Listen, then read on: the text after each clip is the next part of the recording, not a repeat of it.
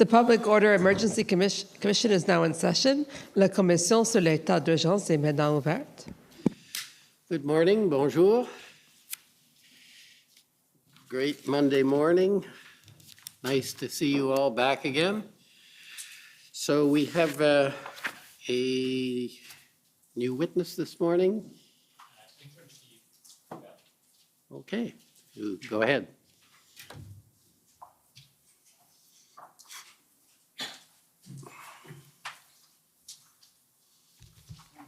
Morning.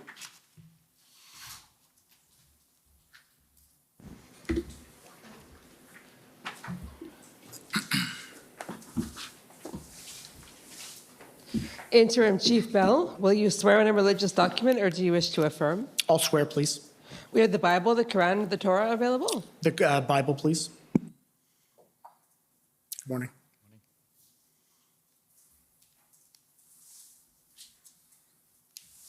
Thank you very much.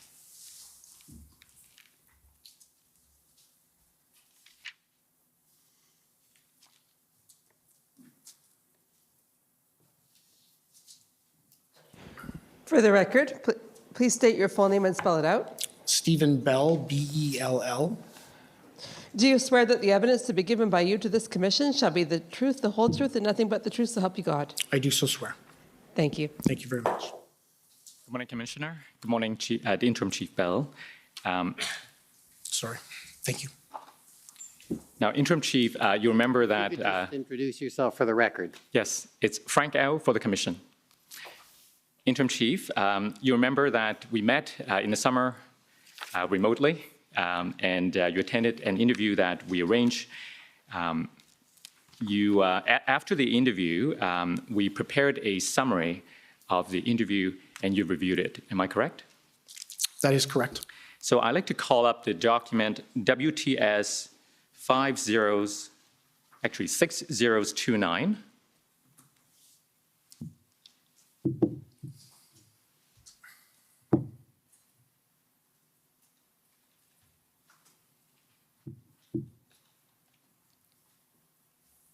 And this is a copy of the summary that you approved? I believe so. If we could scroll through the document, please. Could we scroll through?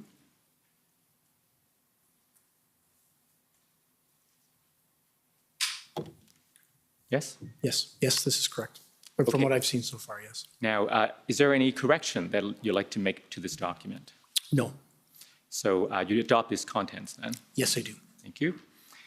Now, Interim Chief, you've served with the Ottawa Police Service for some 26 years. Almost 27 now.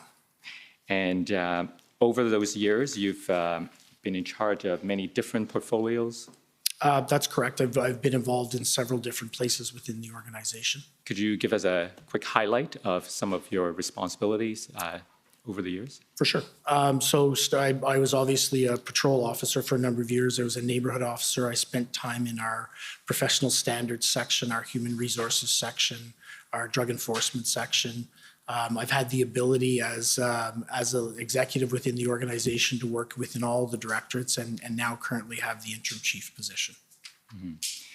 And in January of this year, you were deputy chief in charge of what Deputy Ferguson has described as the 3 I's. Those are intelligence, information, and investigation.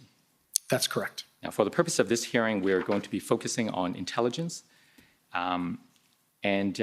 What were your responsibilities as the deputy chief in charge of the intelligence unit?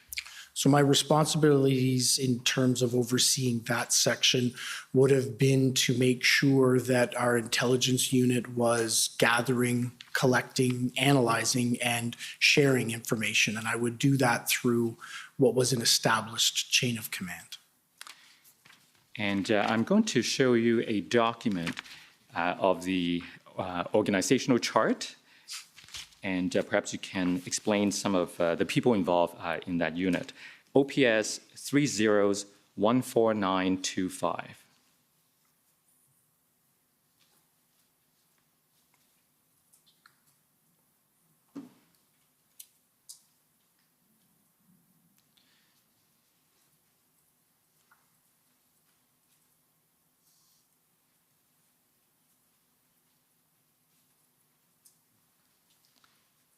Okay, if we go further to the right, sorry, go up.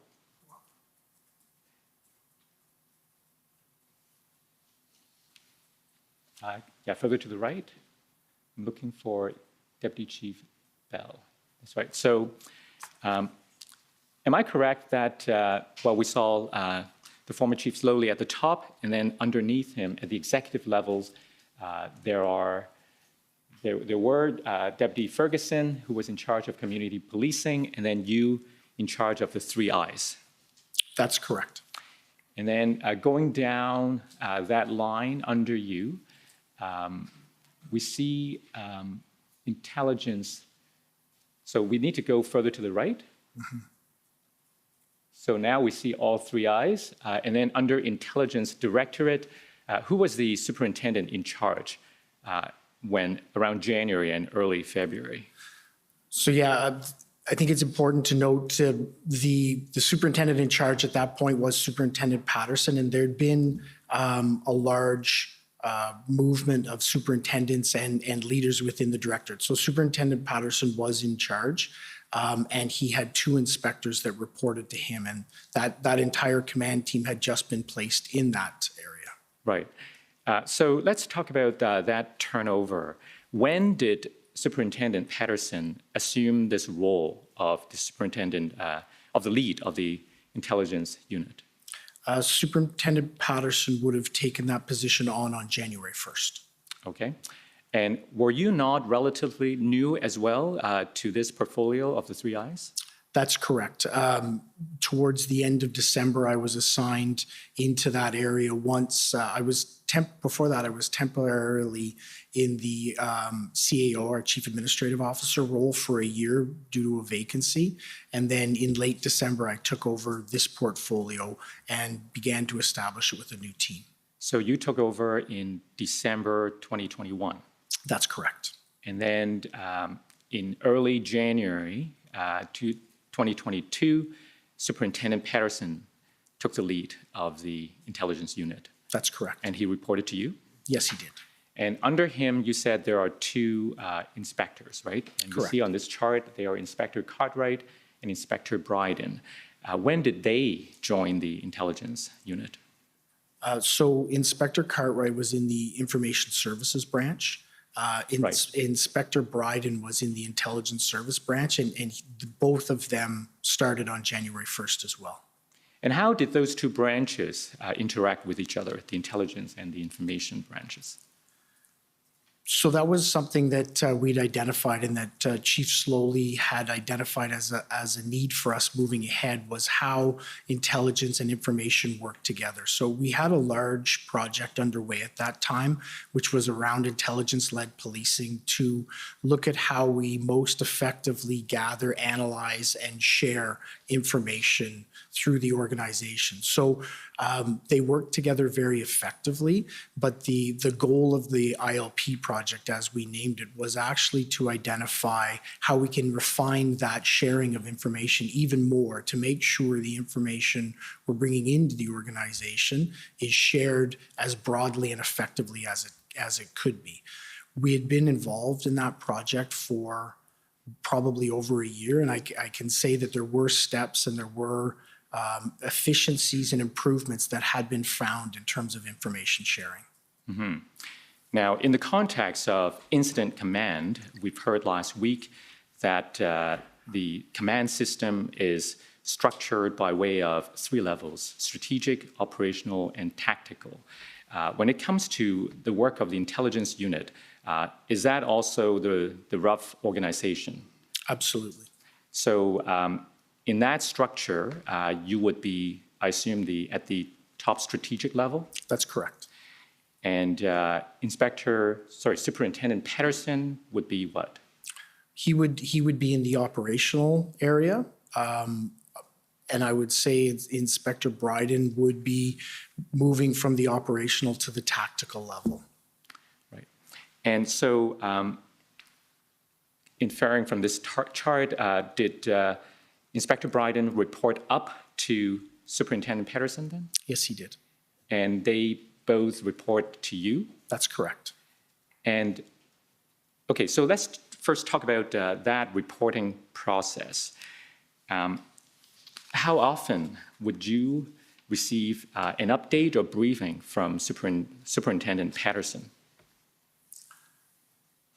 Specifically around the issue we're here to talk about, or Right, so- overall generally? So let's turn our mind back to around January, February of this year.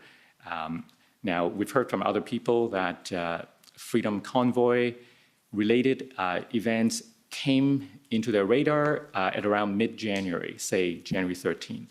So starting at around that time, I'm just trying to understand the frequency of briefings and meetings and so on. So we had regularly scheduled biweekly meetings that we called CTOM, Crime, Traffic, and Order Management meetings, that were run by the information branch and that were specifically designed to identify key areas of risk and our response to it within the organization. So that level and frequency of briefing to the entire executive command was on a biweekly basis as it related to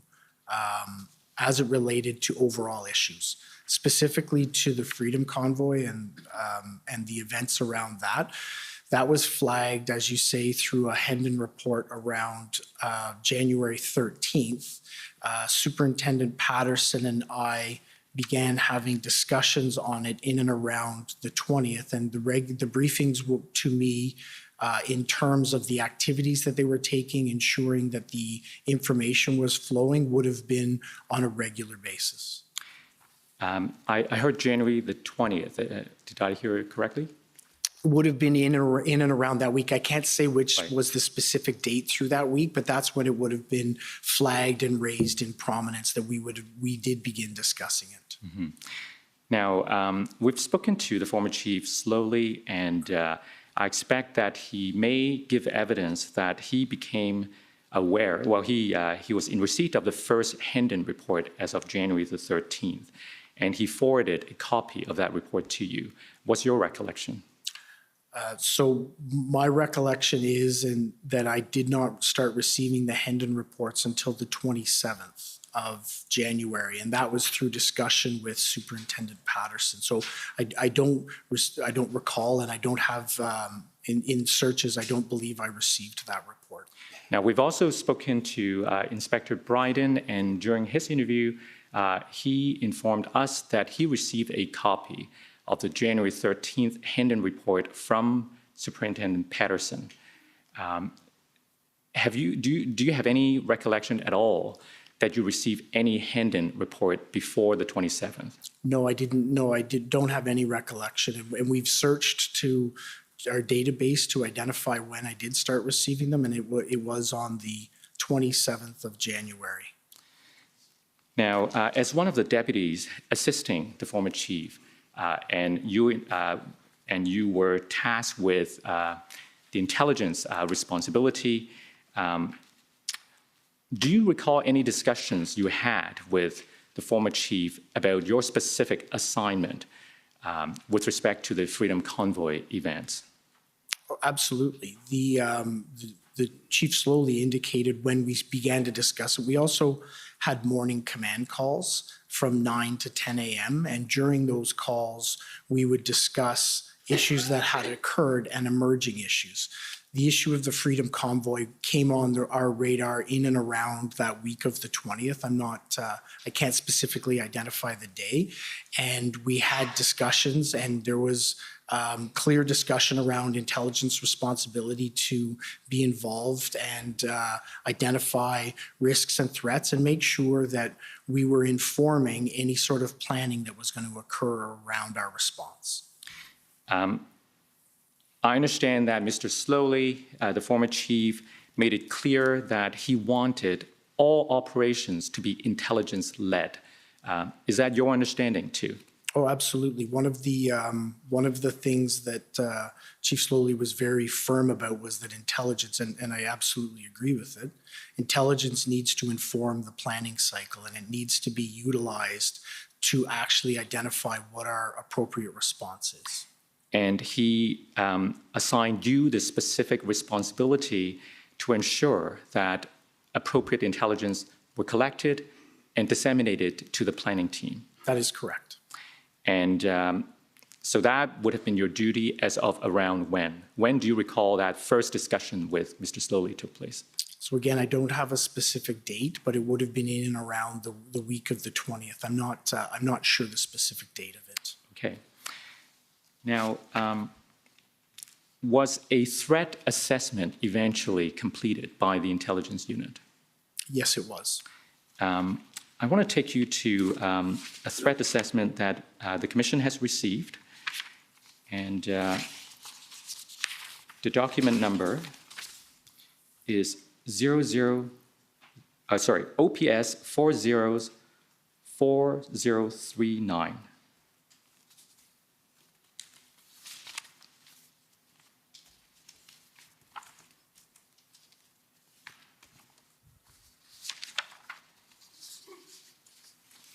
Now, looking at the first cover page, this is a document completed by Sergeant Chris Keyes, am I correct? That's correct. It is dated January 28th, but the title is Freedom Convoy, Ottawa, January 29th, 2022. Is that right? That is correct. And is the title date January 29th because it was initially expected that the events would start on the 29th? That's correct, yes. But this version was completed on the 28th, right? Correct, and it's version 4, so there's been iterations of this as more intelligence has been received, gathered, and analyzed. Right. And I understand from earlier witnesses' testimony that that week in particular was a very fluid and dynamic week. Lots of things happened. That is correct. In any event, we have reached now the 28th, and this is the threat assessment. I'd like to take you to page 3. If we take a look at the second paragraph, can we enlarge the screen a little bit? Thank you.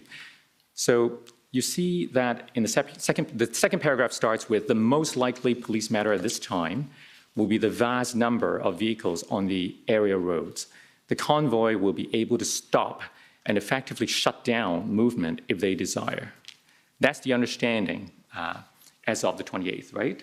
That is correct. And if we go down the page to the very bottom, the last sentence in bold says, these conditions create grounds for passionate emotions. And those conditions refer to the sentiment of the truckers.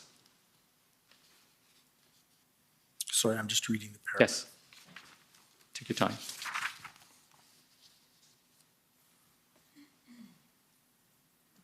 That is correct. Now, if we go to the next page, page 4, and we go to the heading Summation.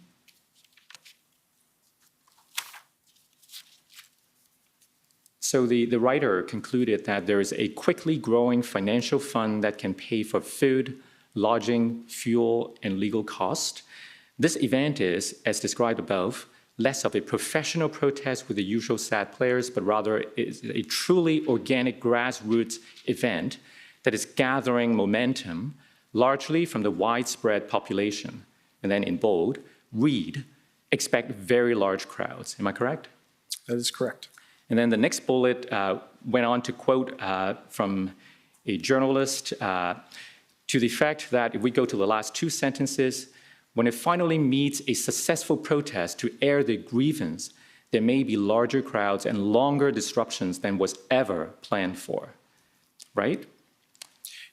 Correct, but I also believe there's pieces in here as well as in other intelligence reports that are missing that are very germane to the discussion we're having today. Mm-hmm. Large numbers, yes, we did see large numbers. What there isn't included in any of the intelligence that we've received is the community impact that actually occurred. There's nothing around the information that identifies the activities of the protesters when they actually arrive in the city. There's nothing that indicates that the protesters are going to use the citizens of our community as the leverage point to have their voices heard. In Ottawa, we manage multiple protests on a yearly basis. We've managed protests similar to this on previous times. We've never experienced and had no intelligence to indicate that it was actually going to be the leverage of the community and the activities of the protesters to use our community members through their activities as the leverage point to be heard. Right. You're talking about the reality that dawned on everyone once the convoy arrived as compared to what was known the day before. Well, that's correct. Well, and what I would say is what was known the day before was that a large number, and the day before, so if this is the 28th, the 27th, is we were starting to receive numbers on what the size and scope would be. Right. And that the overall activity of the group moving across was extremely lawful and extremely law-abiding. Right. But you agree with me that this is an assessment, and this is a summation part where the writer was trying to draw some conclusions, right? That's correct. It's not, the writer is not here just reporting various pieces of information. This is the conclusion, at least from this writer, having gathered all of these disparate sources of information, correct? Correct. And I would say the conclusion here is that large numbers could attend the city, and we accepted that. Right. That there could be traffic disruptions, absolutely, and that it could be emotions associated to it, but not anything that would relate to the activity that we ultimately saw on our streets. Right. Now, if we go to the next page, and we look at the third bullet. So the author is here saying that in 6 years of working, large demonstration events, from the intelligence point of view, the writer has never seen such widespread community action, which means 3 things for planners. Now, the third thing is redacted, but we can look at the first 2. The event is likely going to be bigger in crowd size than any demo in recent history, possibly on par with Canada Day events, but more disruptive. Second, there is significant popular support for this event on a scale not seen in recent years. This means the protest groups have access to larger protester pools than they have ever had access to, which means there will be likely widespread disorganization and confusion. Now, the author seems to be warning here of something quite unprecedented, at least compared to recent experience. Do you agree? Yes, I would absolutely agree with that. So it may not contain as much detail about, some of the events that the residents subsequently experienced, but it's providing a warning here as to something quite significant, not seen before. Well, I would agree with that, and I would say that all of the intelligence gathering that we'd had prior to that indicated a very similar fact. This group had only come on the intelligence radar in late summer of 2021 and never actually materialized. As they moved across the country, they seemed to build support, but they seemed to build grassroots support. And all of the activities that we had seen them engage in prior to that had been very lawful, had been very pro-social. The amount of people that were supporting them, from my perspective, actually gave it more credibility that it was a grassroots initiative, not that we were going to see the violence that we saw on our streets. Right, and there's nothing here to suggest anything other than a lawful protest, but the author is pointing to the significant number and the likelihood of disorganization, or at least if not likely, there will be likely widespread disorganization and confusion. Now, if we go on to the paragraph underneath the third redacted point, the demographic of the convoy is very unusual. The protests globally are made up almost entirely of middle class, members of society, since the so-called silent majority is numerically much larger than the professional activists. As a result, law enforcement is being met with numbers of people beyond the norm. So it's just reinforced the theme that we've been on, right?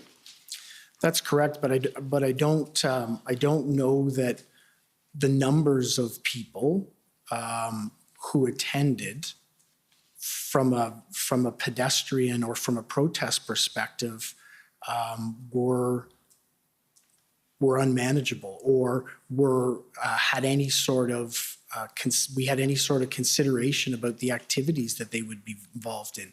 Numbers on their own are something that we have managed in the past at different scales. This was large. This was unprecedented. Everyone realized it was unprecedented.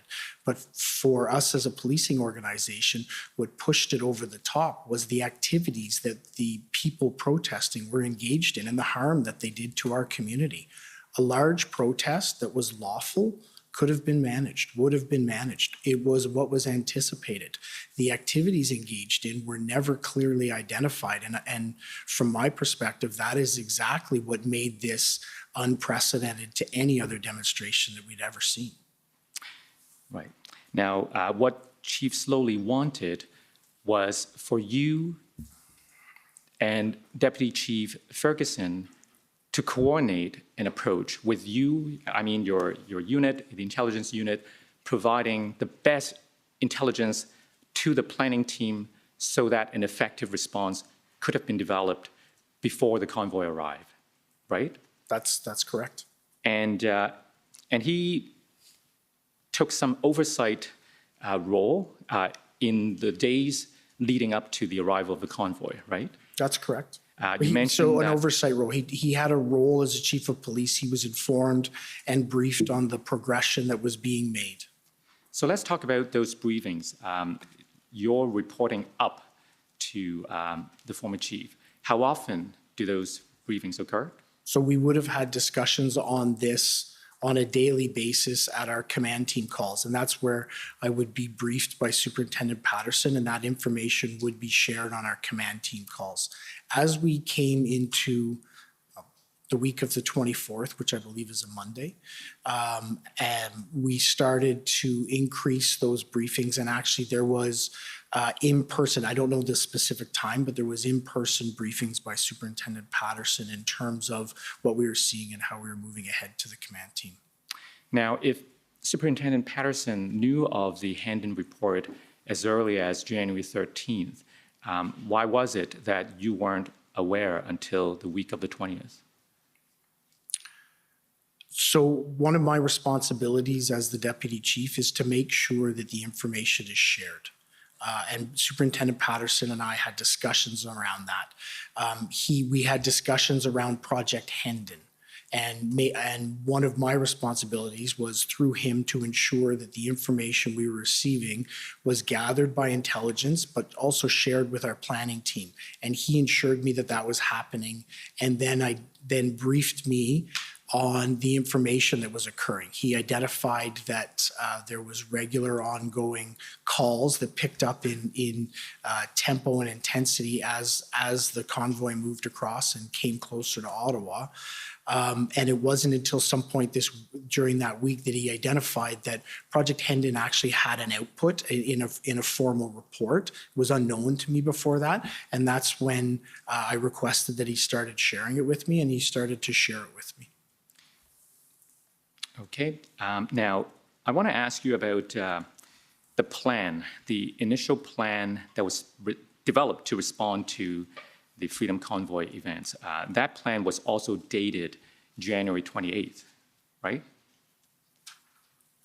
So I would need to see the plan Yes. you're referencing, because there's different plans. Right.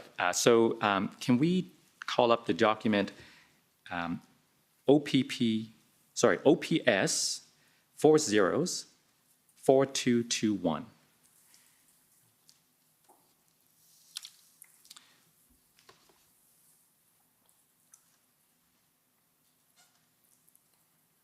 So can we zoom in to look at the entire first page, the cover page, please?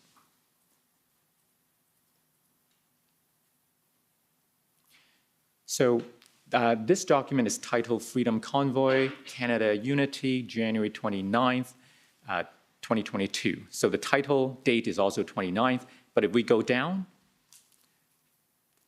we may need to enlarge it now to see the print. Here is noted that it's authored, actually the name of the author is redacted. Let me put, we have the identical document in an unredacted fashion, and I've spoken to counsel about this before. Let's call up the identical document in an unredacted version, which is OPP 404262.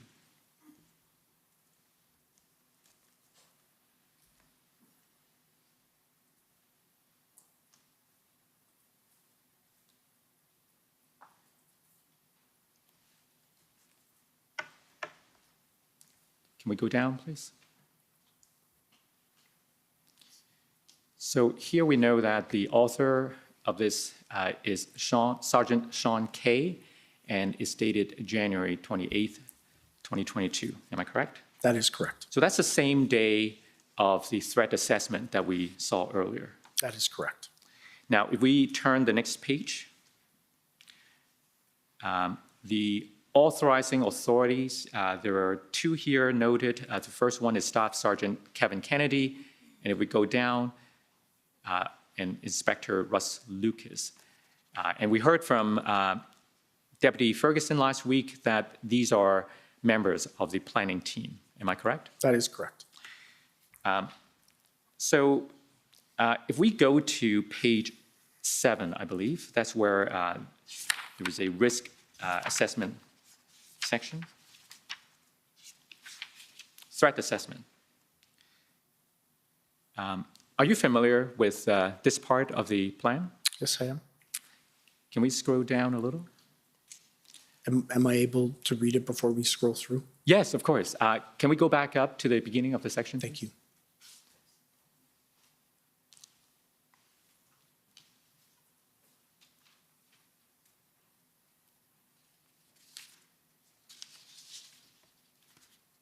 Thank you. Yes? So we can we scroll scroll down, down now? Yeah, I'm good to move on.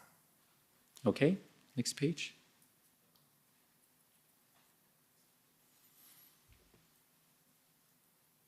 If we can, sorry. Can I just have you scroll up one there? Thank you very much.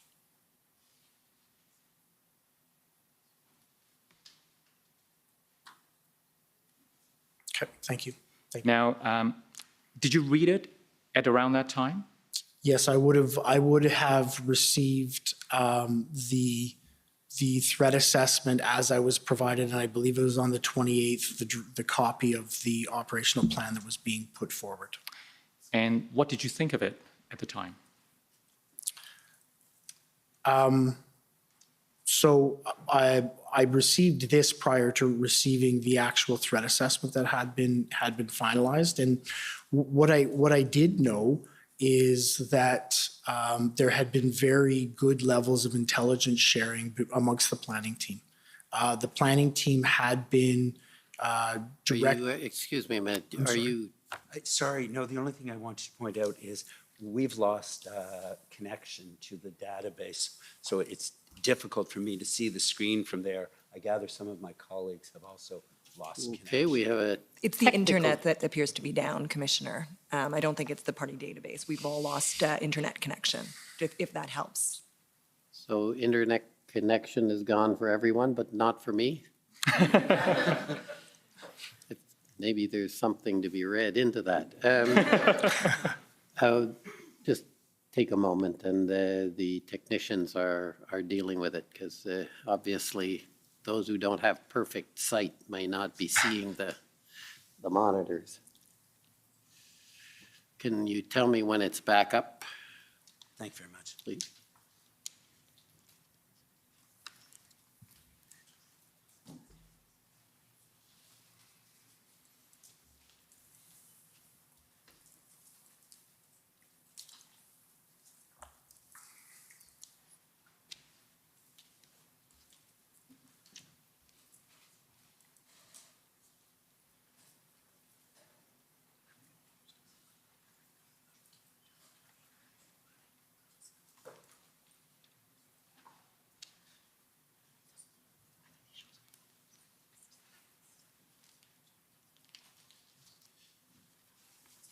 You want me to take a break to, while you fix it? Okay, we'll take a 10-minute break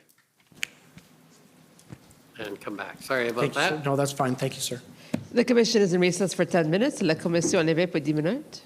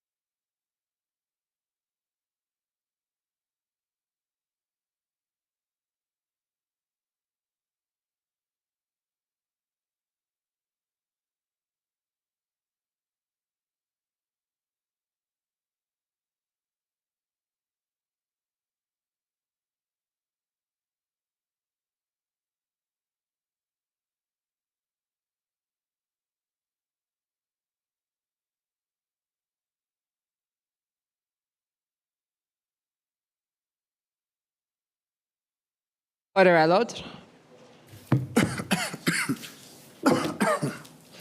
The commission is reconvened. La commission reprend.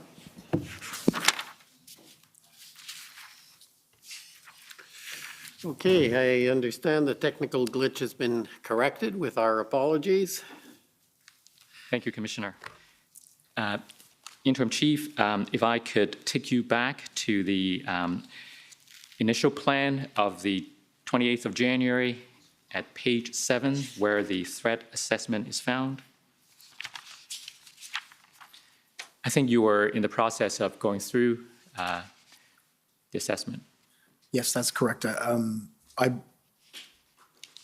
going to ask you to repeat if there was a question in there. I believe I had an answer, but I want to make sure I'm answering the correct question. Well, that's a very good question. I actually don't remember what I asked, but let's start with, have you reviewed, have you completed your review of this Yes, I have. section? Okay. So I'd like to know, first of all, whether you agree with this assessment. So at the time, I think it's very important to identify how this assessment would have been created. We did create an overall threat assessment, which is extremely important, but this assessment would have also been influenced directly by the connection that existed between our intelligence unit and the planning team. And much of that information would have been gathered through the ongoing Hendon reports. So the ongoing Hendon reports and the analysis of that and more formulated the overall threat assessment. That would have helped to support this, but there was also on the ground regular dialogue about the incoming information that was contained or not contained, as we've had discussions about, to help formulate this threat assessment. If I understand you correctly, your team, the intelligence unit, was both gathering information based on the Hendon reports, but also trying to gather information from other sources to corroborate those the intelligence reports. Is that right? Well, yes, and that was one of the big challenges that also made this unprecedented. It is that there was information, there was intelligence through Hendon, but there was information in an unprecedented and almost inundating way that was coming in. And as it was building through the week until this threat assessment was completed, our members worked constantly with the members of the fellow members of the intelligence group. And by this time, on the 28th, there was already a joint intelligence group that had been established that was embedded within the planning cell to try and take the voluminous information that was coming in and assess it and then disseminate it to try and get a picture of what was going to occur at this point within hours. And looking at this threat assessment and in the context of the 28th of January, what you knew, what your team knew at the time, do you consider this an accurate reflection of the reality to the best that anyone in your team can know? So at the time, I wouldn't have known this because I hadn't had the opportunity to review and look through all the Hendon reports, but I think it is a very accurate assessment. I think there is one area that's missing that we didn't highlight enough because I don't believe we had enough information to substantiate the level of risk that it created, and that's specifically around the fact that there may be some members of the convoy who would stay on for a longer period of time around the 28th, 29th, and 30th that we were planning for. So in retrospect, having identified all of this, that should the potential that could occur should have been something that was included in this. So that's the one thing in your view, excuse me, that's the one thing in your view that was perhaps missing from the assessment is the risk of a prolonged occupation, if we can call it that. That's correct. Now, let me take you to some of the other information that you said might have been available as well at that time. So now, you talked about Hendon report. Maybe before we go to the other sources, let's talk a little bit more about Hendon. you became aware of it during the week of the 20th, but you also told us that you didn't go back and read all of the Hendon reports. I want to get a sense of what you did read, and what's your best recollection as to which Hendon reports you did read at the time?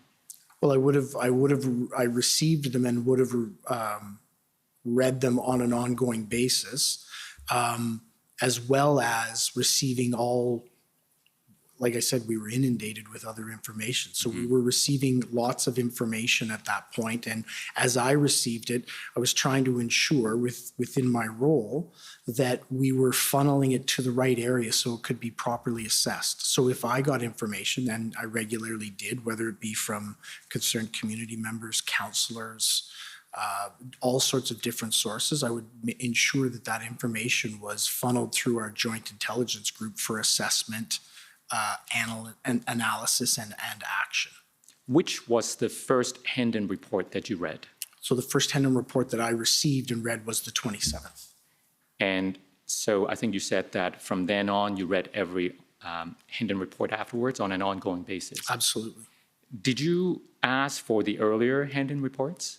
No, I didn't, because at that point, I knew that they had been shared between the intelligence unit who had done the assessments necessary and the planning unit who needed to have that information in order to conduct their planning. Right. So since you did read the 27th report, let's go to the 27th report and see what it says. If I can find... So just for clarification, yes. And I'm sorry, I have since reviewed all of the Hendon reports. Okay, yeah. But since we're interested in finding out what was known to you at the time, let's start with the 27th.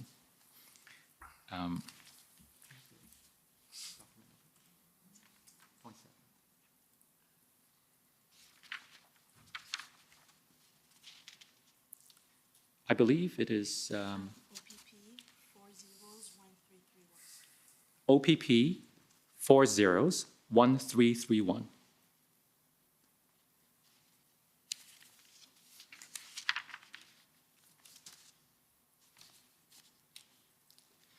If we go to page 4 of this report,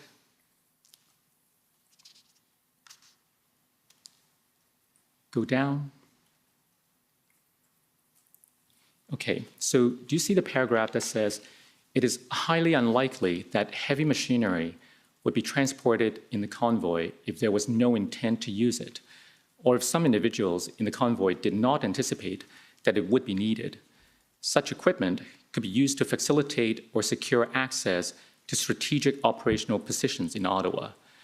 The presence of this equipment in the convoy may indicate that some convoy participants intend to reinforce positions for long-term occupation in Ottawa, to block access to strategic locations, to damage property, to render roadways impassable, or to intimidate the public, government, and law enforcement.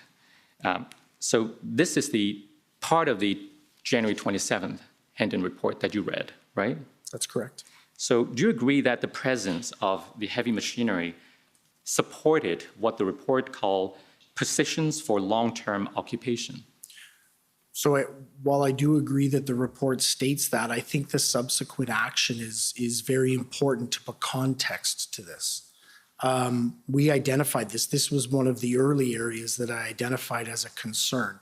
So as a result of that, through discussion with Superintendent Patterson, intelligence was worked with the operational branch to actually start to look at this, look at the existence.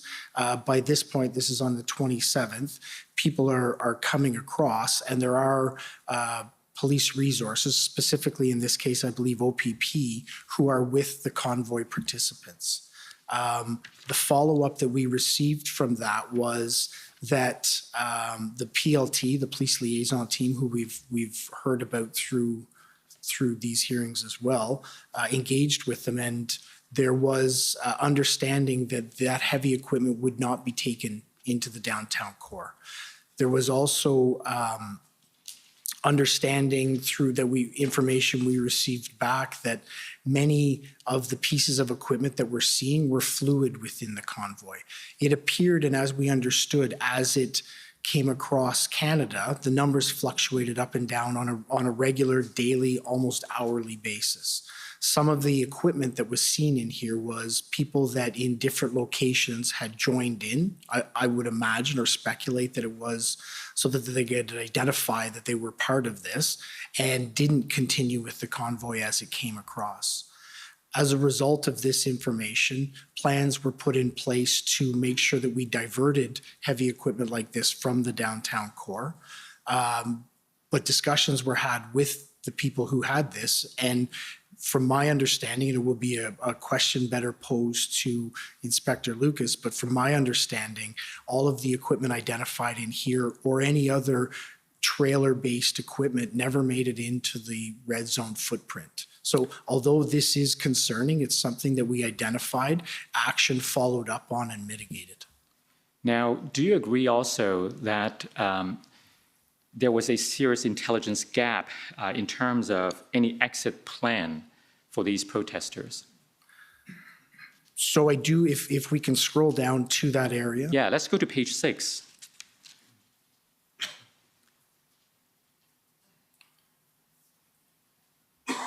So I do understand, and I know this is in black and white, but there is bolding there around priority intelligence gaps.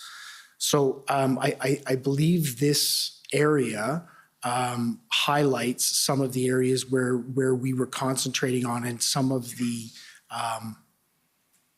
reasons for the assumptions that were made. This is, by this date, this is third or fourth, I can't be for sure until we pull the other ones up, where the intelligence and information had clearly identified a 3-day event. All of the discussion was around the 28th, the 29th, and the 30th. There had been, through the reports, passing reference, regular, but passing reference to the notion that a small group of people, a group of people undetermined, could stay for longer periods of time.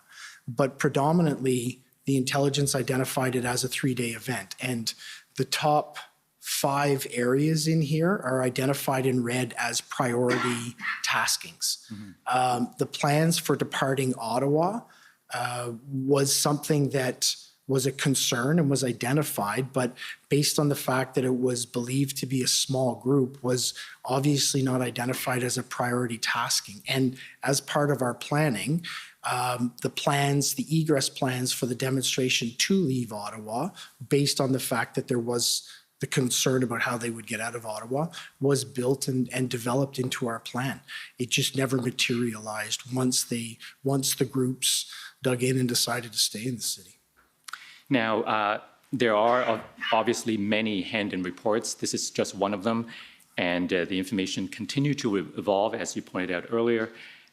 But Superintendent Morris from the OPP did testify here last week as to the likelihood of a weekend event, and he said that he did not recall, I quote, he did not recall any information which could lead to the induction that this will only be a 3-day event based on his review of the hand-in reports. Do you share his view? So I have ultimate respect for Superintendent Morris. I think he's an incredible intelligence leader in this organization, in this country. But when I read these reports, the specifics around the 3-day event are very clear as it moves ahead. There is references that some small numbers would stay beyond that, but all of the information being gathered, even in terms of the priorities for the intelligence gathering, is specifically around that 3-day period. Okay. Now, let me ask you, along this line, about the fact that many of these truckers were coming a long way from the west, right? That's correct. And you knew that. So, for example, you understood that a group of participants from the Western convoy would stay, well, let me give you the reference. If I could take you to your summary at page 6, so this is WTS 6029.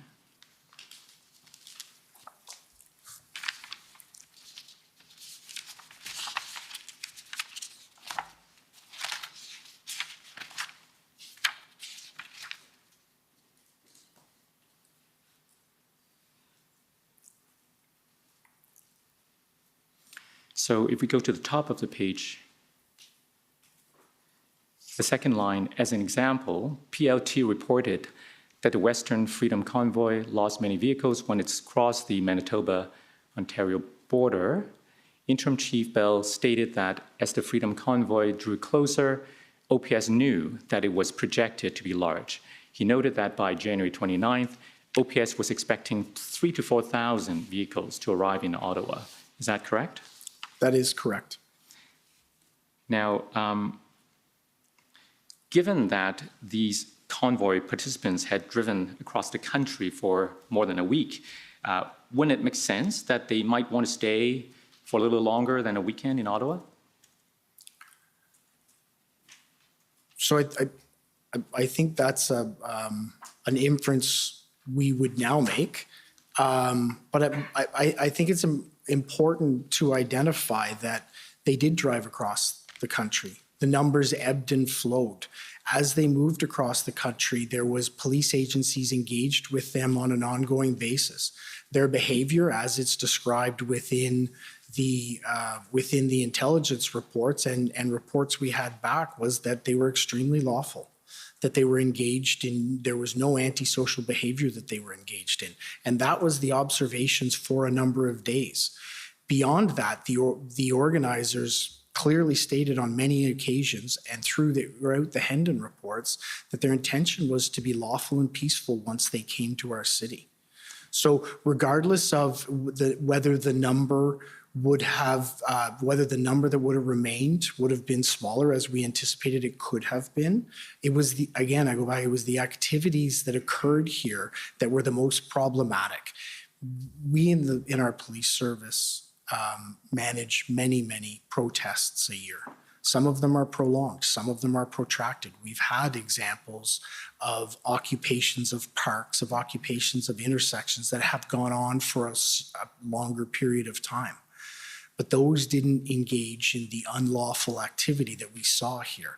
That is what I believe makes this circumstance different. The scope of people, the size of the area that they overtook, and the activity and the trauma they put our community through. There was nothing to identify that would occur within the intelligence reports. So perhaps if I could clarify, let us assume that the intent was to engage in an entirely lawful protest.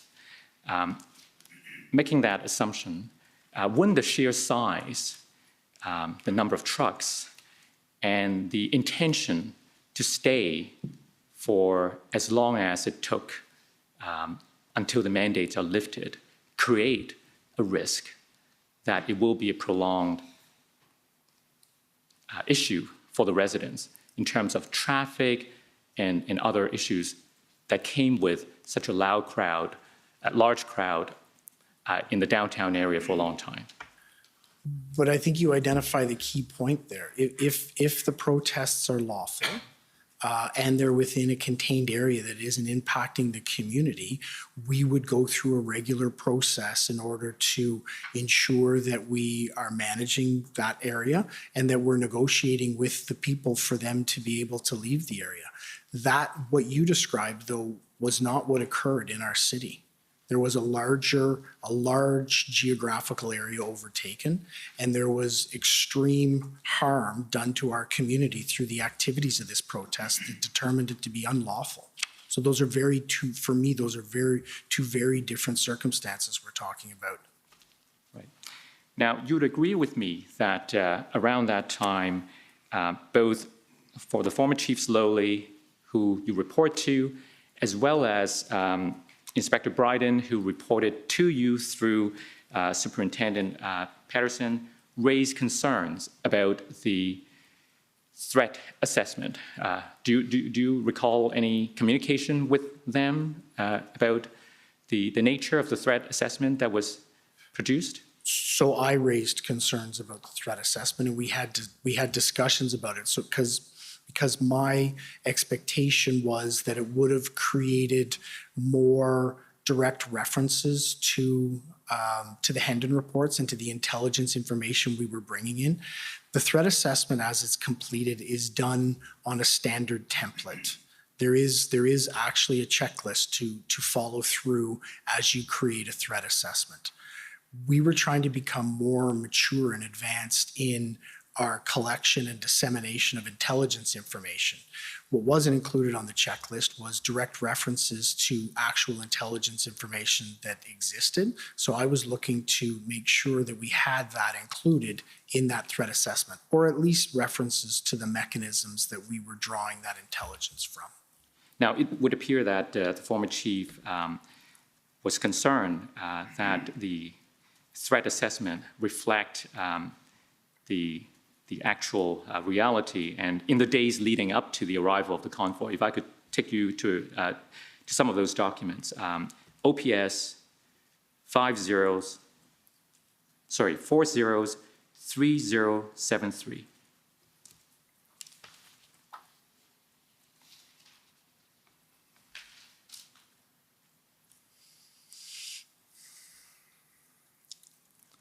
So if we go down the chain and to see how it originated, go to the very bottom, please. So somebody go up. So it appears that keep going. It appears that the former chief received information sent to him about some potential threat. Go up. And he passed that information on to you. So let's stop here. So somebody sent information to the former chief directly. Somebody wrote, "I lay awake tonight as I read Twitter posts from the extreme right vowing attacks on Rideau Hall this weekend. Some are calling for action akin to the happenings in Washington on Capitol Hill. I understand the right to peaceful protest, but I'm writing as a very concerned citizen, as we're not hearing any reassurances from the city or policing regarding the safety of residents surrounding these vulnerable and targeted spots." So we go up now. The former chief forwarded that to you. Sorry, can Yep. I finish reading the content? I Oh, wasn't at the bottom. sure. All right. If you can just scroll down a little more, please. Okay, great. Thank you very much. Thank you. Is that good? Yes, sorry. Okay. I'm sorry. Thank you. Sorry, I didn't mean to No. cut off your reading. If we go up now, it appears that the former chief forwarded that email to you and to Deputy Chief Ferguson. And he said, the email below from an Ottawa resident who's seeing online postings from what he calls extreme right-wing elements calling for violence in the event. If we go further down. Sorry, if you can just, Oh, there's one okay. at the All bottom. right. I didn't hit number 3 yet. I will try and read more quickly. No. Take your time. Okay, thank you. So he was outlining the concerns from the citizen. Yep. And then he went on to say, yet our briefing note as of last night says there is no intelligence to indicate that this demo straying will be violent. Please review all available information, intel, incidents, and ensure we have the most accurate threat assessment and the most appropriate operations plan for the event. And he sent that before your briefing scheduled at 9. So you agree with me that the former chief was taking an active interest as you got closer to the event, and he wanted to ensure that the threat assessment reflects the most accurate information the intelligence could provide, right? Can we scroll up on the date? I'm just looking at Yes, the date on I this. believe this It's is the 26. 26. No, so in answer to your question, absolutely. We were all taking an active interest in. I think it's important to note here that the information received by the chief was funneled to our intelligence unit and our joint intelligence unit for assessment. The Hendon reports on these days, on the 26th, would reflect that there was no anticipated violence to occur. So we were continually briefing on the violence picture and making sure that all of this information was funneled in to our intelligence unit and then into our planning team. It makes specific reference to activities or actions that could occur at Rideau Hall. We did look into that it raises a national security issue, and I can tell you that there was national security representatives, including CSIS and the RCMP, in our joint intelligence group. So again, this was information that was taken in, assessed, evaluated, put towards our threat assessment, and ultimately this didn't bear out to be accurate. There was no threats made against Rideau Hall. And the former chief was also concerned about the language and content in the threat assessment. If I could take you to the next document, OPS 403748.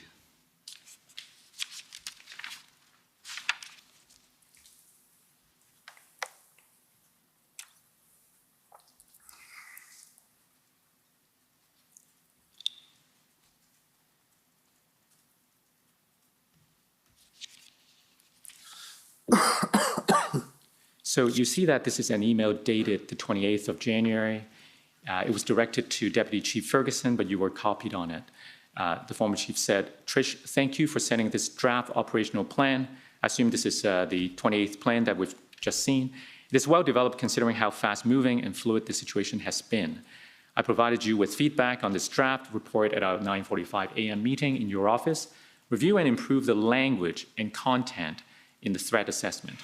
Explicit expansion of operational scope to include parallel demonstrations, risk beyond the Freedom Convoy, explicit adherence to uniform conduct policy for all participating members."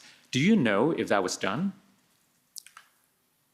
So I don't know directly because this was directed to Deputy Chief Ferguson, who would have put it back through her chain of command to her planning team, and the normal process would be the planning team and intelligence would look to identify the areas of gap that the chief felt existed. All right. Let me take you to the note of Acting Superintendent Beaudin on the 28th. This is OPS 301455.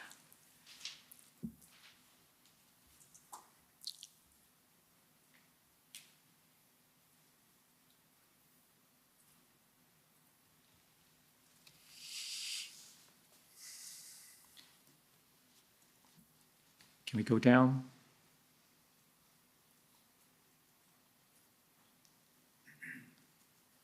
Sorry, I thought. Sorry, I didn't give you the page number. Page 9, please.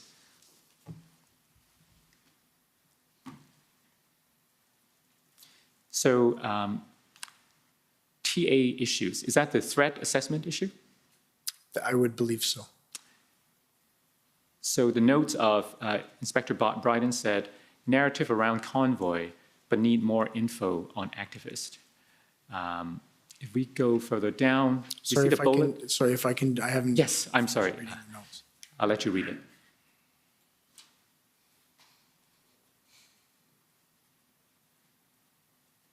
Thank you. The bullet I'm interested in is the one that starts with, plan is to demobilize the convoy on Sunday, but current threat assessment does not support that operational move. Current threat assessment says low or no threat. Do you know what that means? So if you can, and I'm going to apologize, but if you can let me know what date these notes are. I believe it's 28th. Can we go up to check the date?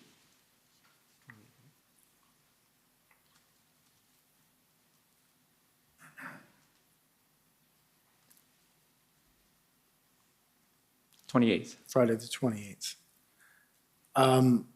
So I think it would be, if we can go back down to the notation so I can see what I'm speaking to. It's a little farther down.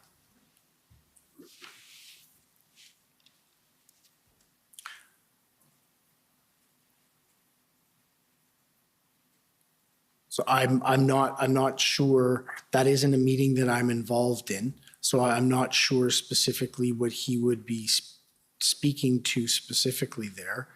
And I would say that we would need to cross-reference with the Hendon reports and whether there was any reinforcement around heightening our concern that the convoy could be longer than the 3 days. Right. Now, So I'm not in that meeting. yeah, no, but it's fair enough. But he seems to be referring to the threat assessment, and he has notation here that it says low or no threat. When we interviewed Inspector Beaudin, he confirmed that that was the view at the time, that the threat was low to no risk. Do you agree with that assessment? So do I agree with the assessment that That they it was made, low that risk. that they made it on that day? On the 20th, do So you agree I- that as of the 28th of January, That there is a low threat of violence? Then yes, I would agree there is a low threat of violence at that point, as has been identified within the Hendon reports. all right, so you interpret the low to no threat as specifically referring to the risk of violence? That's specifically the threat index I believe the Hendon reports were giving on that day. Not to the risk of a prolonged occupation. No, I don't believe that they were speaking to a prolonged occupation, because as I indicated, based on our experience, which was limited, and our assessment, there was a low risk of the convoy in large numbers staying beyond the weekend. And I think that's another area that's very, very important to highlight. Superintendent Morris identified that this group grew and tried to mobilize over the fall, and actually never did mobilize.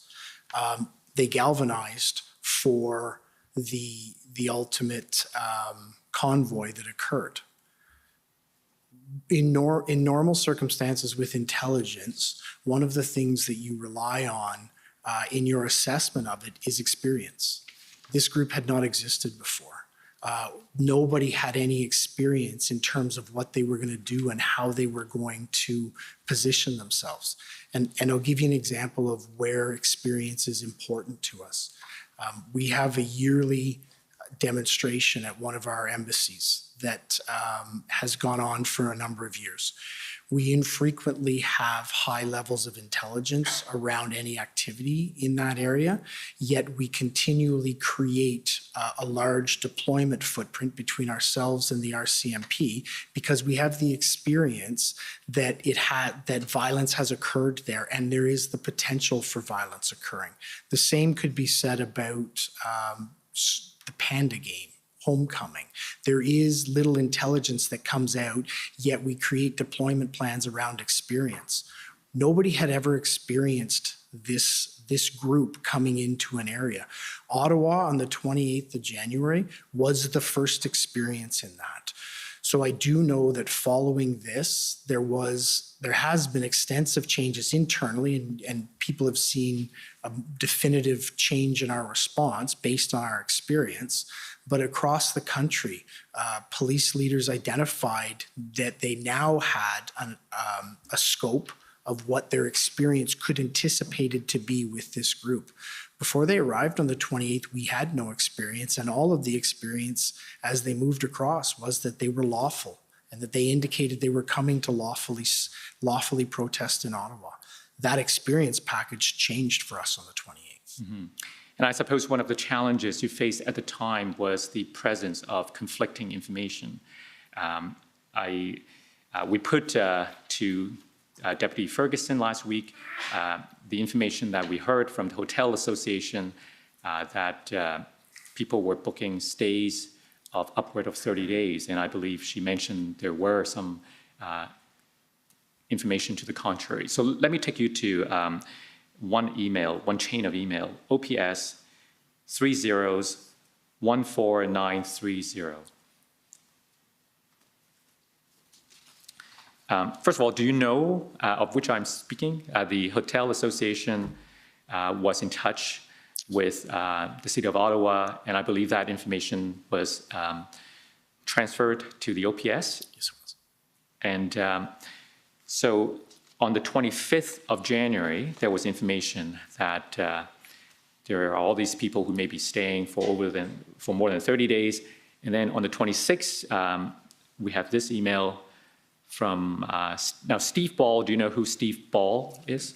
Yes, I do. He's one letter off of my name, but he is the CEO or the executive director of the Ottawa Hotel Association.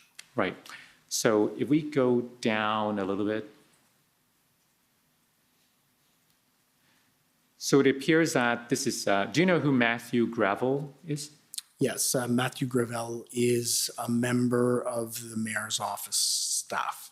So this is an exchange of email between them about the information they had received earlier. And now if we scroll back up.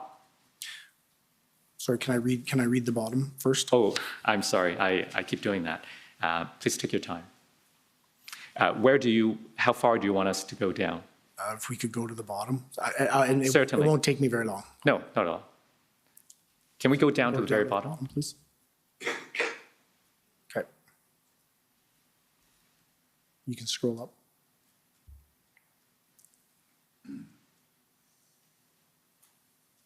Thank you. You can scroll up. Okay. Good to move up.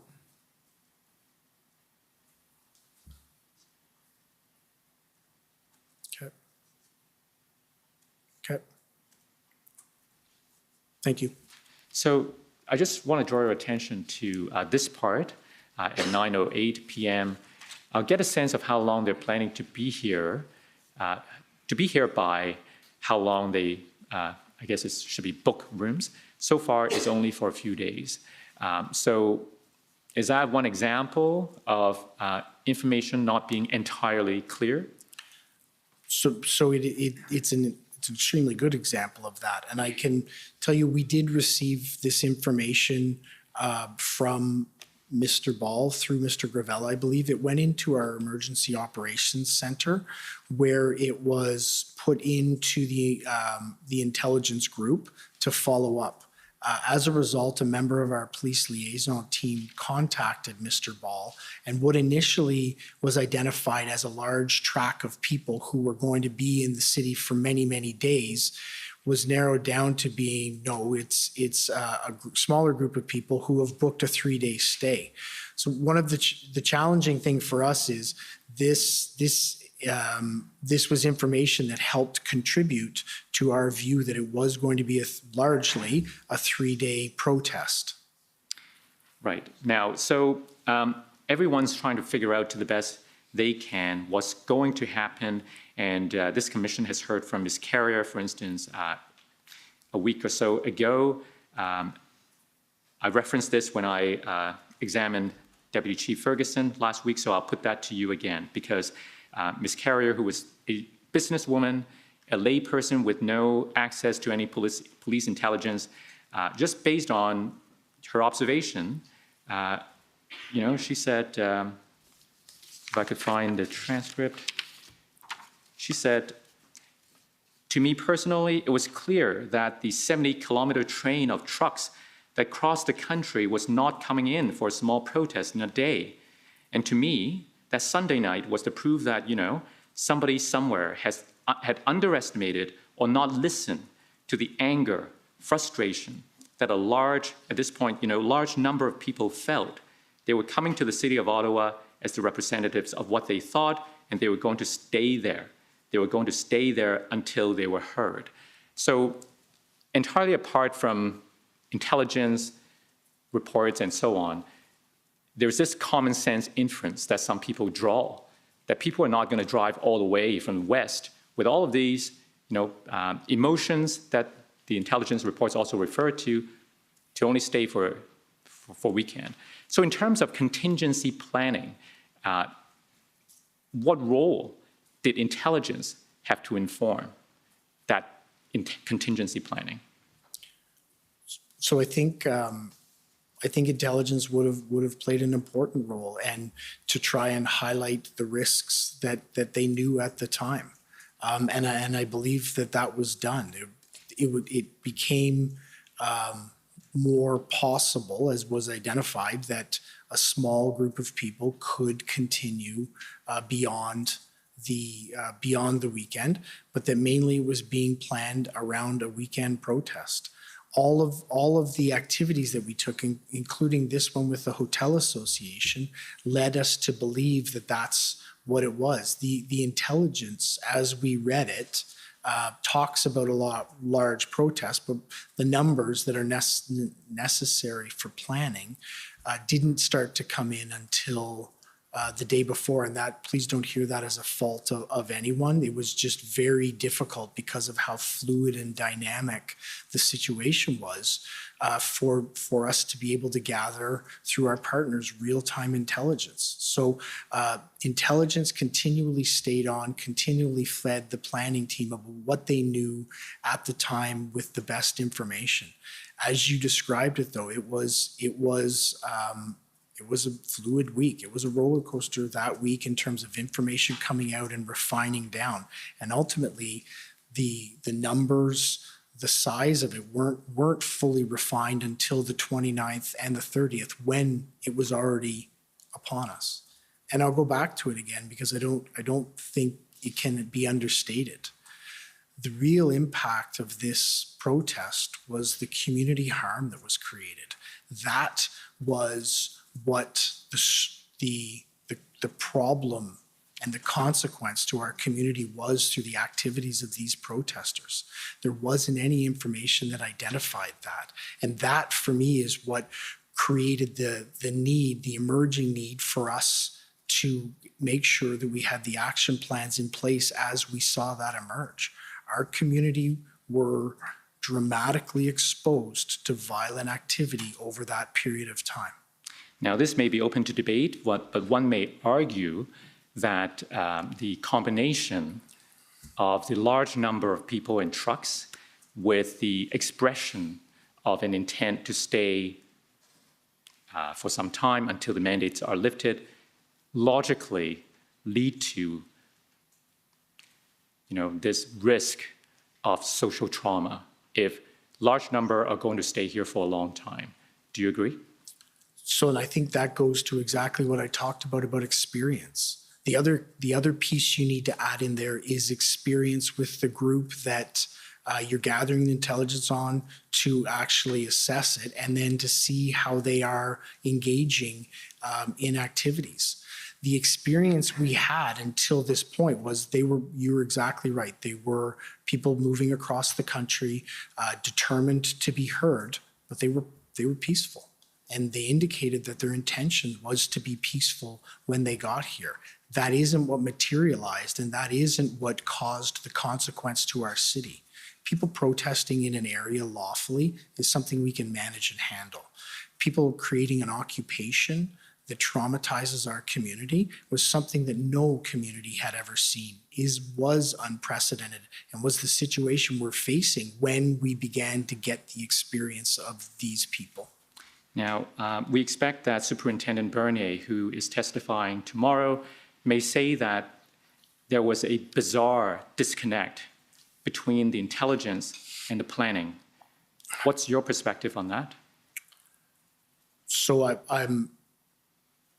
would need to know exactly when at what point he's speaking of, because what I do know is as the planning team was doing their assessments and as the planning team was building their plans, that the intelligence and the planning team were very tightly connected. I've seen and observed several emails over my preparation for this that indicate that at every point that one of the planners is looking to develop a plan, they're referencing intelligence. And that's, as a leader in this organization, is exactly what I would expect to happen. Okay, so let's go to his interview summary so that we have more context. WTS 6030, page 4.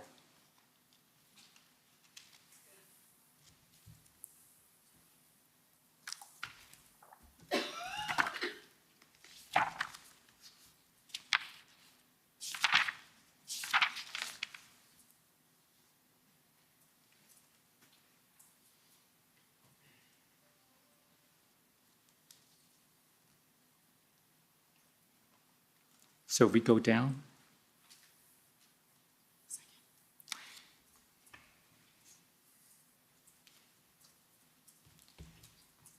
Oh, sorry, it was earlier. If we go up again, the second paragraph. So page 4, second paragraph. Superintendent Bernier also shared his concerns about the Freedom Convoy with his supervisor, Superintendent Drummond, on the 27th of January. He told Superintendent Drummond that there seemed to be a bizarre disconnect between the intelligence contained in the Project Hand-in reports and OPS's preparations. Do you agree with that? So those issues were never highlighted to me. I don't know what would form Superintendent Bernier's opinion on this, but those issues were never raised. And I would hope at that point they would have been raised if somebody felt that there was such a disconnect between them.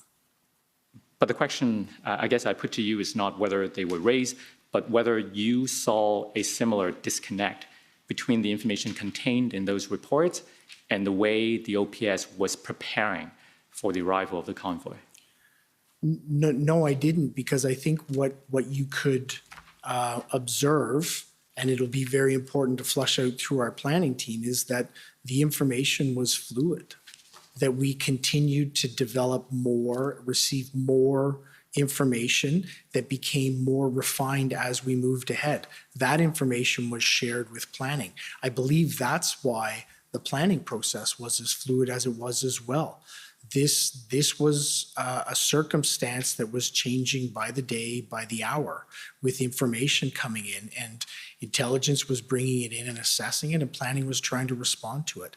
And then it wasn't finalized until the convoy actually arrived in our city. Now, as you know, this commission is ultimately about learning from the past to find out what happened in order to improve what we can do in the future.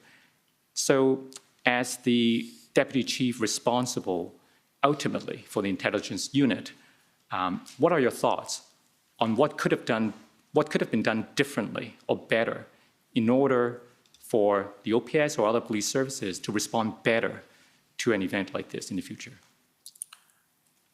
So first, I'd like to start with thank you very much. I'm very happy that that's one of the areas the commission's looking at, because I think there are many lessons for us to all learn through this. Some of those lessons I can tell you we've already learned and put into practice. In terms of intelligence, I know that one of the things that we've developed is better capacity and capability around open source information.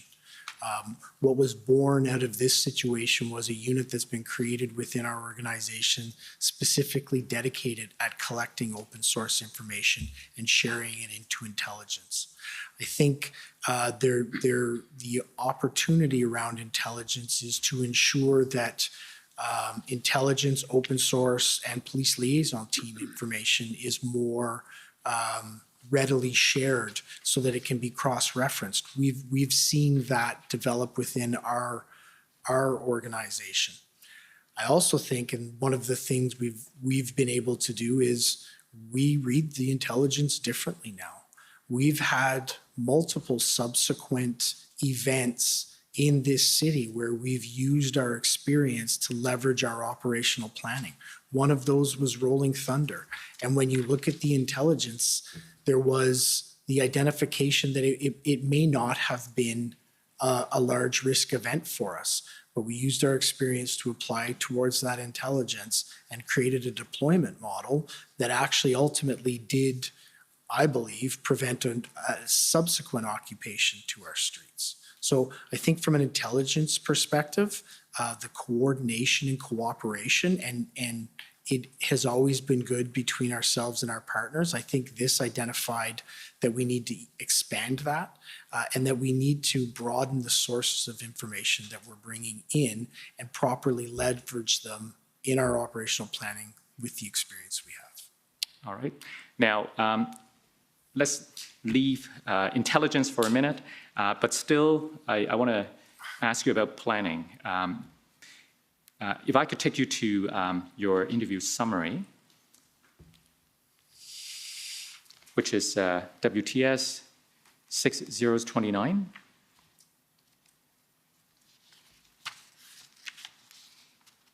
If we go to page 4.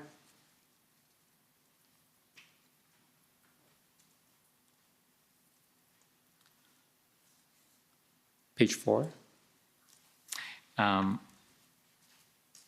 looking for the part where you said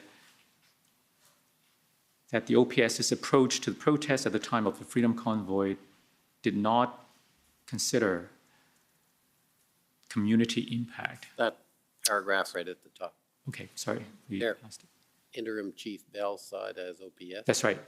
Interim Chief Bell saw it as OPS's role to respect lawful protest. He noted that OPS was experienced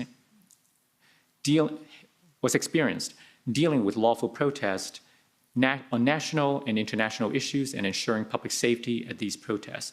He commented that OPS's approach to protest at the time of the Freedom Convoy did not, however, consider the community impact of demonstrations. If we go down a bit.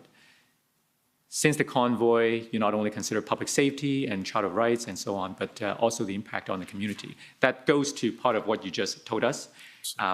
Now, at the time, though, you sought a legal opinion on what lawful authority was open to the OPS to respond to the arrival of the convoy, right? That's correct. I requested that legal opinion following one of our morning calls, our command team meeting, as one of the requests that was going to be, we needed to fulfill in order to make sure we understood our legal grounds. Do you remember when you sought that opinion? I don't remember the specific date. Okay, let's see if your notes help refresh your memory. OPS 000-14525.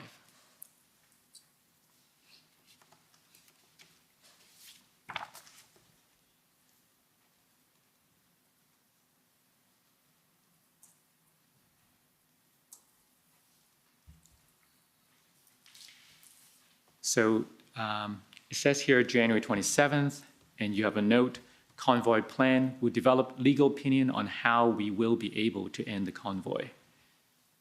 Does that help refresh your memory? Yes, it does. Okay, so on the 27th, yeah, you sought the legal opinion. Do you remember if you got an opinion back Yes, I believe I received the legal opinion on the 28th, the next day? the next day. So let's go to that Can we now. scroll down on my notes just to make sure I'm not missing anything? That's it. Thank you. Yeah. So if we could go to the next document, OPS 403692.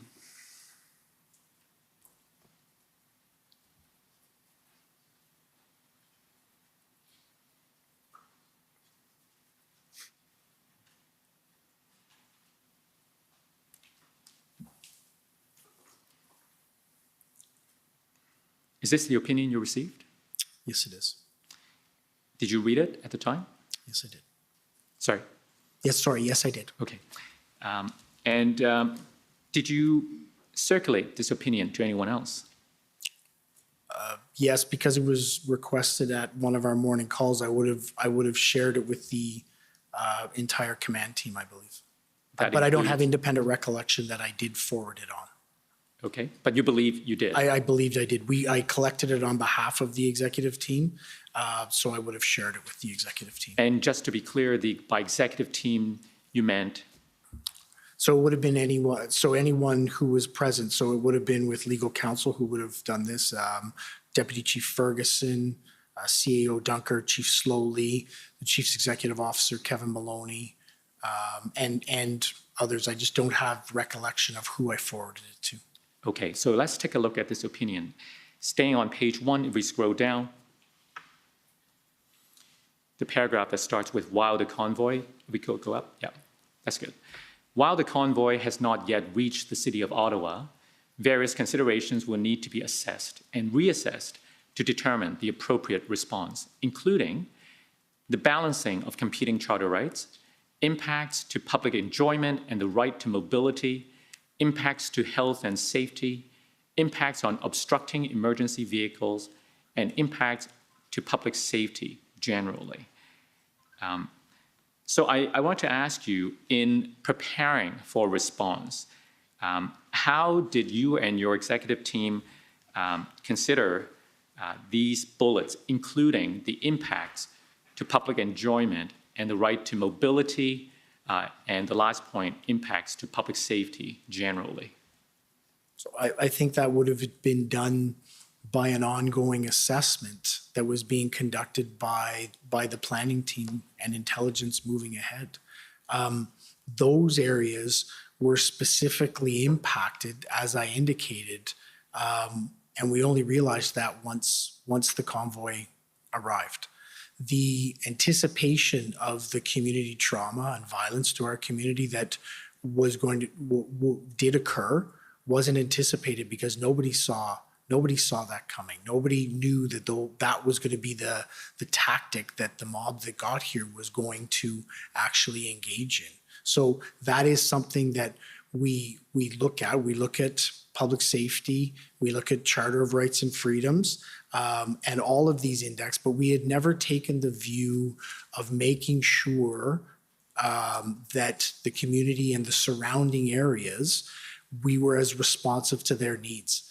We take that into account more than ever now, and that's what you've seen as we've responded to Rolling Thunder, responded to Canada Day, to make sure that we interpret our intelligence with our experience, but also make sure that we identify potential hazards or concerns that could occur within the community and put that absolutely front and center in our planning.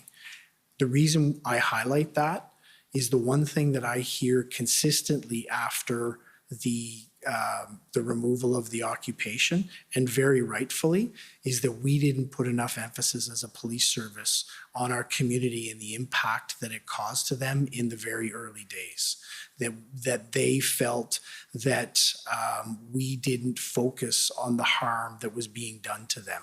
While we have always had that in the planning, I think we need to be overt in it and say, community, this is your city. These are your streets. We will conduct ourselves in order to protect you within this community and protect you within those streets. So I think the emphasis that I'm playing is that we need to always have charter rights and freedoms in our mind. We always need to have community safety, but we need to make sure that we bring the community impact to the front of everything we do, because it was the area that was most violated during this event. Now, the opinion talked about the balancing of competing charter rights. Perhaps many of the residents felt that there was an imbalance. And one of the central questions that arose from the planning perspective is about the ability of preventing the trucks from entering the downtown core in the first place. So I want to ask you, what was your understanding of the lawful authority for the OPS to prevent the trucks from going downtown and park there that first weekend?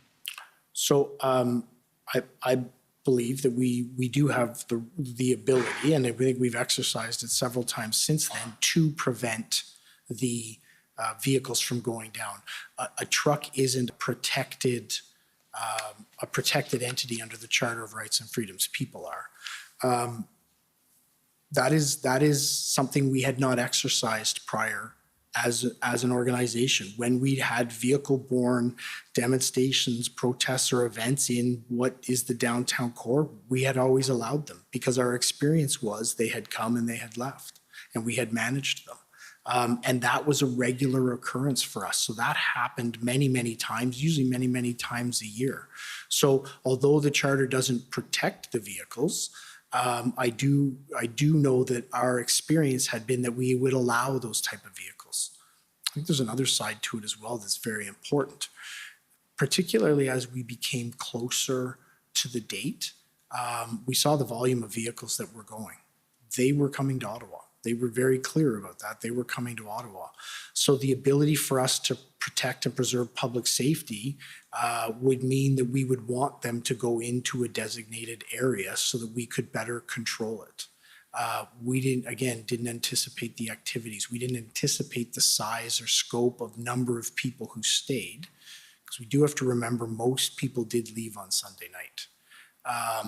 So the ability for us to manage the protest and demonstration in a core, as opposed to people coming and have a blocked off downtown core and leaving their trucks on the 417 or trucks dispersed around many different areas. It was going to be more manageable for us in a centralized area. Right. Now, we ask the same very similar question of Mr. Zeros, 4-0.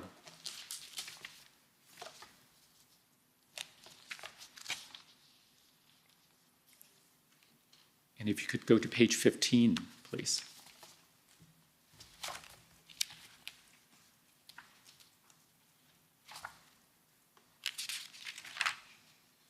The second paragraph. Chief Sloly was advised that based on the known intelligence reports, OPS did not have the legal authority to deny the Freedom Convoy access to downtown Ottawa simply because some people disagreed with the views of some participants. He understood that OPS did have authority to close roads and restrict traffic if there were public safety concerns, but closures and restrictions had to be commensurate to actual threats or reasonably predictable threats. Highway Traffic Act or bylaw violations alone would not be sufficient to justify restricting access to the city for all protesters. Do you share his view?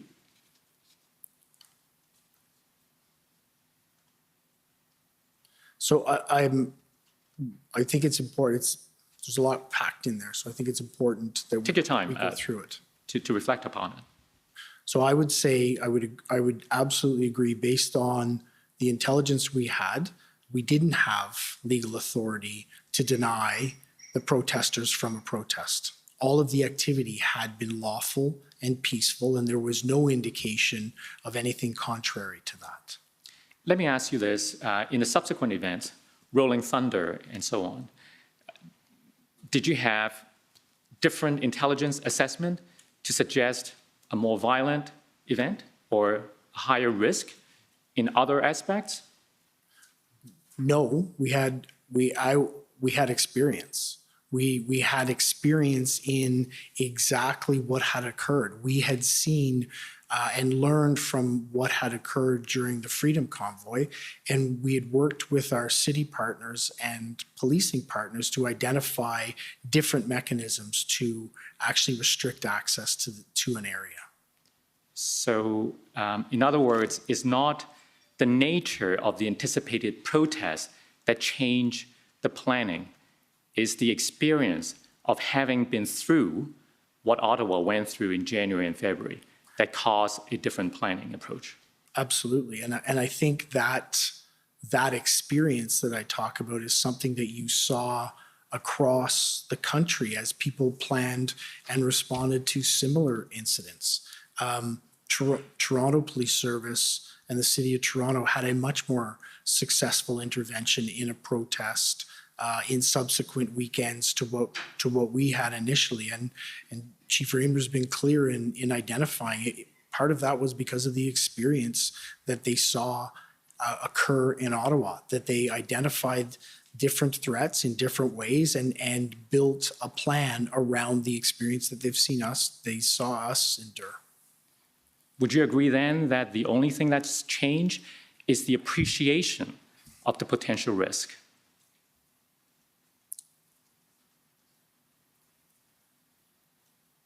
No, I don't think that that's accurate.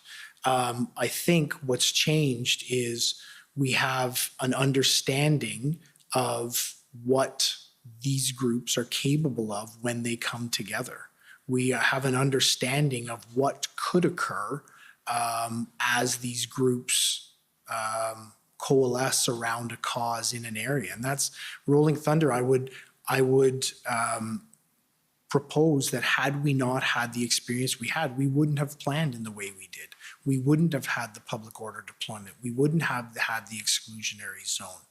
And in that case, the Friday evening that it occurred, we would have had a truck that attempted to occupy an intersection that was followed quickly by other vehicles, set up and be successful for a period of time in, again, taking over an area of our city. That's That's the appreciation that we have of what is possible when these groups come together. That's the experience that I'm talking about that we are now applying to all of the intelligence. So if I understand you correctly, you said what's different is the new understanding of what could occur, right? Those are your words? Yes, those are my words. How is that different from appreciation of the potential risk? Your words are probably just more eloquent than mine. Okay, we'll go with your words. Now, I do want to ask you this. Taking you back to the legal opinion, which is OPS 403692.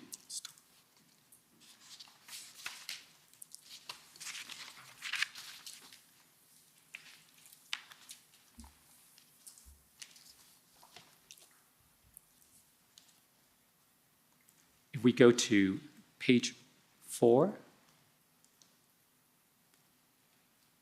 go down. That's right, the paragraph that starts with therefore. Therefore, while the case law indicates that those who wish to protest have a charter-protected right in doing so, it is not without limits. These limits, as the courts have recognized, prevent threats of violence, acts of violence, and unlawful conduct. Moreover, these limits also prevent demonstrators from obstructing travel on roadways. It is worth noting, however, that there has been at least one decision where it was found that a blockade for a very brief period only constituted a minor inconvenience and was therefore permissible. So what this memo is saying here is that there are limits to the charter, and part of the consideration apart from potential threats of violence is the prospect of the demonstrators obstructing travel on roadways. That was your understanding too, right? Yes, it was. And when you have a large crowd of protesters and the trucks being brought to the downtown core with no exit strategy, why is that not a suitable consideration for road closures in order to achieve some of the bullet points we saw earlier in this memo? So, I think this goes back to how we have and how we had addressed these types of protests in the past. We live in Ottawa. We're at the seat of Parliament.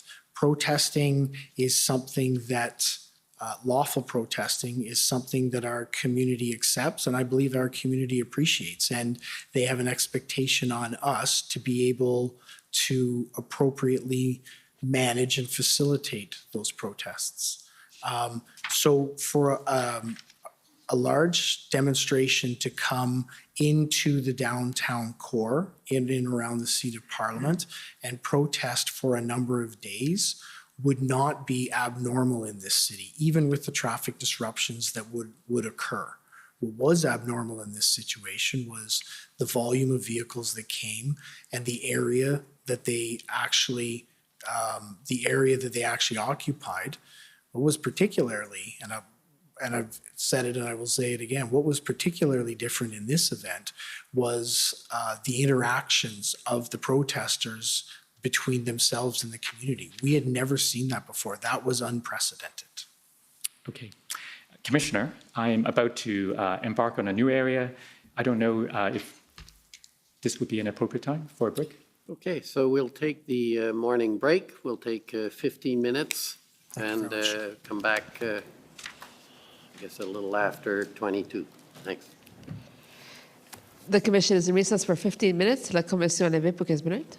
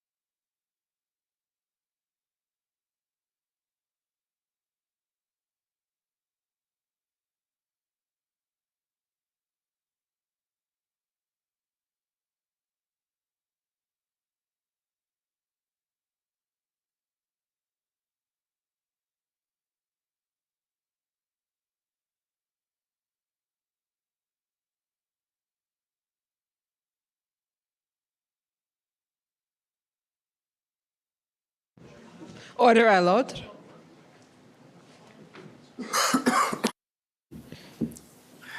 The commission is reconvened. La commission reprend. Good morning again. Morning. So before the break, we were talking about intelligence and other aspects of pre-arrival planning. I'd like to take you now to the events after the convoy has arrived. And during our interview, you explained to us that the events after the convoy arrived could be broken down into different phases. So I'd like to take you to those different phases, and perhaps you can first explain to us what those are. And it may be helpful if we go to your interview summary first. For sure. So could we call up the WTS 6029, please?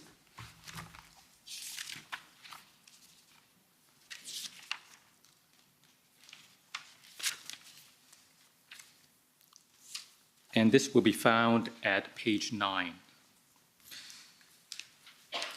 So Interim Chief, you told us that, broadly speaking, the events after the convoy arrived could be broken down into 3 phases. The first, roughly from January 28th, which was a Friday, to February 4th, another Friday.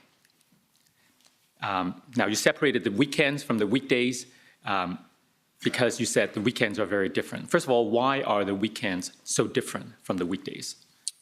So what we found during the course of the occupation was during the week time, it was the people that were here. We would see those numbers swell Friday night, usually Saturday during the day, into Sunday, and then disperse into Sunday, and we would go into another week long. But the people that traveled to Ottawa, not in trucks, but people traveled that on foot attended the area during the weekends really seemed to swell and rise.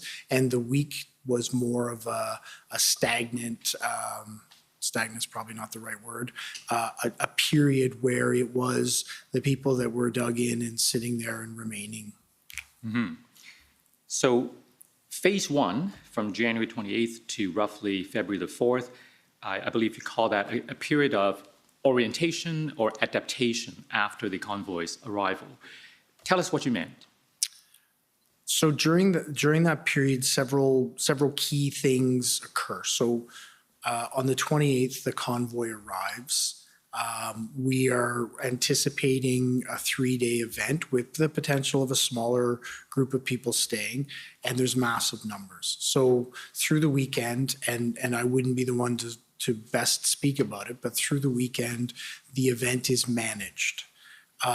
Sunday night, so I believe that's the 30th, we then anticipate most people leaving. Many people left, but we still had a very large red zone that we identified it with lots of trucks, with antisocial behaviors that are targeting our community. So we start to then move into the Monday where we're seeing an entrenched group who are actively demonstrating, protesting, and targeting our community. During that phase, so on the 30th, as we're looking at going into Monday, demobilization planning, as it's called, is being identified by Deputy Chief Ferguson. So there's direction that's being put out by Deputy Ferguson. Okay, so always the potential of them, some staying. We have a very large footprint now. What are our potentials to actually remove people from this area if we need to go there? So that's tasked out on the 30th. So during that week, we're starting to orient ourselves. So I wasn't present at it, but on the 1st of February, so 31st is Monday, 1st of February is Tuesday, there's a meeting that occurs between Deputy Chief Ferguson, Chief Sloly, and the large public order unit commander table to start looking at options for a tactical resolution to this. So that group then is tasked out with coming up with options that could be used. That public order team then brings back options to Chief Sloly, myself, Deputy Chief Ferguson, and other senior leaders to identify the three options that they had identified on the 4th of February. So that would be I believe that's the Friday. From that optioning solutions that have come out, there's 3 that are identified. The command team has the discussion with them as we go through, weigh all the benefits of each of them, and ultimately an approach is then identified on the 4th. So that takes us through the first week. So the orientation is figuring out what's going on within the environment, making sure, trying to get the resources that we require or assign the resources that we require to hold the red zone in a safe manner, try and manage public safety issues in the way that we can with the limited capacity we have, as well as then start to develop planning or at least identify strategic concepts around how we're going to approach this moving ahead. Right. Now, I have more questions for you about this first phase, but before we get into that, I'd like you to tell the Commissioner, first of all, what the other phases are. So the second phase, I believe it is from February the 7th, which is a Monday, to February the 11th. Is that a Friday? I believe it is. I'm sorry, I don't know. This is a block of time to me, the days. I'm not sure of what that day is. Okay, but in any event, from the 7th to the 11th, right?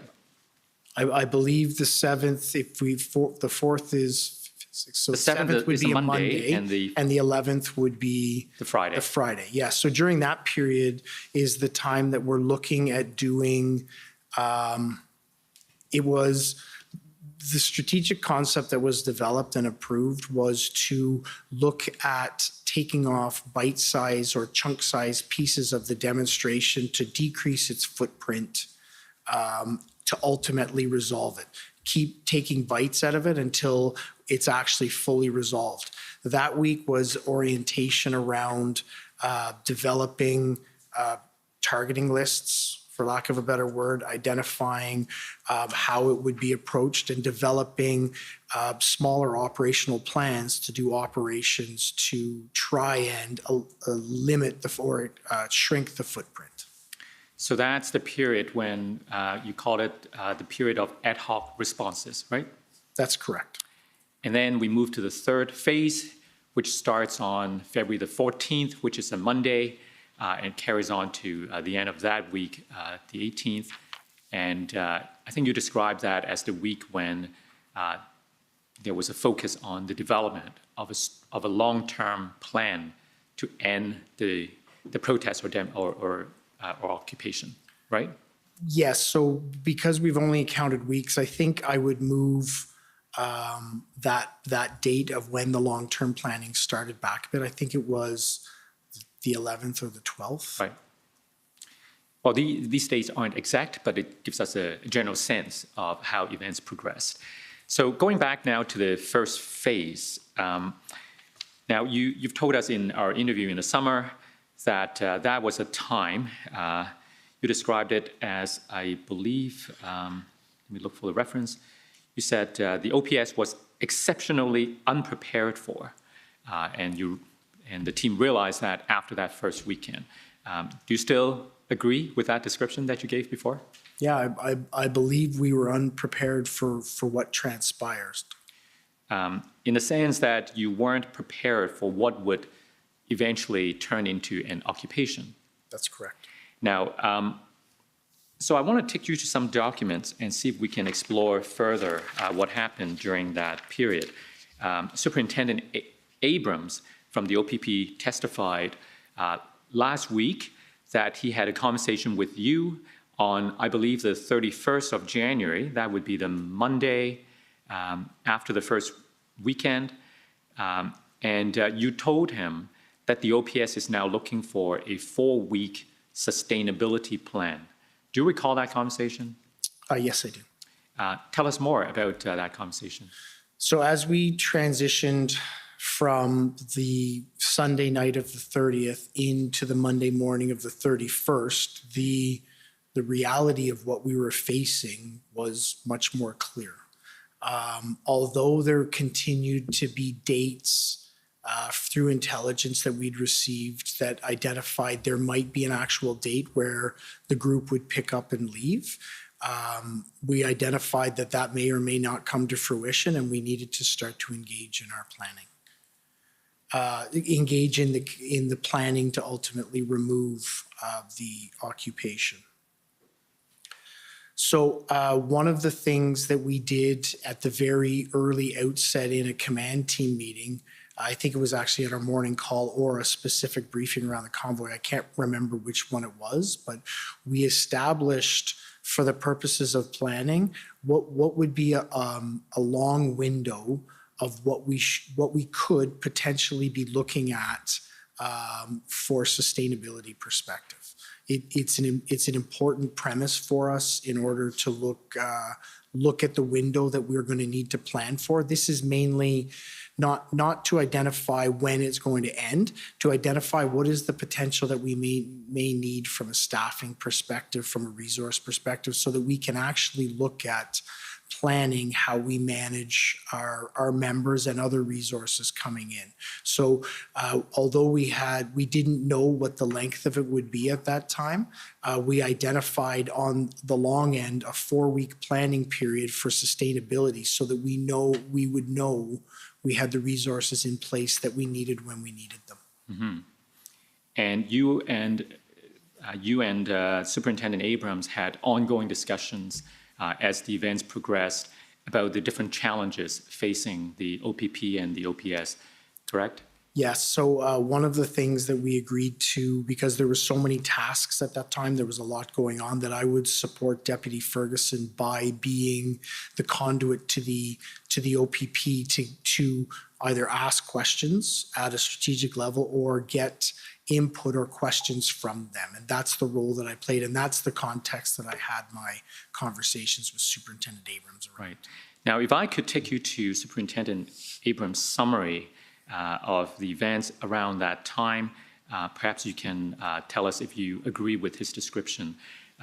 Could we go to WTS 6013, please?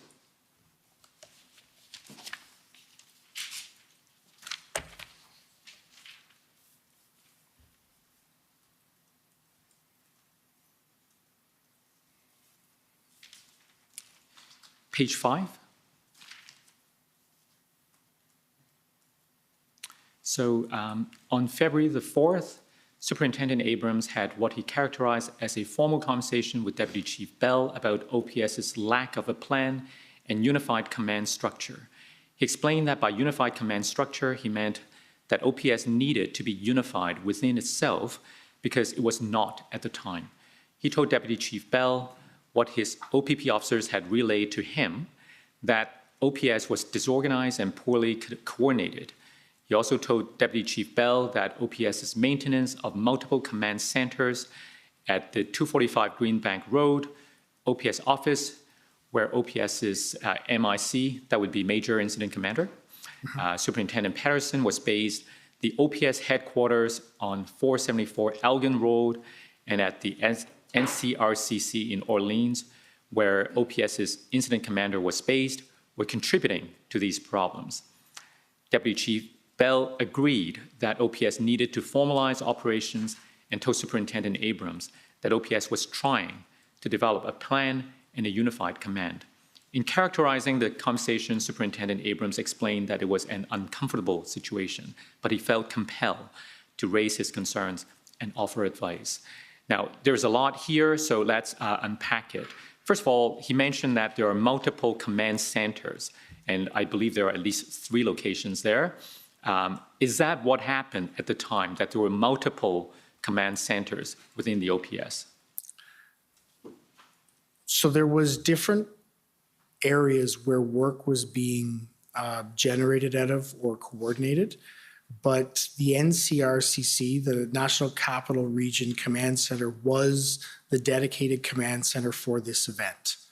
The Major Incident Commander, Superintendent Patterson, did originally work out of his office at 245, but I believe he regularly attended the NCRCC. I'm not sure, that we'd have to verify that through Inspector Lucas. There also was there another one there?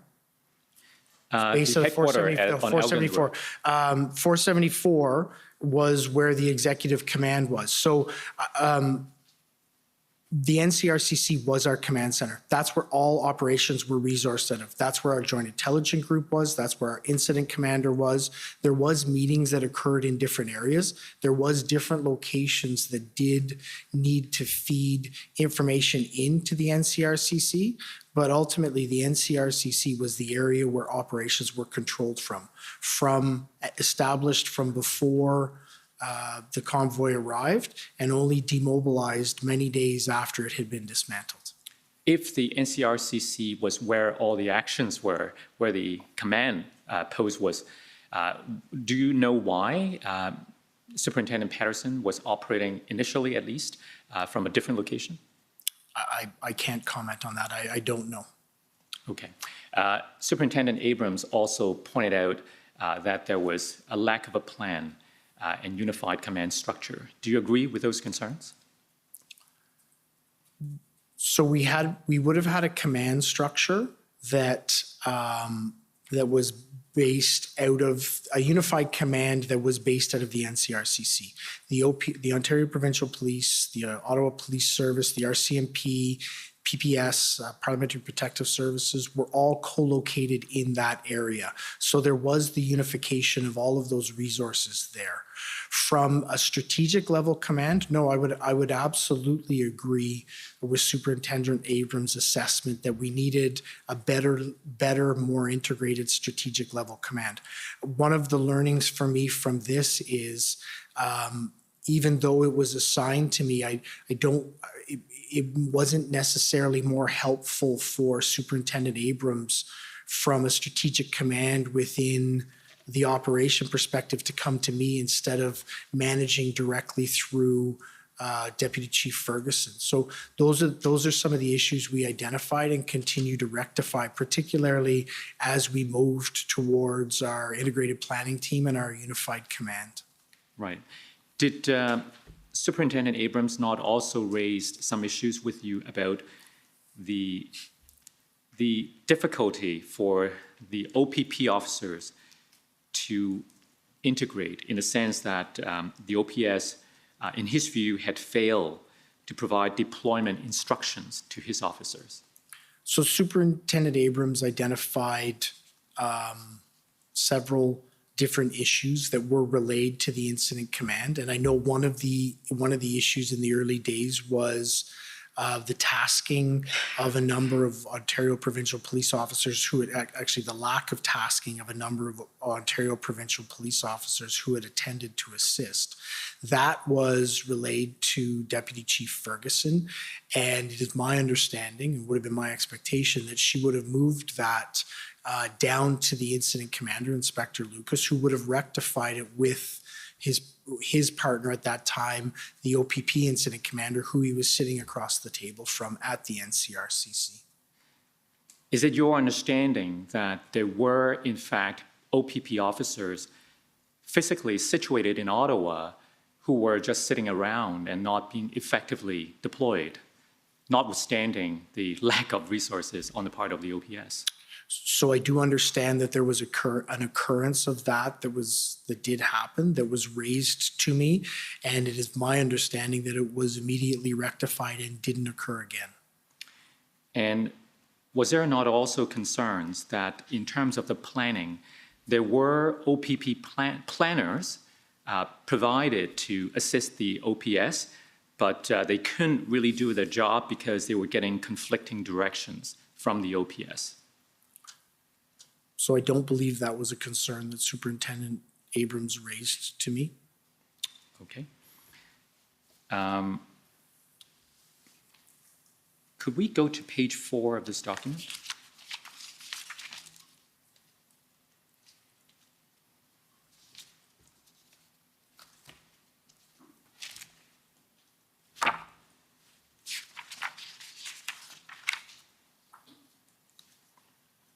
The second paragraph. Superintendent Abrams also reported that OPS planners and the OPP planners assisting them were receiving contradictory directions.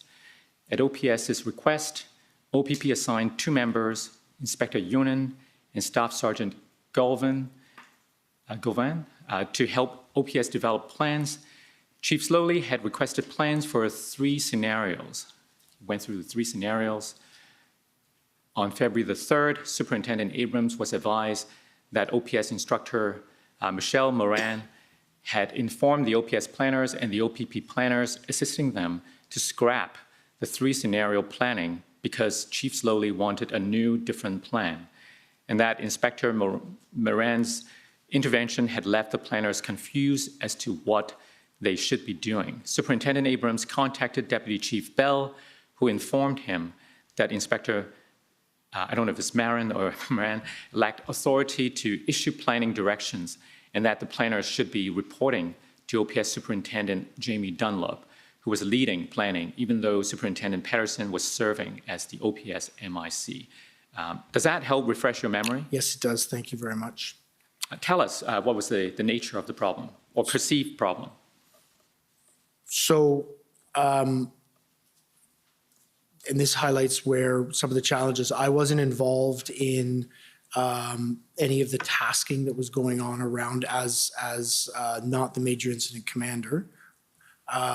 So my understanding of what occurred here is, and I do recall Superintendent Abrams calling me and saying that Inspector Marin had come in and given a direction that was contrary to what we had expected to come out of this planning table. That's why I then directed him to Superintendent Dunlop, who was assisting in that area and would be the person who would be able to provide direction as being involved directly in our morning briefings in terms of how we were moving ahead. I don't know what occurred to have Inspector Marin engage in that way with that direction, but I did highlight to Superintendent Abrams that if there was any questions in that planning area or in that public order area, that it was Superintendent Dunlop who was best equipped to answer them, and he would be the only one that could give directions in that area. All right. Now, let's move on then to the second phase, as you've described it, the phase of ad hoc responses. This would have begun on around the 5th, although you separated the weekends from the weekdays, so probably the 7th, right?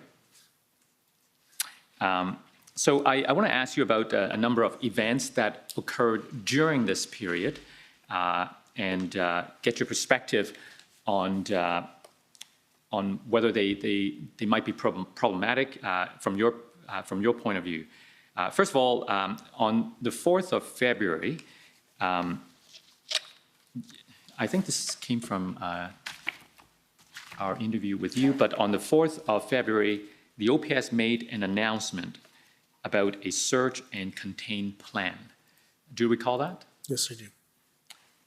And my understanding is that that plan contemplated surging officers into neighborhoods affected by Freedom Convoy activity.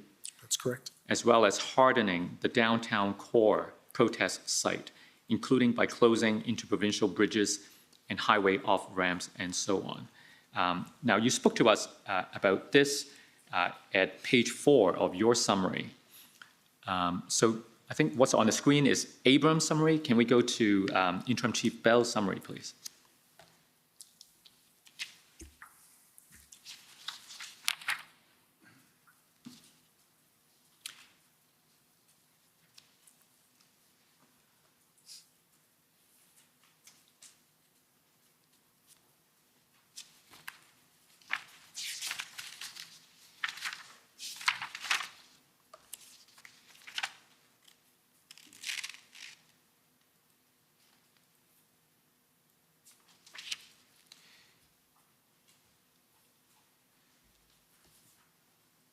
So if we go to page 14,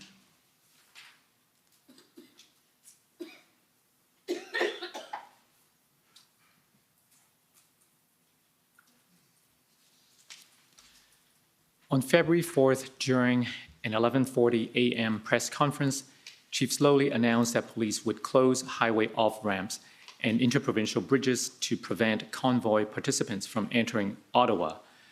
Now, first of all, I don't know how precise the wording is, so I want to ask for your best recollection of what was announced during that press conference. So what was announced during that press conference was that the Ottawa Police Service would take into account all options, including consideration of closing of the off-ramps and of the interprovincial bridges. So there wasn't a definitive statement saying we are closing the bridges.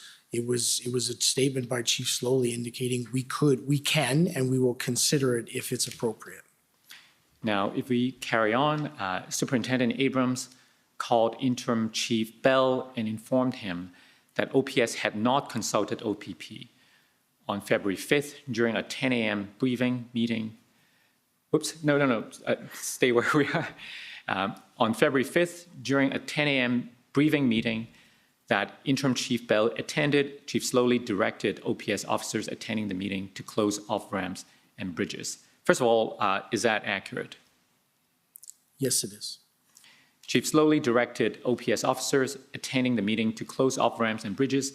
Interim Chief Bell stated that his understanding was that OPP, not OPS, was responsible for closing off-ramps, and that OPS lacked authority to close interprovincial bridges. Could you explain the authority to do any of these things to us, please? So the ability to close off-ramps is normally attributed to the OPP, the Ontario Provincial Police, because they are the police of jurisdiction responsible, or the police responsible for the 400 series highways through Ottawa.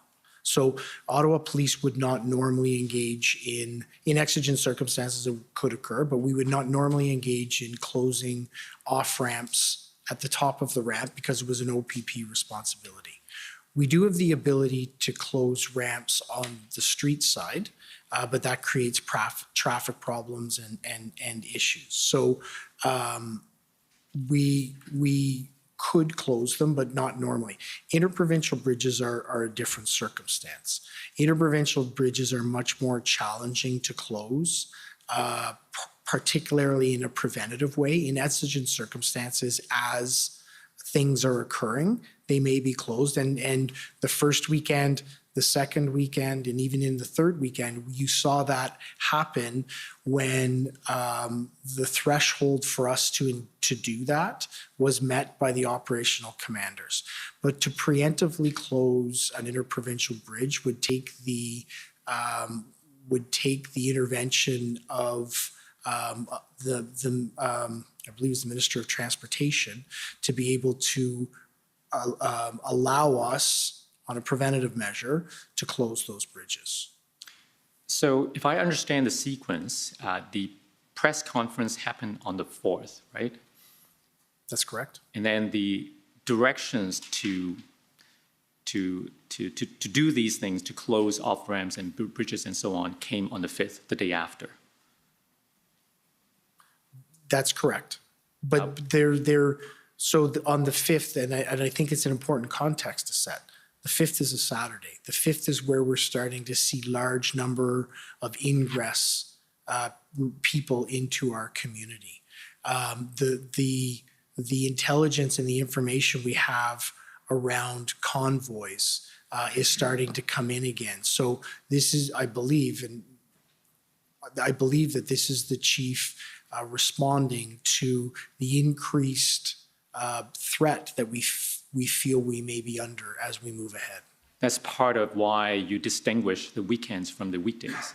They were very different periods of time from an operational perspective. Right. Now, with respect to this incident, the 4th and the 5th, the proposed actions and so on, did you have any concern about the way things unfolded? So I did, on the 4th, no. I believe the statements that were made were very appropriate. We will consider everything as we move ahead.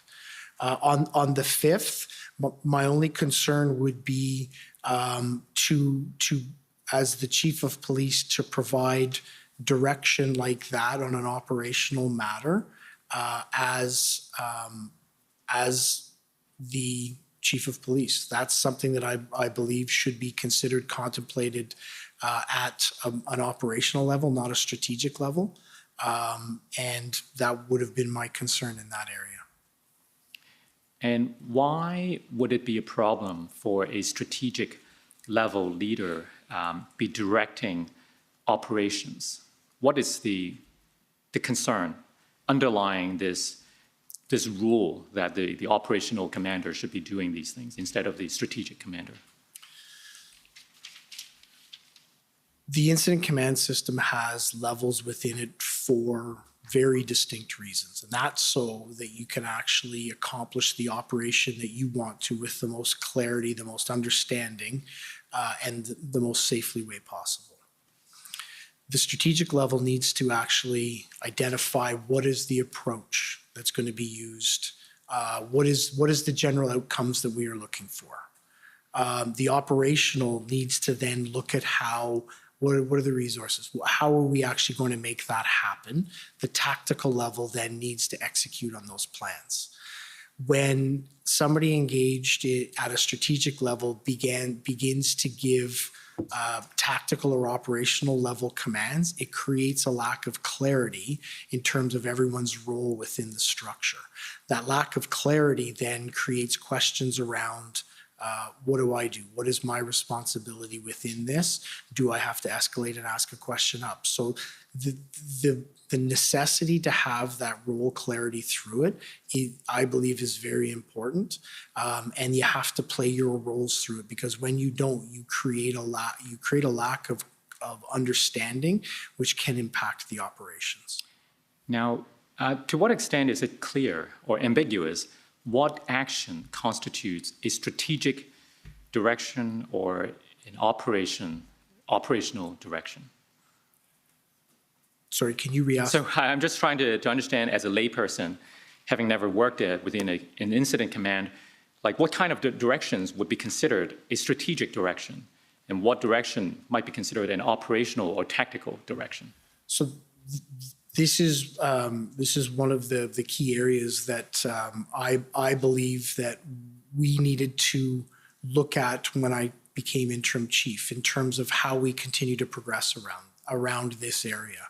In this case, a strategic level decision could be, I don't want the convoys in the downtown area. Go and work how we actually keep those trucks out of the downtown area. An operational level decision, in my perspective, is close the ramp so convoys don't come into the downtown area. But I think it's also important to note there is no rigorous system that identifies exactly where each of those thresholds land. And if there is a rigorous system, there is 4 different accepted systems within Canada that could be used in this area. So it's an area that I believe is something that probably hampered us somewhat in this, with the lack of clarity. No fault attributed to anyone, just there was not clarity across the services, across ourselves, in terms of what constituted each of those decisions. So I believe that clarity needs to be struck and needs to exist. And that's one of the things that in the early days of me taking over the operation as interim chief that I spent a considerable amount of time doing. So the people that I was working with, Deputy Chief Ferguson, Superintendent Bernier, had a really clear understanding of what I felt was a strategic role and what I felt was an operational level decision. Mm-hmm. Now, in this paragraph that we just read, it would appear from what Superintendent Abrams said that the OPP was not consulted before the announcement was made on the 4th, because he heard it from the news. And since you explained that the OPP would have been responsible for the highway off-ramps and so on, would it have been important to consult the OPP before the announcement is made? So if the announcement was we will be closing ramps, I would say yes, it would be extremely important. If the announcement was we will consider that, I would say not as much, and only because the OPP at this point is integrated within our NCRCC, our command center, and those would be operational level decisions that would be made. There would be tactical responses developed within that area to be able to respond to the issues. Mm-hmm. So this is the weekend of the 5th and the 6th. If we go to the following weekend, and if I could take you to your summary at page 20.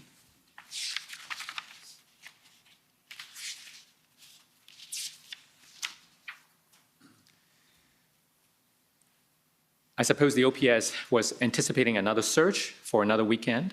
I'm sorry. No, go ahead. Well, what I know was occurring, not what I think, what I know was occurring here was there was intelligence and tracking of a convoy that existed, I believe, within Quebec that was being followed towards Ottawa. That would have been the early morning intelligence briefing in terms of what was to occur. This is a Saturday as well. This is the second final Saturday. So we are continuing to build, monitor, maintain the area, but we are tracking a convoy at this point. So in the middle of the first paragraph, during the briefing, Chief Sloly directed that OPS close interprovincial bridges and highway off-ramps into Ottawa until Monday, February the 14th. Chief Sloly indicated that OPS needed to act because of the municipal and provincial state of emergency. So there appears to be a perceived need to close these off-ramps and bridges again, and he's directing, it appears from this paragraph. Is that what happened? That's correct, yes. So if we go to the next paragraph, Interim Chief Bell engaged in back and forth discussions with Chief Sloly about whether OPS had authority to close interprovincial bridges and highway off-ramps, including at a 12:17 p.m. meeting that OPS General Counsel Christian Hanaud attended. Now, first of all, wasn't this discussion, didn't you already have this discussion with the former chief the weekend before about the authority to do all this? No, I hadn't had it the weekend. I see. Okay. So anyway, you have these discussions with him on the 12th, I believe.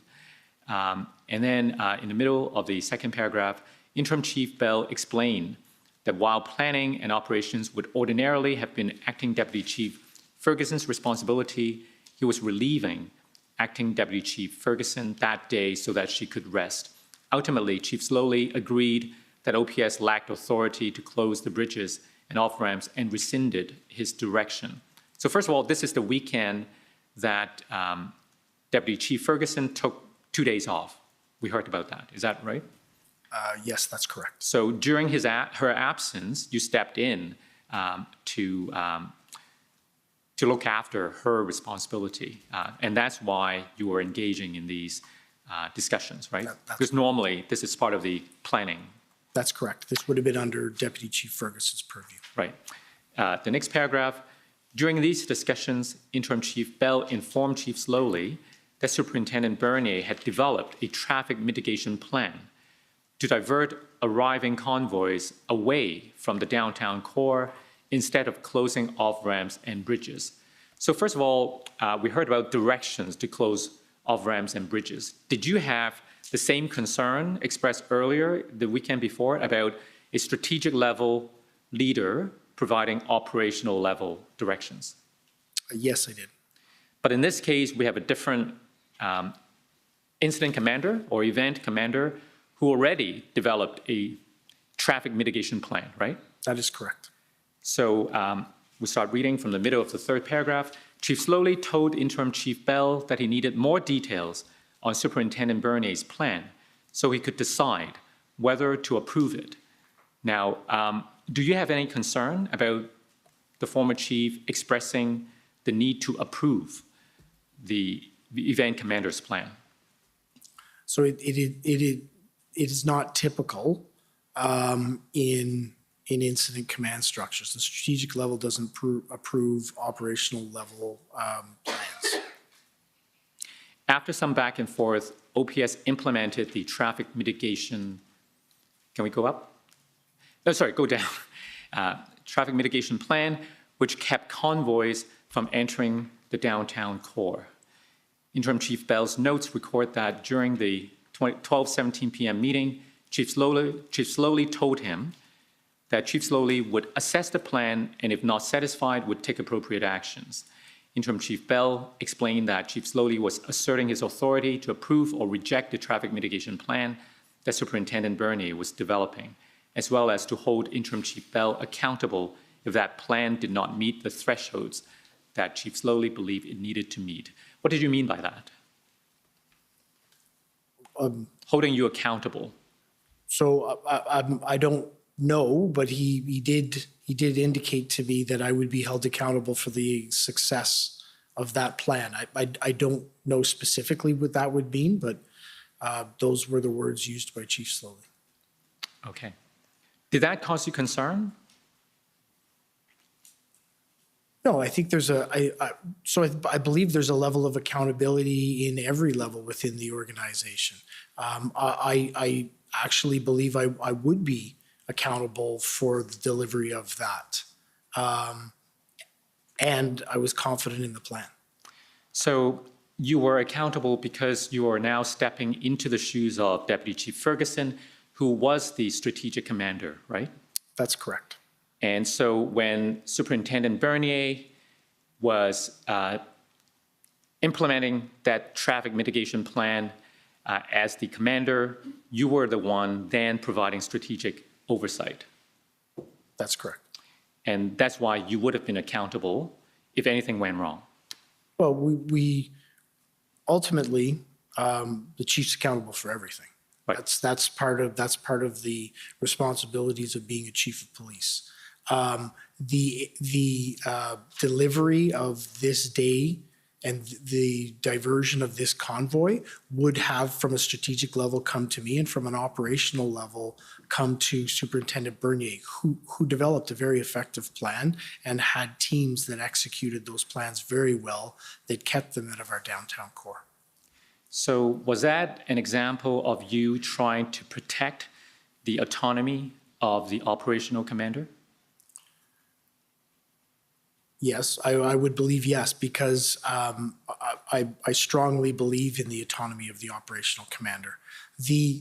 And I believe at the end of the day, the strategic intent was clear here: keep convoys out of the area. Superintendent Bernier and his team took that away and developed a very strong plan to manage that. Members of our organization and other organizations executed that plan very well, that ultimately did result in those convoys not attending. That is how strategic, operational, and tactical level decision makings are intended to work. Mm-hmm. Now, I want to turn your attention to another aspect that happened during the convoy events. If we could go to your summary at page 13.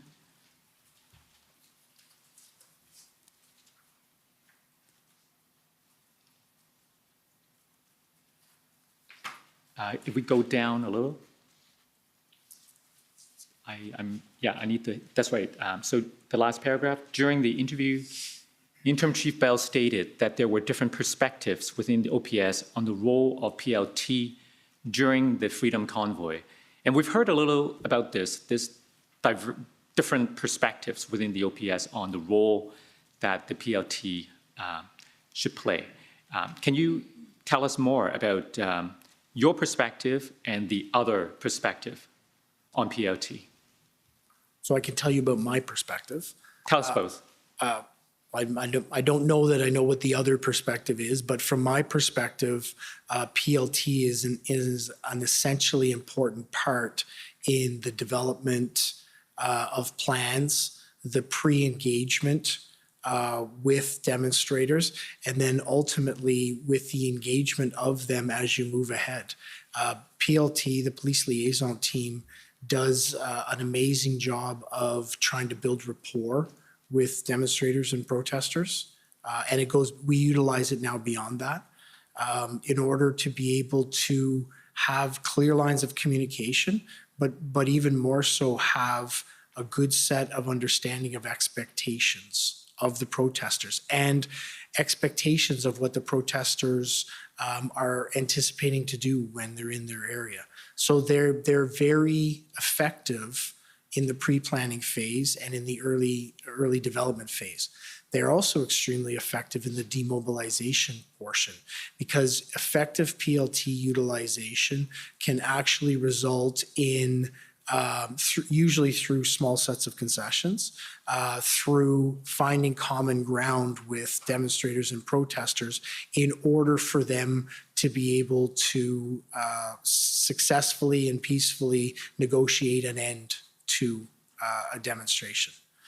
This specific demonstration posed exceptionally challenging for our PLT members from the perspective that there was so many different people, so many different organizers, so many different groups.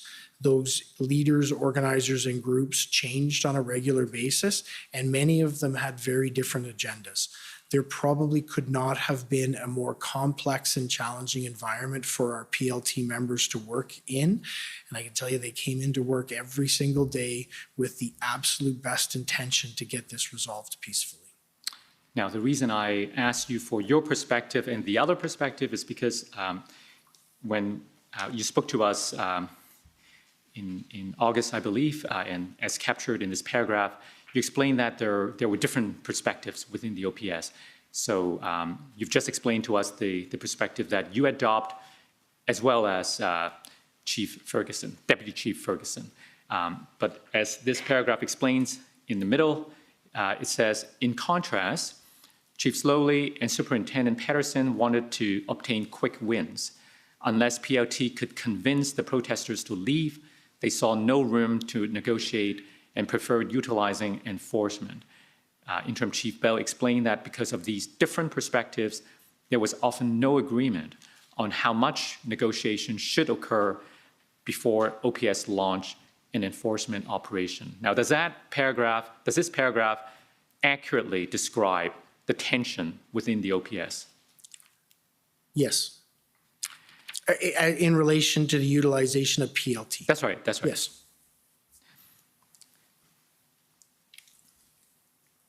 Now, do you recall that on February the 6th, on around the 6th of February, that you had a conversation with Superintendent Abrams from the OPP, and he said that the OPS needed to give more PLT autonomy to the PLT team, and that the OPS command was not doing that. Do you remember having that discussion with him? I do recall on that occasion having discussions with Superintendent Abrams about. Can you tell us more?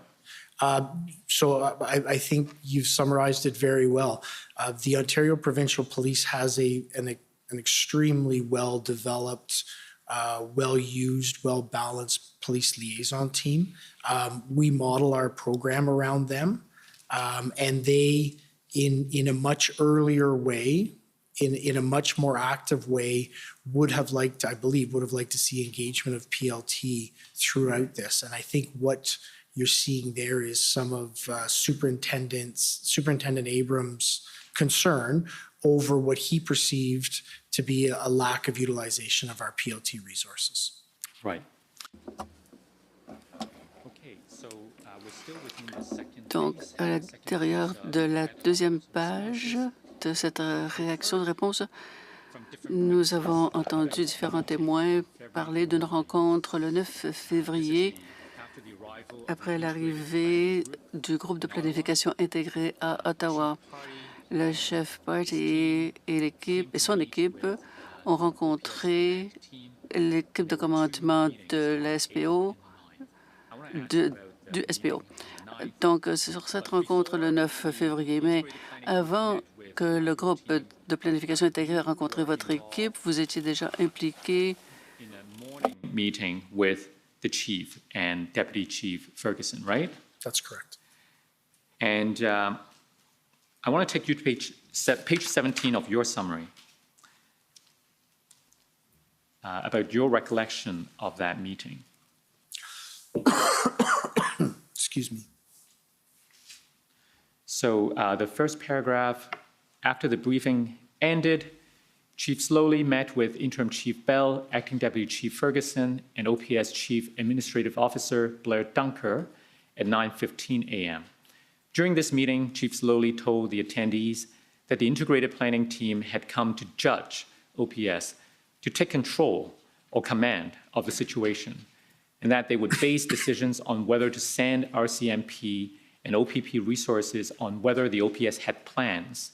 Chief Sloly expressed the view that OPP and RCMP were not there to help and were taking directions from their political masters. Does that accord with your recollection of what happened that morning? Yes, it does. What do you understand? Sorry, excuse me. What do you understand to be the reason that the former chief expressed those concerns? So I don't know what the reasons would be. I don't know what Chief Sloly's experience would have been with the OPP or the RCMP. It was surprising to me because up to that point, all through this and continuing on, I've had the ability to work with both the Ontario Provincial Police and the Royal Canadian Mounted Police, and they have been exceptional partners, and they were exceptional partners to us through this. Now, in terms of the timing, so this is February the 9th, and we've heard that a day or 2 days earlier in the Ottawa City Council, there was a motion. I can't remember who was the councillor who brought forward the motion, but effectively to ask the RCMP to take over. Are you aware of a motion? So through this, there was many motions. I think you're specifically speaking about a motion on February 7th that was forwarded by Councillor McKenney in relation to asking the RCMP to engage in take over policing of the parliamentary precinct. So I am aware of that motion. Now, you were there that morning when the former chief expressed these comments. Did you understand his comments to have anything to connect with the events before, such as the motion in the council? So again, as I indicated, I don't know what motivated these comments by Chief Sloly. What I do know is that in relation to that motion, we had identified that it actually wasn't grounded in law. The Ottawa Police Service is the police jurisdiction in the city of Ottawa. So in all of the city of Ottawa, including the parliamentary precinct. So we had provided a letter to the city to indicate that. So it wasn't grounded in law, that motion. I don't know whether it contributed to these comments. That's a question better suited for Chief Sloly. But I do know that the motion as it was put forward wasn't grounded in law. Now, you mentioned that you did not share the same concerns as expressed by the former chief. In the next paragraph, you explain why. Now, I don't want to take too much time reading through your summary, so I'm going to take you now to the afternoon meeting with the Integrated Planning Group. And if we could go to a different document, OPS 30-14454. I understand these to be minutes taken by the scribe at that meeting. If we could go to page 131, please.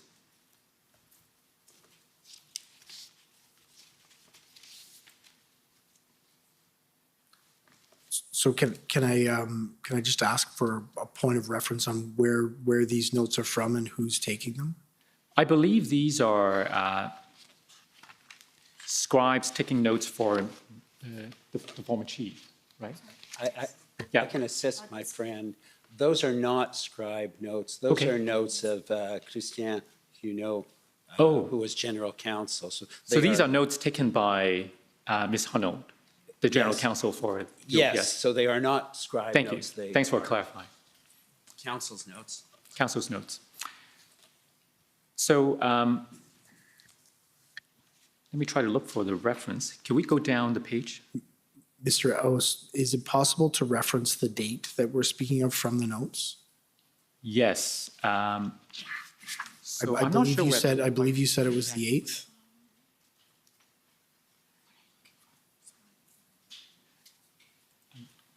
Moments indulgence.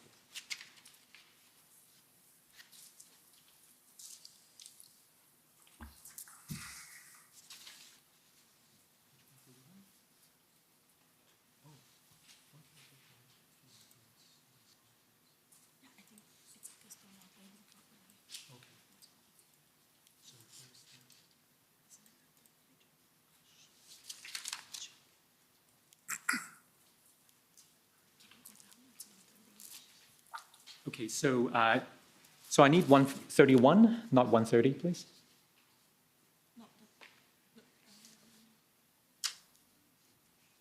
Keep going down. Oh, was it early? Sorry, can we go up again?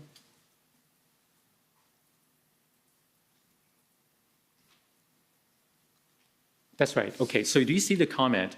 Chief, last night was amateur hour. Hard for us to make our logistics there.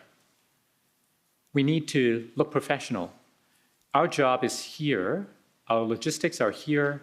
They will be embedded in our plan, and we're not embedded in their plan. Do you remember that being said? Can I ask you to move up so I can refresh my memory more Yeah, fully so on the notes? I think you're right. We need to know a bit about the context. So can we go up to find the time that may help determine? Okay, sorry. Yep, down a bit.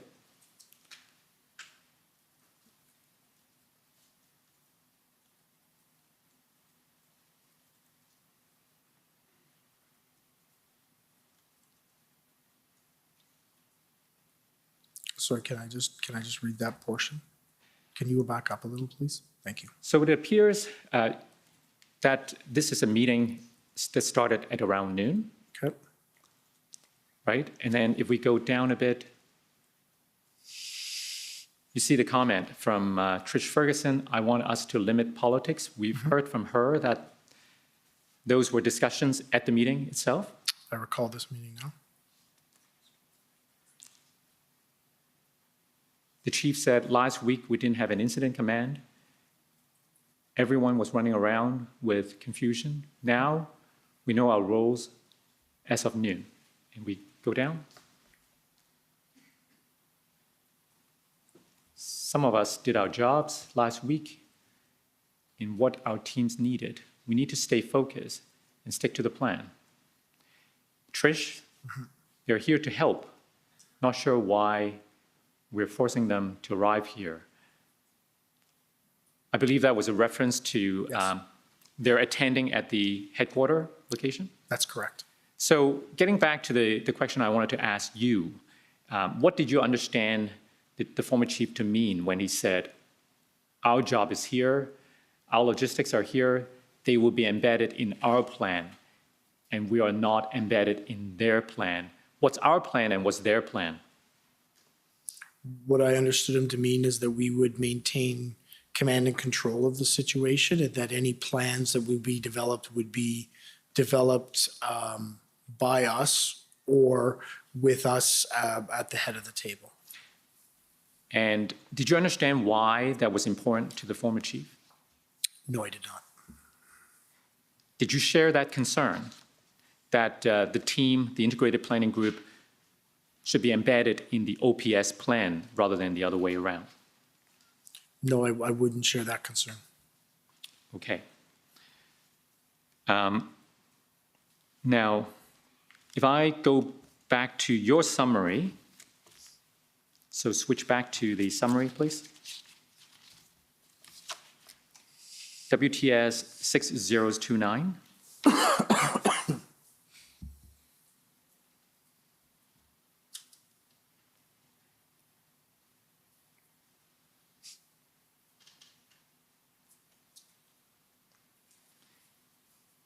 We go to page 17.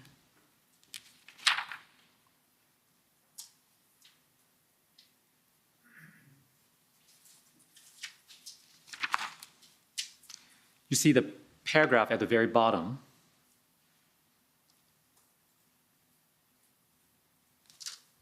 The very last line. You describe this meeting as contentious and heated.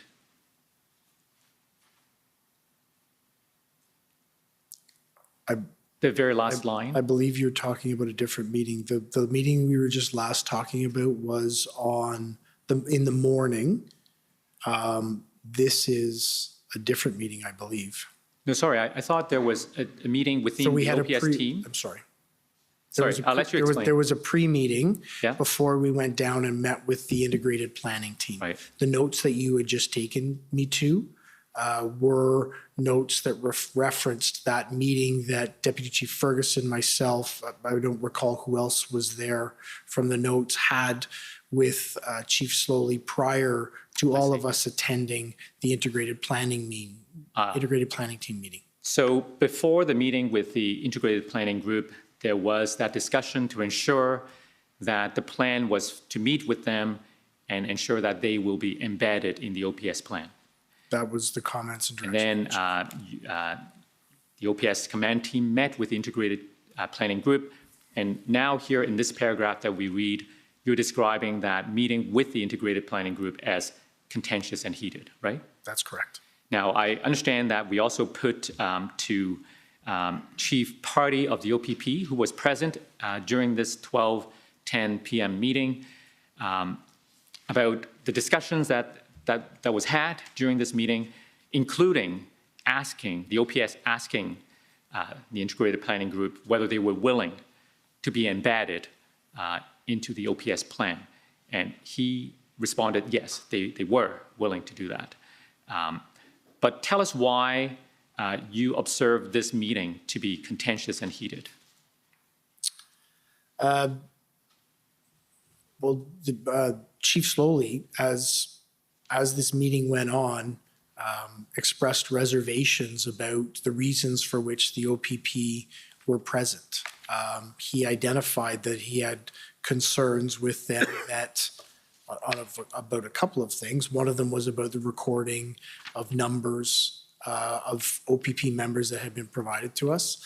And another one was whether they were here to help or to assess and potentially overtake us was my impression.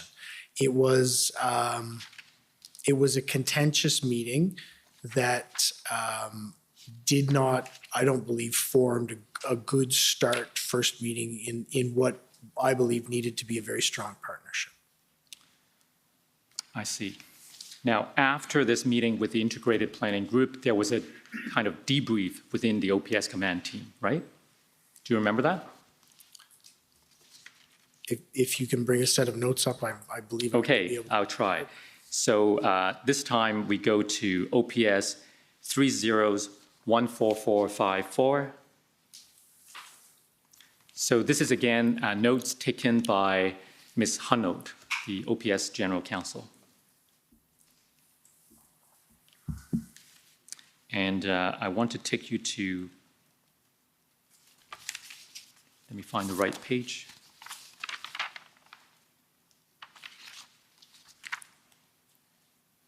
Let's try 139.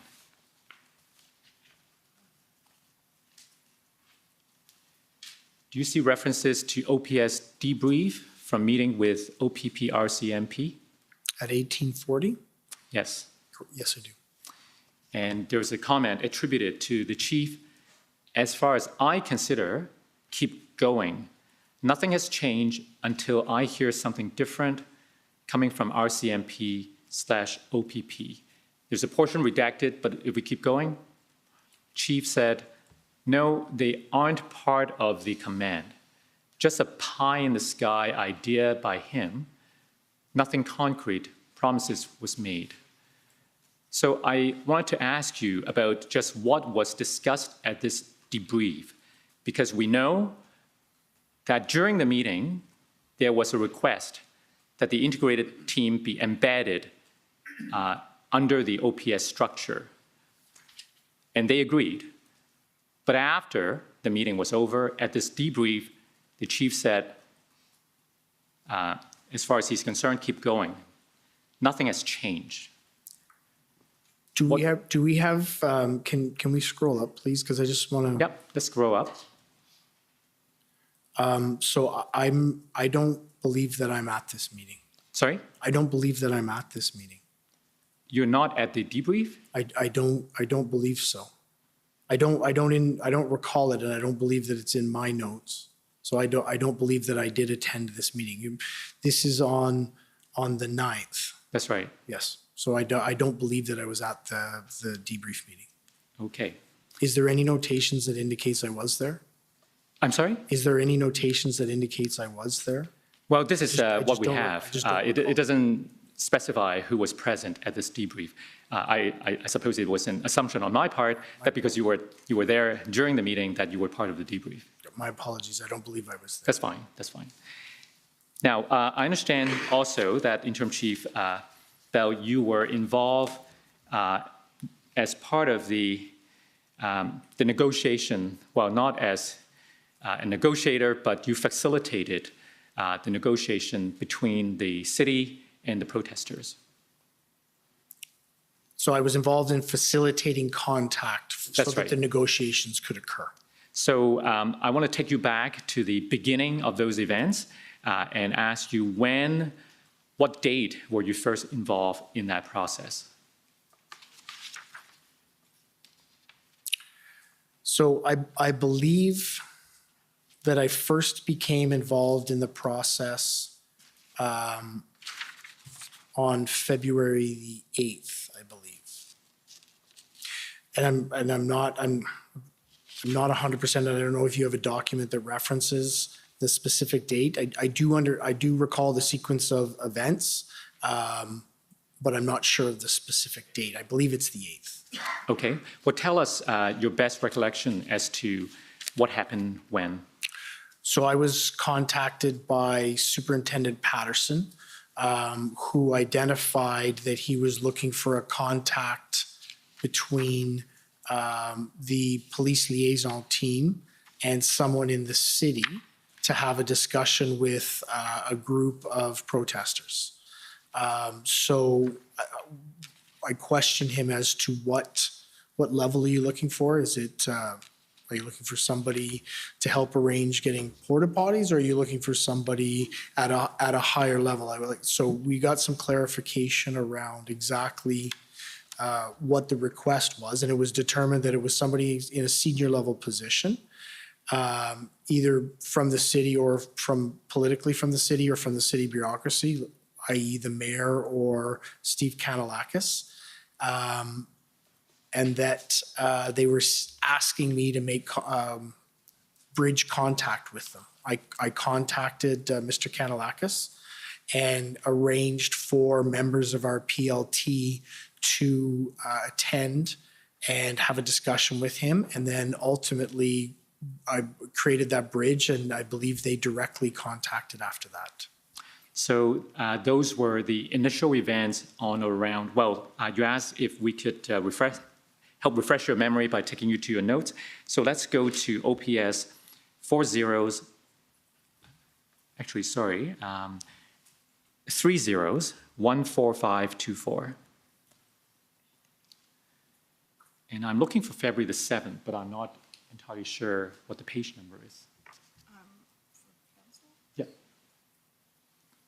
So could we call up that document, please? Yes, it's OPS 14525.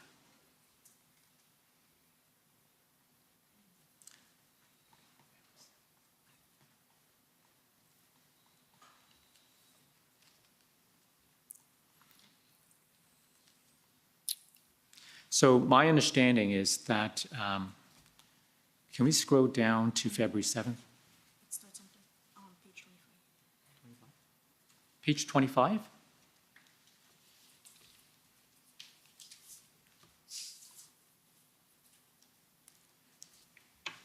I believe it's in the evening.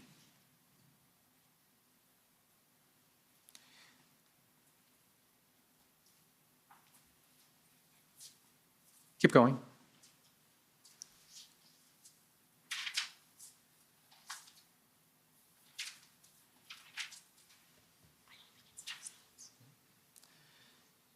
All right, maybe let's try another way. There's another. I'll take you to an email, OPS 408464.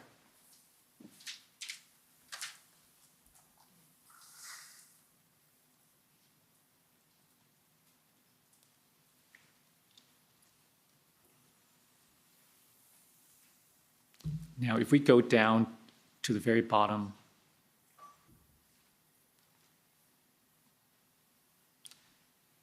so this chain began as a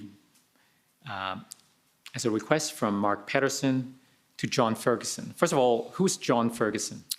John Ferguson is a staff sergeant within our organization, and during this period, he was assigned to be responsible and head up our police liaison team. So it started as a request from Superintendent Patterson to Staff Sergeant Ferguson, and then if we can go up and follow the chain. Sorry, can I take an opportunity to read that? Thank you.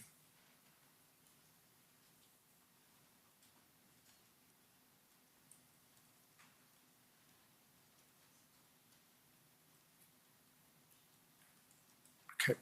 Okay, go up. So this is when you are added to the chain.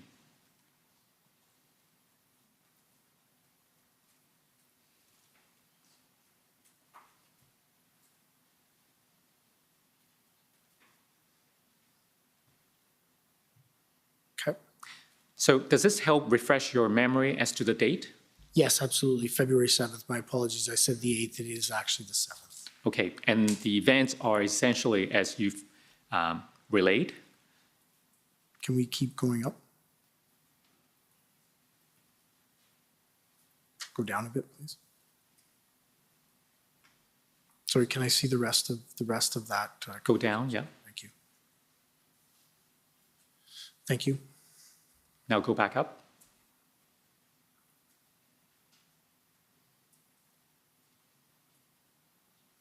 Okay. I think that's the top. Yep. So it does explain. It does. So we came from Mark Patterson, as you said, on the 7th, and then you facilitated contact, and that happened on the 8th, right? So my contact with the city happened on the 8th. I don't recall what date the meeting actually occurred. Right. So that was your first involvement, and then you had more involvement later. Was it not the case? A few days later? So you'll need to be more specific. I had involvement every day in this. So I understand that on the 13th of February, if we could go to your notes now, it's OPS 30-14525. Let's go to page 64 of your notes.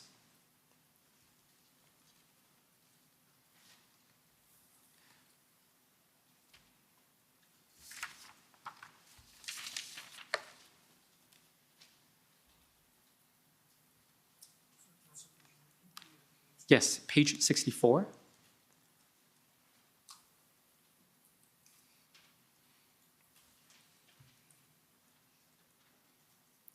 So can you move up, please, just so I can see the date that we're discussing?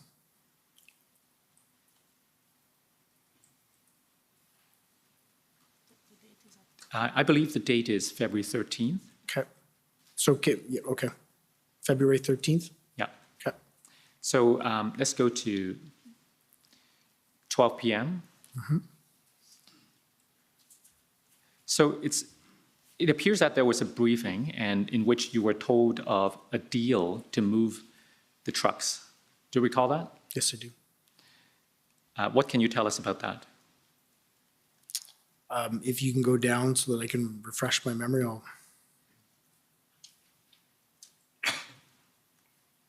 Okay, if you can go down more, please. Go down, please.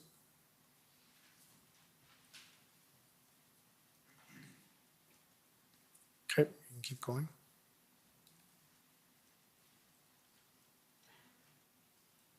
Keep going, please. Okay. Now, I wanted to ask you, so in the previous page, page 65, there were some concerns noted around the logistics of moving trucks and that crowd filling the neighborhood roads and so on, right? So it wasn't crowd filling, it was concerns that if we displaced a truck from Kent Street, say, and put it onto Wellington, that another truck would then occupy behind them on Kent Street. Those were some of the early concerns that were identified. So what was your role at this meeting? I was there listening. Okay. We were just being briefed as part of the executive command. This is on the 13th, so I believe Deputy Chief Ferguson is again, has responsibility of convoy operations, so I'm just one of the executive team who's listening and receiving this information to identify what actions we need to take. Now, by this time, Deputy Chief Ferguson would have been back, right? Yes, that's correct. And so how did you become involved in this? So I believe if we go up, it was an overall command level briefing. So if you can go up and I'll identify the people there.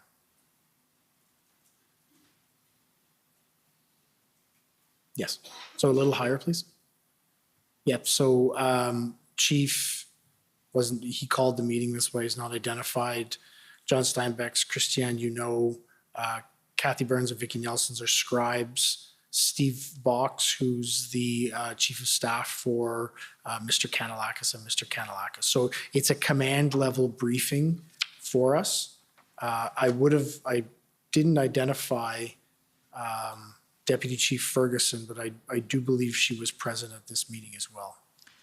So we understand that there will be evidence that later that day, is it Inspector or Superintendent Drummond? Superintendent. Superintendent Drummond met with the city and protesters to work out some of the details of the deal. To what extent were you aware of those details? So Superintendent Drummond was assigned to be the liaison back to the police because we would need to facilitate the movement of those vehicles. So he was assigned by, well, I believe it was Deputy Chief Ferguson who assigned him to do that. So that was my understanding of his responsibility. So that was the first time we saw on this date that you were involved in any discussions. Can you tell us what came of this and what was your role, if any, in the subsequent events? So I didn't, I was continually briefed. I didn't have a specific role. At this point, we'd ensured that, the chief had ensured that Deputy Chief Ferguson was the single point of contact for the convoy operations, and I was responsible for things that included our enterprise project management change projects. So I wouldn't have had any direct role in it, other than being present and helping to support whatever was needed of me. Now, let's go to your summary.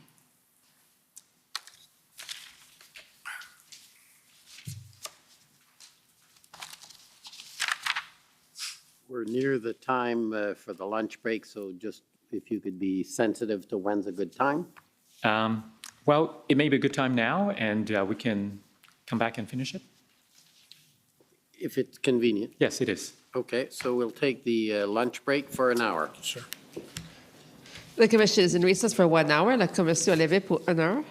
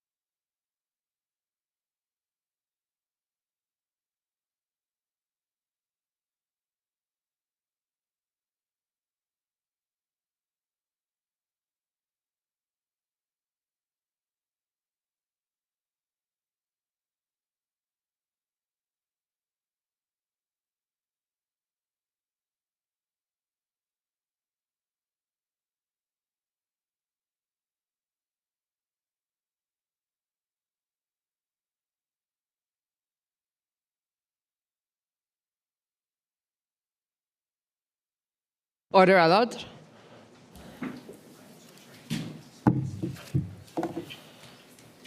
The commission is reconvened. La commission reprend. Okay, well, welcome back. There's a bit of an internet problem. It's not here, it's the service provider, which means that we don't control it. We're working on trying to get it going. We have two choices. We can continue and all of our functions continue, the webcast and the access to the documents, but you will have not access on your laptops.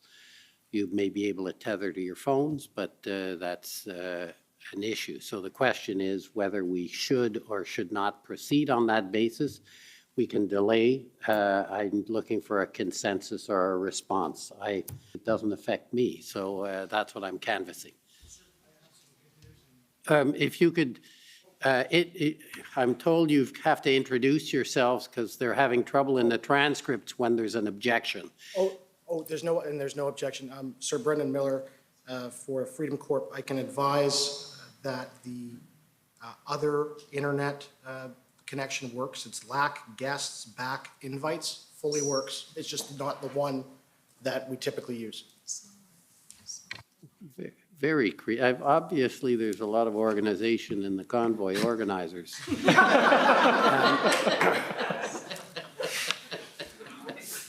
So if that resolves to everyone's satisfaction.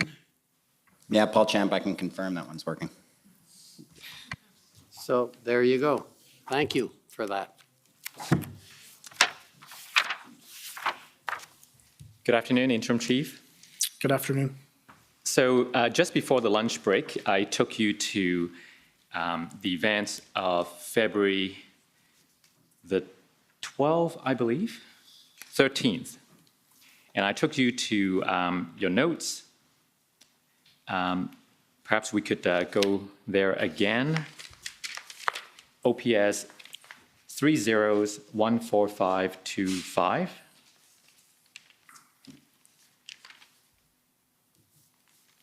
So you may remember that I asked you about this meeting you had at 12 o'clock. Yes, I do. And it was a meeting in which you and your command teams discussed this deal that the city was entering into with the protesters, right? That's correct. Is it possible to get the notes up? The notes are up. The page reference is not there yet. Oh, I apologize. It's page 64. Thank you. That's correct. And I think you mentioned that you were there in a listening capacity. No, what I indicated and what I would call is I was there as a member of the executive command team. Right. The primary responsibility was with Deputy Chief Ferguson, but myself, I would have been there to help support in any way that was necessary. Right. Now, given that it was on the 13th of February, and we've heard some evidence that that was the date when the Integrated Planning Group was very close to finalizing a plan with the Superintendent Bernier, who was the incident commander at that time, right? Are you aware of that? No, I'm not aware of that. You're not aware that they were working towards an integrated plan? Absolutely, I'm aware of that, but you identified that they were about to finalize a plan, and I was not aware of that. I see. So I guess one of my questions is whether at this meeting at 12 o'clock, when people were expressing concerns, and we've seen some concerns noted in the minutes earlier, whether anyone raised any concerns about how this deal might affect the plan being worked on by the larger group, the Integrated Planning Group. Any concerns raised about that? I don't recall that because I don't actually recall, well, myself specifically being aware that by this point they were almost completed the integrated plan. Okay. And to the extent that anyone raised any concerns, and again, if we perhaps scroll down a little, you remember that you read through this and there were some concerns noted, right? Correct. Did you share those concerns raised by others? I'm sorry, I don't understand. Did I share them with who? No, I mean to the extent there were concerns expressed. Did you agree with those concerns? Oh, did I share? Oh, sorry, I misunderstood your question. My apologies. Can we move down in the notes a bit, please?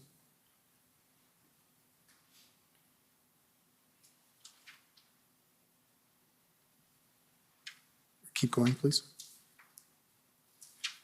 Yeah, so I believe thank you. I believe they're legitimate concerns that needed to be identified and raised in terms of how we would move ahead. Yeah, so if we scroll up a little, for example, feds are moving into stage of engagement. What does that mean? I think one of the discussion points that we were having at this meeting is that the federal government was coming to the point, somebody had made the comment, not myself, but that the federal government was coming to a point that they were looking to engage in what was happening in Ottawa. Okay, and if we go down, concern of logistics on how to move trucks, what was that about? So the logistics specifically would be, how do you organize ourselves to move the trucks? Which trucks are going to move? Where are they going? Just the overall logistics of the movement of the vehicles from one place to another. Now, you may not have been aware of the details of the progress of the integrated plan, but you were stepping in on the 11th and the 12th for Deputy Ferguson, and in that capacity, you were involved with the planning part, right?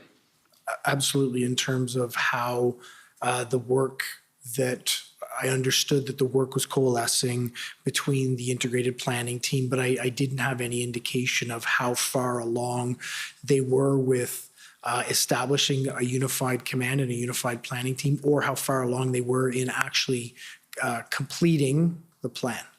Would it have been important to understand how this deal fit in with the overall plan? We've heard from Chief Party about the importance of ingredients, fitting into the overall plan. And I would agree with Chief Superintendent Party that it is important that these two activities mesh together. But you don't recall any discussions at this meeting about those concerns being expressed? No, I don't. Okay. Now, we know that on the 14th, the next day, by the way, maybe if I could take you to your summary. So again, this is, I think Mr. Clerk will know the number better than I now.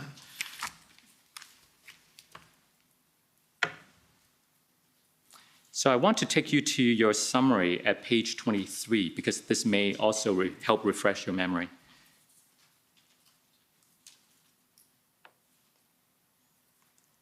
Page 23.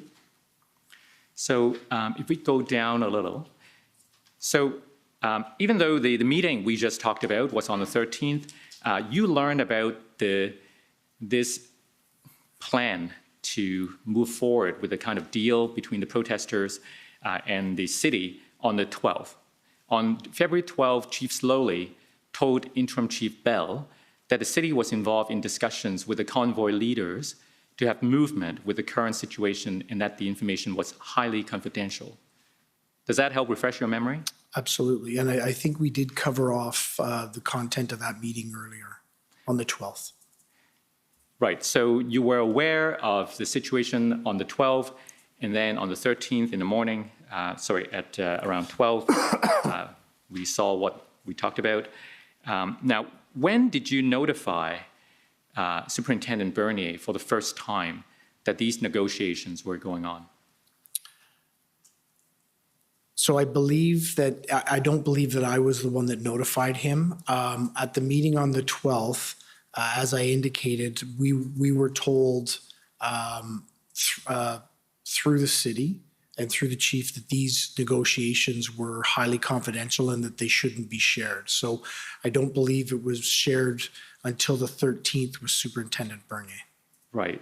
Now, I understand the sensitive nature of these discussions, but wouldn't you agree that if anyone needed to know, it would have been the one responsible and had the authority for the overall plan, right? And that would have been Superintendent Bernier at that time.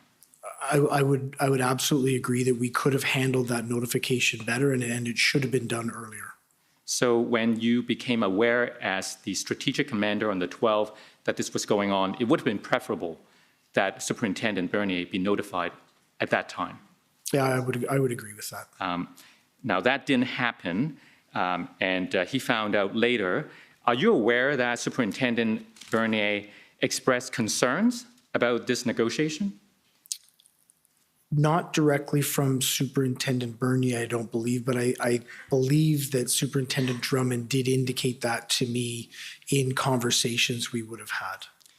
Right. Now, if I could take you to the interview summary of Superintendent Bernier, and the number would be OPS 6 zeros, and the last two digits would be either 30 or 40. Let me just confirm. The new internet is slow. I'm told the new internet is slow. Isn't it? Could we try 30 and see if I have 1 in 2 chance of guessing right? 30, yes.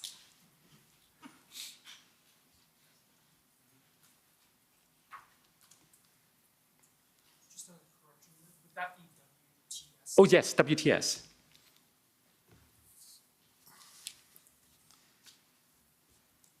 So if we could go to page 17.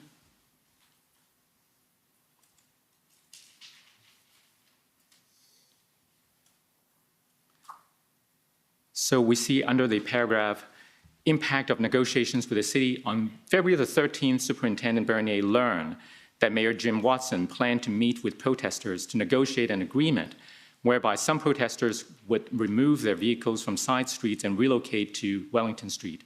Neither the city nor the OPS executive had informed Superintendent Bernier of the negotiation. Superintendent Bernier was concerned. He told Inspector Springer that OPS should stay clear of the negotiation because political influence and political negotiation could adversely impact the police operation that OPS was preparing. He was also concerned that not all protest leaders would agree to move their trucks to Wellington Street, and that not all protesters would comply with that agreement. He shared those concerns with the IECT. Do you know what that is? Yes, I do. What is it? It's the command team. It's the integrated, so apparently I don't know. I know what it represents. It's a combined table of many different disciplines that come together to do collaborative and comprehensive planning around integrated event command table. Right. So Superintendent Bernier passed on those concerns to that group and to Superintendent Drummond, and he told Drummond not to get involved. However, Chief Sloly ordered Superintendent Drummond to attend the negotiation as OPS representative. Superintendent Drummond understood Chief Sloly to be directing that OPS attend the meeting and provide logistical support to the city in the negotiation. Those concerns that were expressed, do they ring a bell? Absolutely, yes, they do. Do you share that concern? The concern of Superintendent Bernier? That's right. No, I don't. Why not? This is because, as we talked about, everyone has a role to play within the command structure. There's strategic level decisions, there's operational and tactical level decisions. I think this, in my perspective, is clearly a strategic level decision that needs to be implemented. There's a superintendent who's been asked to go to a meeting. That is by the chief. I think it's very appropriate that that person attend it. The strategic level decision here for me is whether we support or not the negotiations, and that was made by Chief Sloly. So I believe it's Superintendent Bernier's responsibility to identify his concerns, raise those concerns, but then when this level of decision is made, look how we operationally and tactically implement that plan.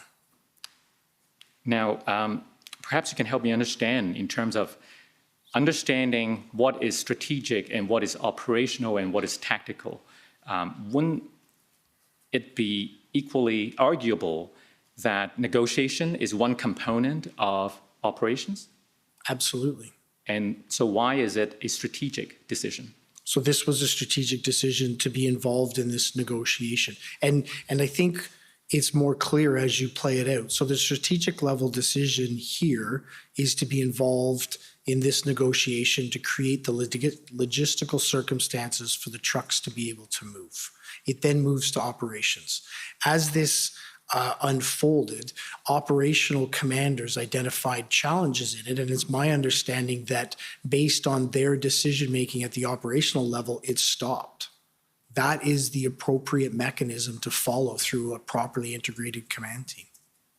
So what happened after the 13th was on the 14th, the movement of the trucks began, and we expect that there will be evidence that the movement started at around 1 p.m.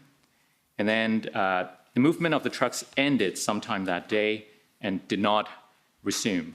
Do you know why the OPS stopped facilitating the movement of the trucks from the residential areas to Wellington Street on the 14th? No, I do not. Were you ever made aware of concerns expressed by the PPS, the Parliamentary Protective Service, about this relocation of vehicles? Not at the time, but I am aware of them now. If we move forward to the next day, the 15th, and if I can take you to document number OPS 30-14455. Now, these are the notes of Superintendent Drummond.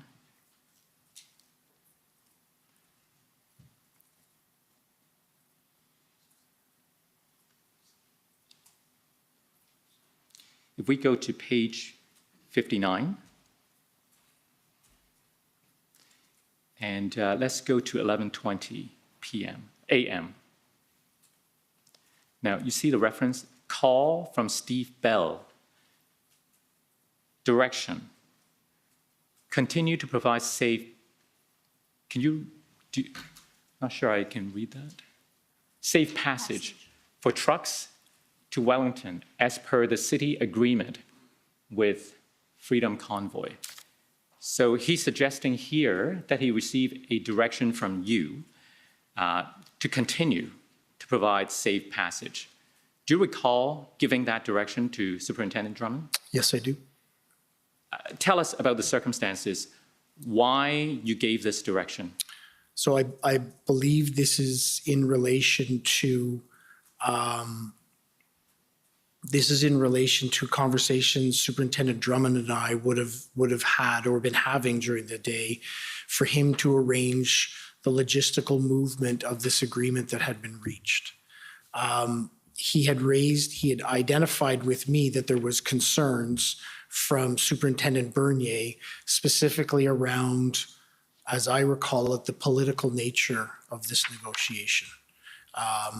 So this is the point at which I advise Superintendent Drummond, yeah, I understand there are concerns, continue to operationally move ahead with it. And I think there's important context to this agreement that we lose the story if we don't actually talk about it. So this is on the 14th that these notes are correct. The 15th. This is the 15th? Yes. So the 12th and the 13th are the weekend. The 11th, 12th, and 13th are the weekend.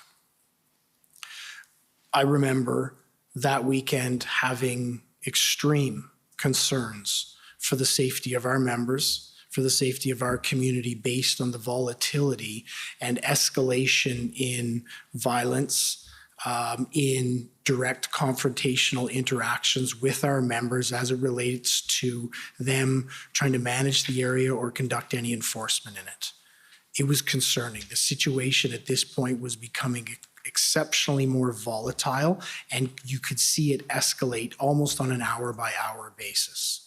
One of the components that, for me, contributed to wanting to be involved in something like this is negotiations tend to take the temperature of the situation down. That is exactly, in my opinion, what occurred in this circumstance. I will absolutely concede we didn't notify Superintendent Bernier early enough. Will absolutely say that when it operationally became unfeasible to do it, Superintendent Bernier made the call and that this stopped. But you have to remember the time and place we were in, and this was becoming what was a dangerous city before, this was compounding it. So the fact that we were able to be engaged in a level of negotiation to take the temperature down, I believe gave us breathing room through the next week for us to be able to successfully mount and execute our operation. Now, we heard from Chief Party, who, as you know, was leading the integrated planning group in Ottawa. We heard from Chief Party that the integrated planning group, expressed concern on the 14th when they heard about these negotiations, because, in fact, it raised concern for them that the unified command or integrated command was not truly integrated or unified, because they were concerned that the OPS was still doing its own thing and not being part of the integrated plan. What do you say to those concerns? So those concerns weren't shared with me, so I don't know the specifics of the context of what Chief Superintendent Party would have indicated. But you told us earlier about the need for autonomy of the operational commander, and that would be Superintendent Bernier now working in concert with the integrated planning group. If there were to be changes in strategic direction, wouldn't it have been important to convey those directions, change of directions, to the group so they could adjust and adapt their plan, rather than having plan and then being told that something now different, altogether different now is happening? So as I indicated earlier, yes, I agree with you on that. There's many lessons we've learned through them. How we integrate with the incident commander around something like this is one of those lessons. Superintendent Bernier and the integrated planning team should have been made aware more early of this decision, as soon as practicable or possible of this decision. That didn't occur, and I believe that was an error. Now, so on the 15th, when you gave this direction to Drummond to continue to provide safe passage, the fact that you need to direct something to continue implies that something was stopped. Did you not inquire as to the reason for why it stopped before you directed the continuance? I don't recall, but what I can say is, yes, I would have. We would have had a conversation with it, because it's important that I hear their perspective. So I don't recall that discussion, but it would have occurred. And your direction to continue to provide safe passage, was that coming from you, or was there any input from anyone else?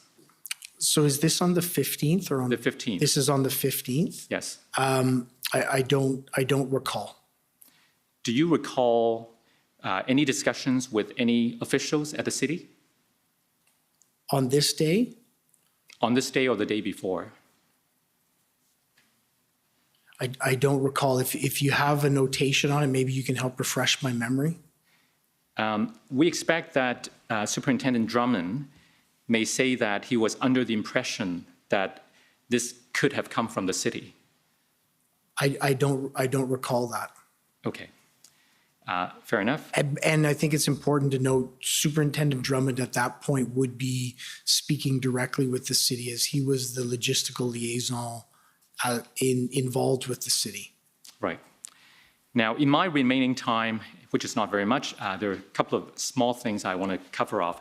First of all, we've heard from some of the parties raising the issue as to why ticketing as a tactic or a strategy wasn't employed more as a way to deter the protesters from continuing in their illegal activities. Now, ticketing is a bylaw function, but we also understand from the evidence that the city bylaw officers were listening to the OPS as the lead agency for what would or would not be appropriate under the OPS incident command. So what can you tell us about this strategy involving ticketing?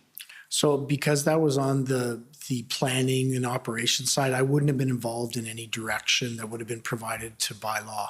That would have come through the incident command, so the NCRCC, so would probably be a question better directed to Inspector Lucas. So I understand it's not part of your responsibility, but as a member of the executive, did you have any situational awareness of why certain things were done or not done? And in this case, I'm interested particularly about ticketing. So more broadly than ticketing, I can tell you that there was officer safety concerns due to the number of resources we had in many of the different enforcement strategies that we were looking to engage in. I would put the ticketing in with that as well. So we were very clear with our members due to the volatility of the situation within the occupation. Make sure you take into account your officer safety if you're engaging in any proactive enforcement efforts. All right, next area, well, actually back to one of the areas that we had covered. I believe you mentioned earlier when I asked you about intelligence that the OPS planning decision was based on intelligence you're familiar with that would suggest that it would be a 2-day or 3-day event. Are you able to assist us with any specific document that would lead you to believe that it was a 2 or 3-day event? Absolutely. So if you go to the Hendon reports, I believe beginning on the 22nd or 23rd, all the way through to the 29th or 29th, I believe, there's references to, in the intelligence gaps, the 28th, 29th, and 30th as key dates that they're referencing in relation to the demonstration. Now, my understanding from reading those reports when they talked about intelligence gap, and by the way, you can correct me if I'm wrong, but intelligence gaps just means we don't know about it, right? So I would read intelligence gaps to mean we don't know and we need to put some effort here to collect this information. Right. So I remember, for instance, reading the January 25th Hendon report when it talks about intelligence gaps for those 3 dates, 29th, 30th, or 31st, maybe 28th to 30th, right? That I got the impression that what it was talking about was we don't really know much about what's going to happen on these dates, rather than that these are the only dates we can expect the event will last. Do you agree? So can you ask the question again? Right. So when you're pointing to these dates in the intelligence reports, I'm asking for your opinion, since you're the expert in this area. When they talk about an intelligence gap for, let's say, these 3 dates, 28th to the 30th, what do we understand from the intelligence gap? Is it that we don't really know much about what's going on for these dates, or can we conclude from the fact that there's an intelligence gap for these dates that the event will not last beyond these 3 dates? So I think in your question that you hit the crux of one of the challenges we faced, impression. So there was a lot of opportunity to have subjective interpretation on it. I think we've done a much better job as an intelligence community to come together and be more clear through conversations in terms of what we feel these different statements mean. For me, it's important as we move ahead that you and I don't need to formulate an impression on what it is, that we actually have a clear common understanding of how and what that intelligence means, so that we can actually have a clear common understanding on how we're moving ahead with it. As I read those reports, my impression was that they were largely scaled around a 3-day event with the potential and possibility that there could be a small group of people stay longer than that. All right. Now, we also spoke earlier about planning and who might have had the experience to help the OPS at that time. But don't you agree that Superintendent Bernier actually had a great deal of experience that he could offer, but he wasn't really asked to to assist at that time, during the early stages of the convoy events?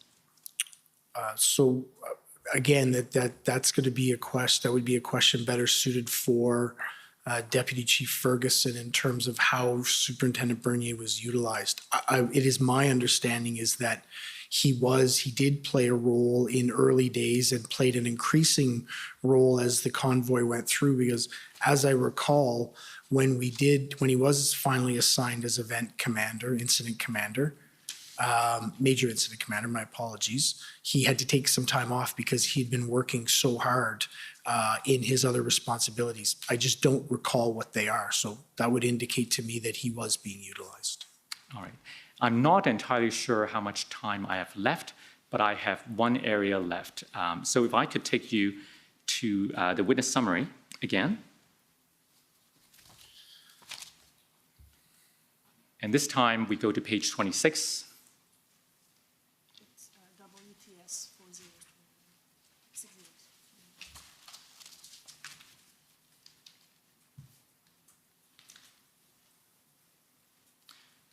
I want to ask you about the impact of emergency declarations. So first of all, we know that the city declared emergency on the 6th. In your view, did that declaration of emergency had any impact on the way the police operated? So did it have any direct declaration of the emergency? The declaration of the state of emergency for Ottawa had no direct operational impact. What I do believe that it did is it actually escalated the understanding, or demonstrated the escalated understanding to the community that the city understood the circumstances that we were in. We couldn't, as the state of emergency is structured within the city, there are very few powers that would assist us in our police operations because we didn't have any large procurement needs. What about the declaration of emergency by the province?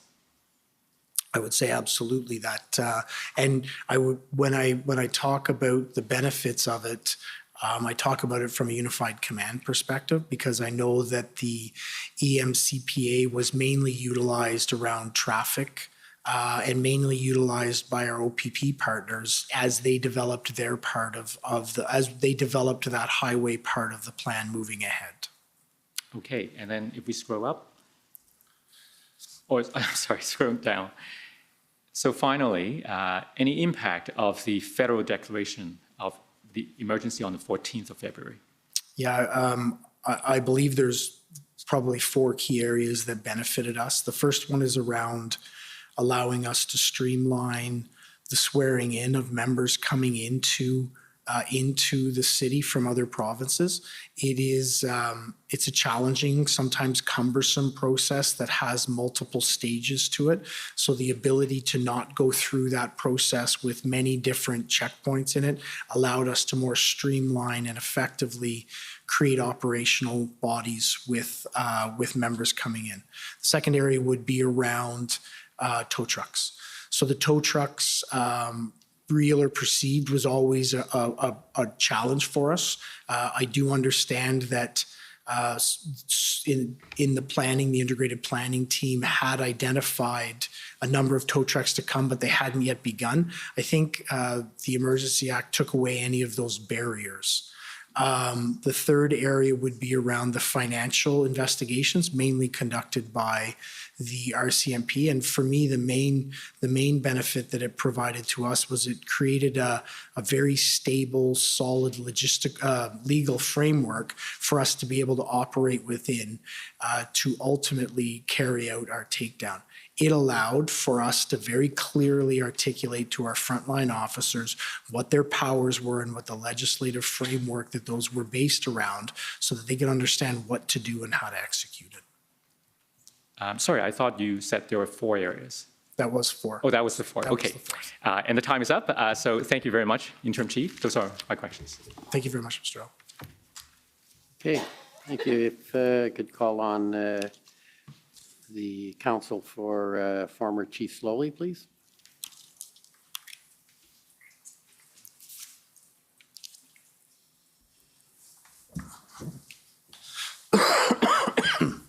Thank you. Chief Bell, I'm Tom Curry for former Chief Sloly. Good afternoon, Mr. Curry.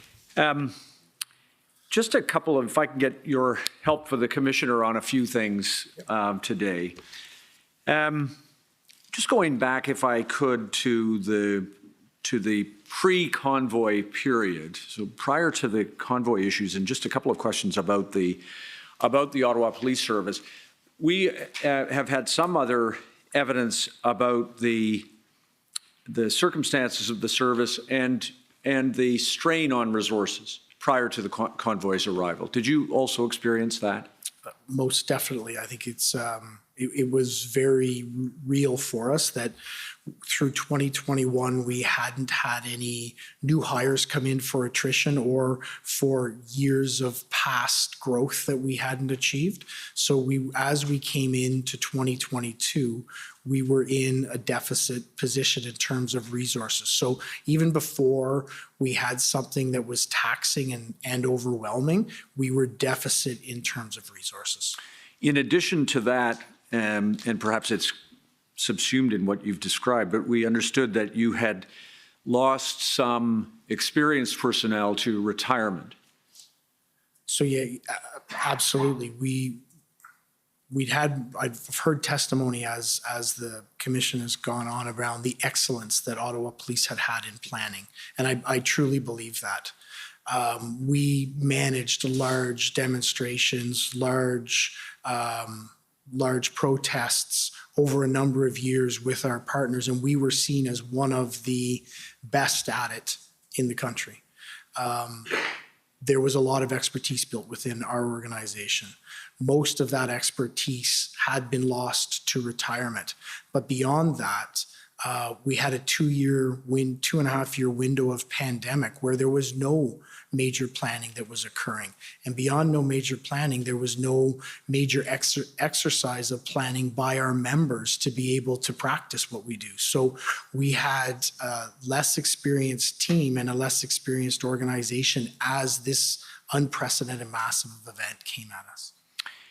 Was there also, prior to the convoy, an incident in the city of Ottawa or in or around the city of Ottawa that concerned a large industrial area and an explosion or fire called Maryville? Yes, that's correct. So there was an industrial area, Maryville, which is in southwest end of our city, where there had been a large explosion. A number of people had died through it. And as a result of that, we'd been involved in our partners with the fire department to be involved in incident management of that event. Now, I raise that because there were, during the time that you, the senior command in the service during the time of the convoy was Chief Sloly, as you've described, Acting Deputy Ferguson, and yourself. You had worked successfully on other incidents and under incident management systems, including at Maryville. Is that fair? That's correct. But I would also add to the senior command CAO Blair Dunker. She's also part of our team. And thank you. There were, as I understand it, no issues prior to the episode that we'll come to talk about in terms of the convoy. No issues in the way the police service was functioning at the senior command level in relation to incident command. Is that fair? I believe that's fair. And in terms of you and Chief Sloly, you had a good, productive working relationship with him and with Acting Deputy Ferguson. We've had a professional relationship, absolutely. You told the Commissioner that there were command meetings amongst that group that you just described every morning, including during the convoy. Yes, those meetings came into effect. They would have been in effect for probably 2 years at that point. And during the time of the convoy, it's no exaggeration to say that at the Ottawa Police Service that it was truly all hands on deck. That is absolutely not an understatement. Leaves and time off were canceled.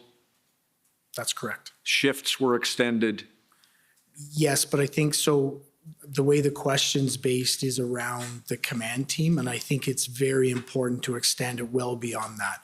we had members of our organization working long hours in very extreme weather and doing an exceptionally professional job. So I would never want to leave the perception that it was an exclusive hardship for any one group like the command team. Our membership was out there every day trying to resolve things. And that's what I should have been clear. That's what I meant. Beyond the command team, leaves, as I understand it, whether they be holidays or if for any other reason, perhaps other than illness, were canceled for your members across the entire service. Everyone was required to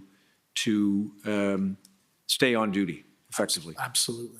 And when we speak about shifts being extended, with the Ottawa Police Association, the service reached an accommodation to provide the resources that it needed to get through this protest. Yeah, we reached an agreement to lengthen the shifts and reduce the number of platoons that we had in order to be able to make more resources available throughout the day.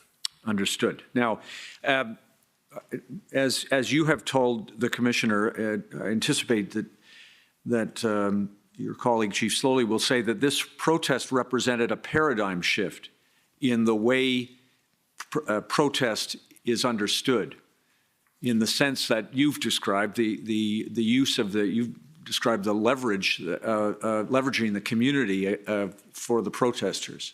Do you agree? Well, absolutely, and that's what I was trying to articulate this morning. Absolutely, it was a paradigm shift that we saw in terms of protesting in our city and across the country. And therefore, in your opinion, a national security threat? I don't think I'm in a position to identify whether it's a national security threat or not. I can absolutely say it was a paradigm shift in how protests were conducted, how members in those illegal occupations engaged with our community, but there's specific intelligence that would be brought in that would be identified as national security threat or not, and that was monitored and managed throughout the protest. In terms of intelligence, you told my friend Mr. Au that there were within the intelligence directorate there were members of your team who did receive the Hendon reports. You were not on that list at that time, but your colleagues were including them among the other pieces of intelligence that they used. Oh, absolutely. Right from the first Hendon report that was integrated and sent to our intelligence unit and our planning team. So the information that was contained in there was known to our organization and I believe disseminated properly. And it came in through your directorate, and the idea was to try to make certain to the extent that it could be, the best extent it could be done, to send into Acting Deputy Ferguson's planning efforts. Well, it is actually, as we look at the tracking, it was simultaneously sent into both areas. Could I please just have your help looking at that plan that was, I believe, dated January 29th. So this is for the registrar, OPS 503531. Other witnesses have seen this, and I think you told us while it's coming up that you saw it, but at the time it was presented.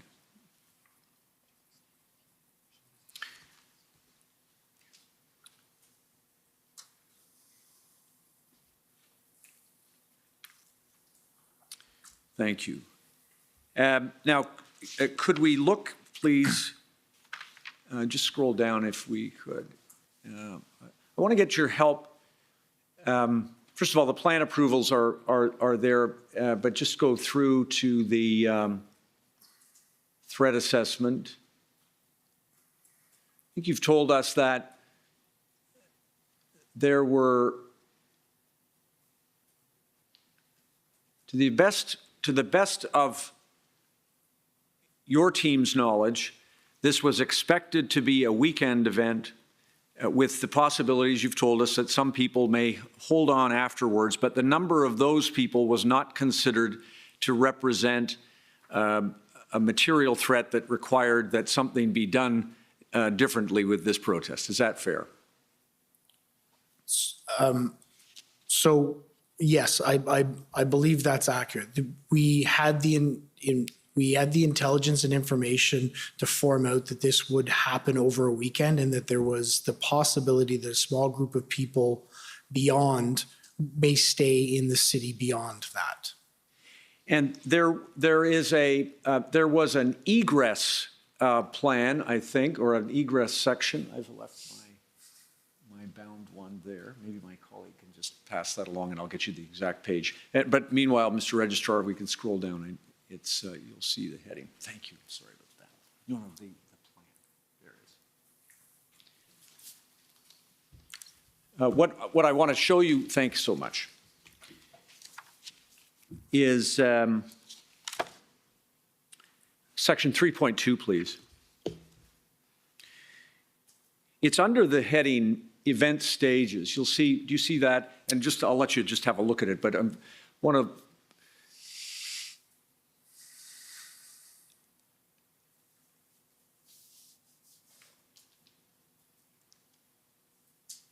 you'll see it's 3 stages: ingress, demonstrations. The purpose of the event is for participants to express their lawful opinions and so on. Mm-hmm. And then 3, egress. It is expected participants will leave the city at different times depending on their personal intents. The egress period could continue for an extended period, and this stage will continually be assessed and reassessed to determine the appropriate supports that are required to manage.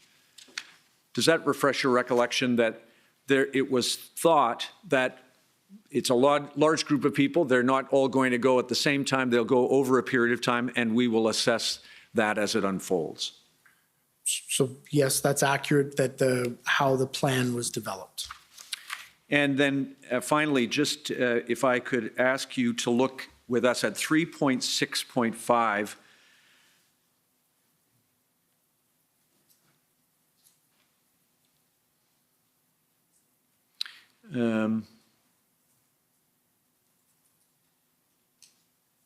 Do you see contingency staffing for a prolonged event? Due to the unknown nature of this event, staffing will be revised.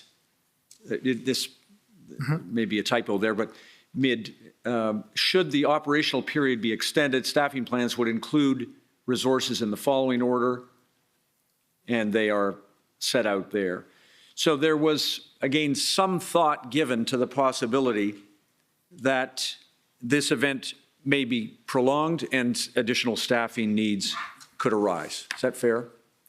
Yes, that's fair, based on this section. Now,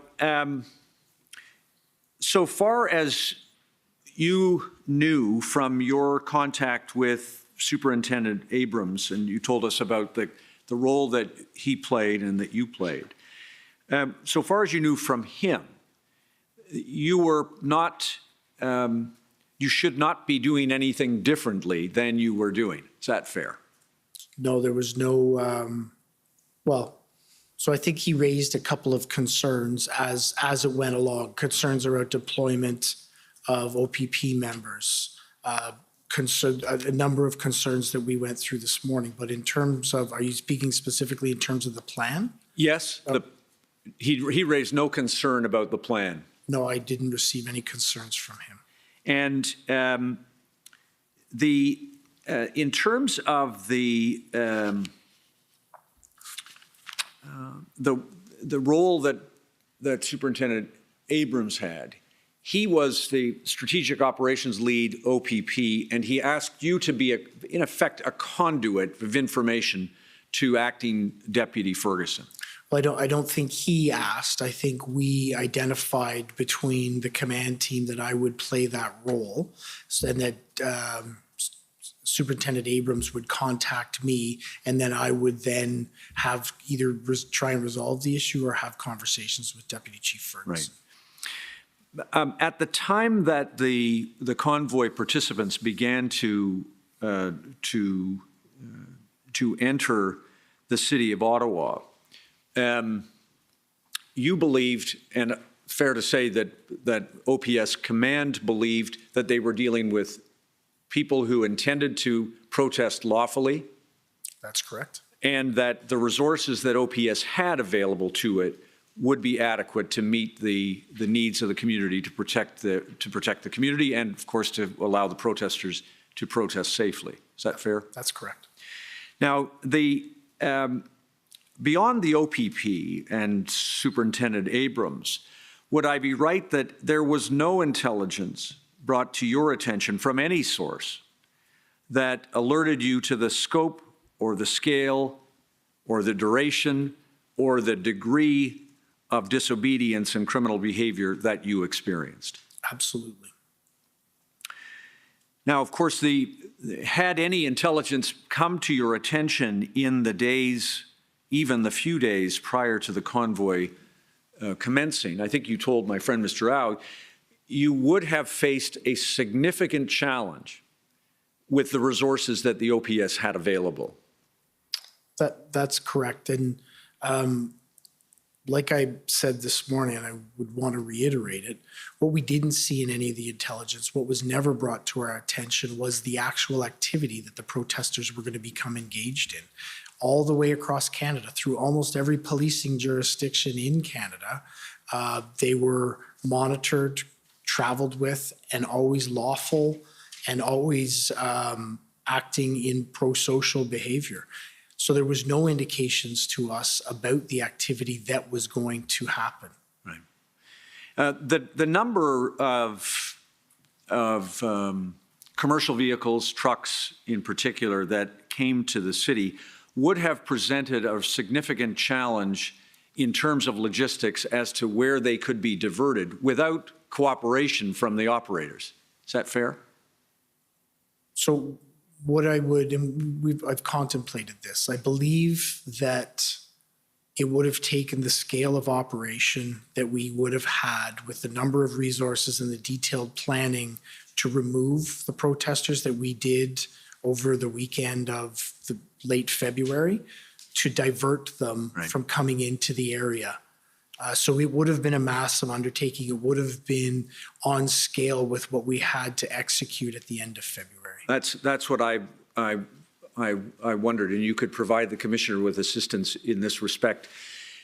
Put another way, had the protesters adopted the perspective and defiance, I'll use that word, that they demonstrated in refusing to leave when requested to do so towards the end of January, then the 1,800 plus, I suppose it was maybe closer to 1,900, service personnel would have been required to manage them prior to their arrival in the downtown core of Ottawa. I would fully agree with that.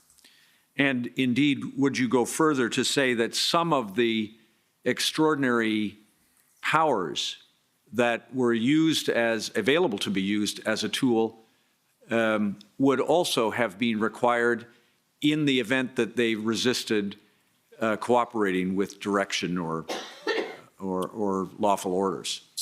That's difficult to say because that's not a plan we ever contemplated. So we didn't actually get to the planning perspective of that, but it would have been a massive undertaking with massive planning requirements and massive resource requirements to undertake keeping them out of the downtown core. Fair to say that there was no time to have drawn the plans that you're talking about or to have made the resource requests of the OPP, RCMP, and other municipal police forces in the short time that you had available prior to the protest arrival in Ottawa? So I would say that there is always time to do planning. We would have been under tight restraints. It would have been very challenging, and I don't believe we would have had the level of detail or specificity.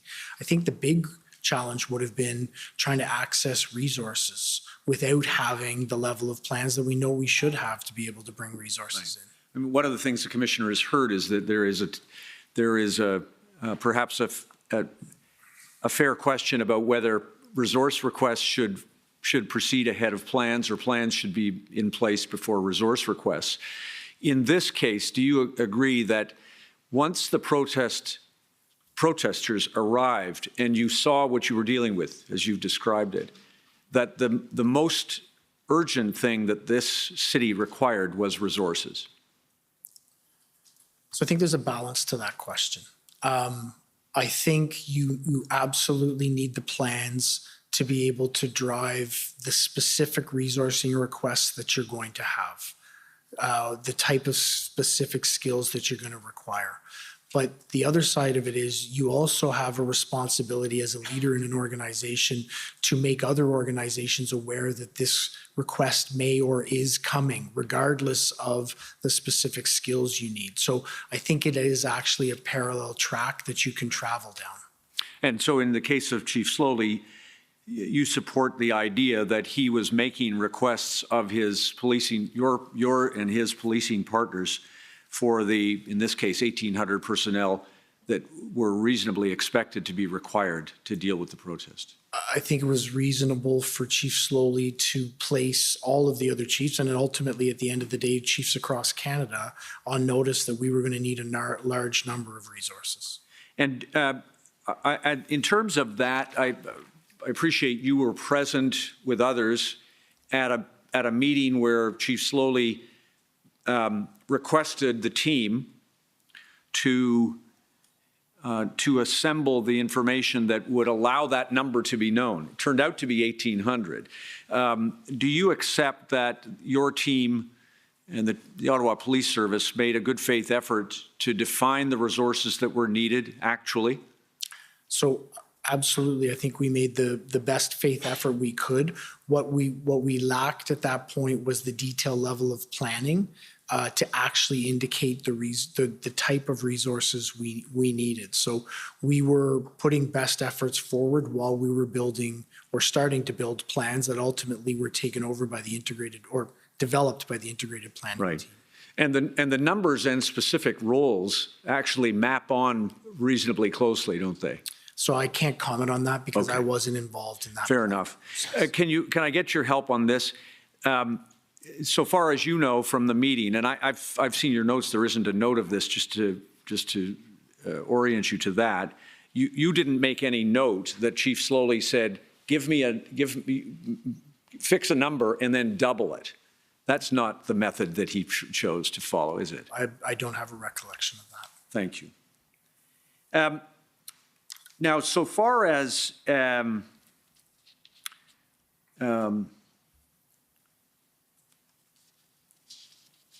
couple of other things, if I can,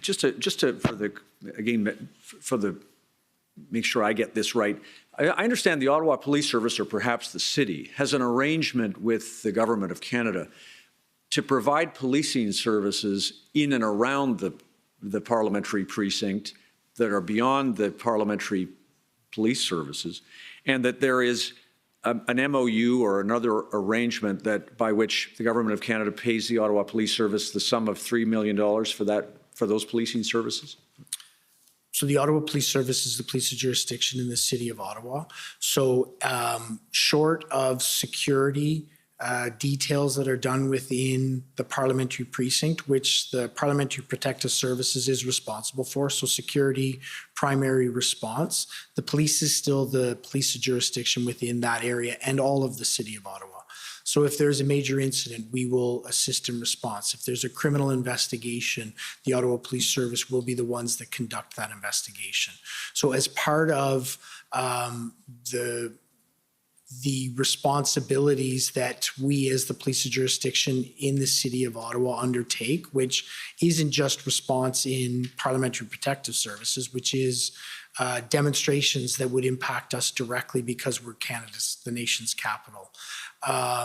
The need for us to be engaged with embassies and have a different level of response or different level of training as it relates to diplomats in and around our area is something that we've come to an agreement with the federal government to compensate us $3 million a year for extraneous costs such as Canada Day or other events. Right, understood. Is that under review after this event? Yes, it is. A couple of things about incident management systems, IMS or ICS, Incident Command Systems. You mentioned that was a process that is well understood and had been used in the city of Ottawa by the Ottawa Police Service. So within the city of Ottawa, they would use the provincial standard of the incident management system. Policing traditionally uses the incident command system. There is also another gold, silver, bronze for major events that has been adopted by the RCMP and been utilized in some circumstances by the OPP. So there is a hodgepodge. There is a bunch of different doctrines. They basically boil down to a very similar set of circumstances. You have strategic level control, operational level control, and tactical level control. And you described to the commissioner that the border zone between strategic decisions, operational decisions, and tactical decisions is not, these are not bright lines. No, it's something that I believe is really important within every area to have those discussions with the commander up and down to make sure that everyone's clear on where the decision making's made. It's something that I believe is worth undertaking to make sure that we can create better lines between those and better understanding of the different areas.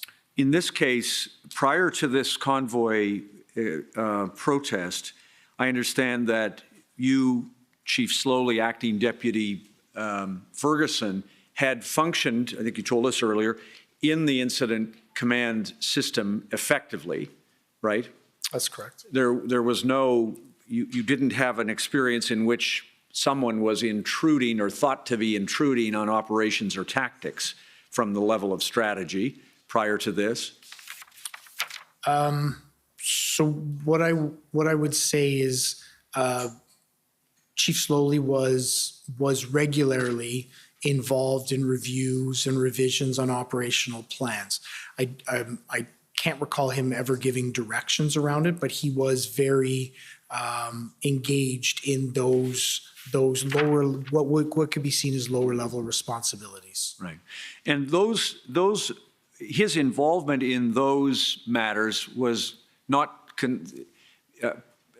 considered to be problematic. Is that fair? I think that's fair. And for example, I understand one of those might have been the Black Lives Matter protests that occurred in the aftermath of the death of George Floyd in custody.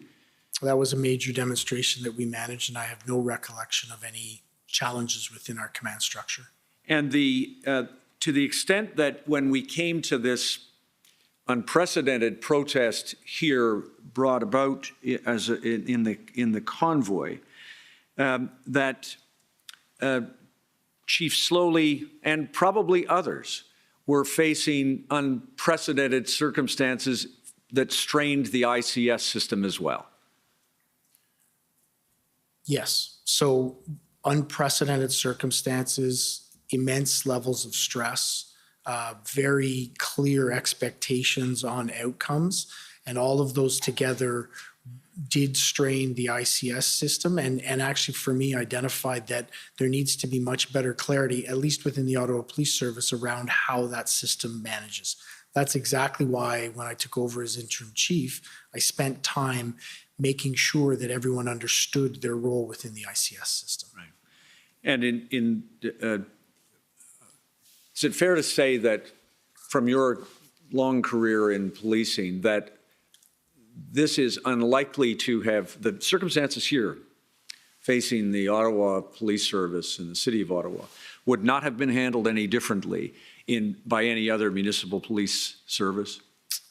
I think that's difficult for me to say because I don't know how other police services would have handled it. Right, okay. PLT, at the time of the convoy protest, am I right that there were 14 members in the Ottawa Police Service PLT, and I appreciate they're part-time members, that included 2 sergeants? So I don't know about those numbers specifically. National Framework on Demonstrations is a framework that prior to the convoy protests, am I right, you were not familiar with yourself? So that's the CACP National Framework? Yes. Yes, I had reviewed it, but to call myself familiar with it or extremely knowledgeable in all the content of it would be not correct. And the PLT, the work of the PLT in this case included a couple of aspects that I believe you did become involved in. You've told us about a couple of them. Can I just get your help with them?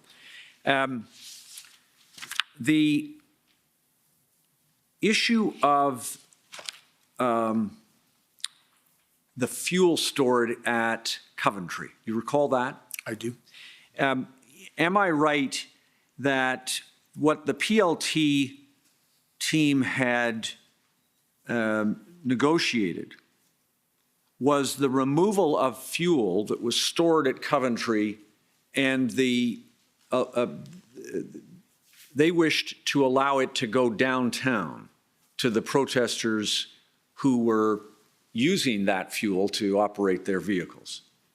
So I'm generally familiar with what occurred there. Actually, I'm quite familiar with what occurred there. But in terms of the specifics about what the agreements were, it would be unfair for me to comment because I don't have enough knowledge in that area. That's fine.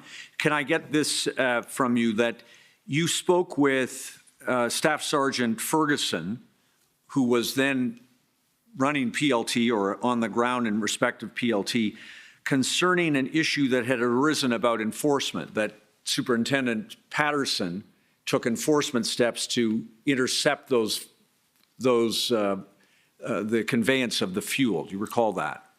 Is there a notation that can reference that I can familiarize myself Yes, with? sure. So the easiest place for us to find this, I think, in the time that I have, is to look at Staff Sergeant Ferguson's summary and his interview, if I could show you that. It's in your notes also, but let me just see if I can find the reference to Staff Sergeant Ferguson's statement.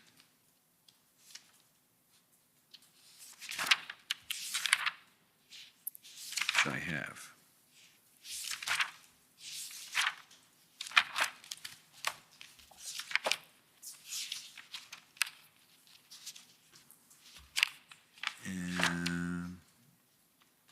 Which I don't have. I don't know what I did with it. Hang on one second.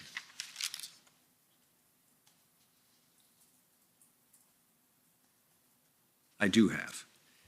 Mr. Registrar, forgive me for the delay. WTS 5027.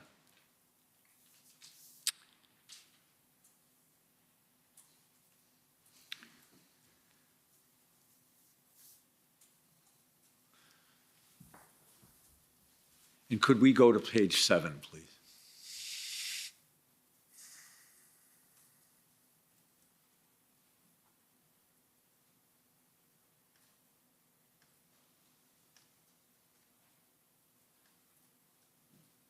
Coventry Road, do you see that? Yep. Yes, I do, sir.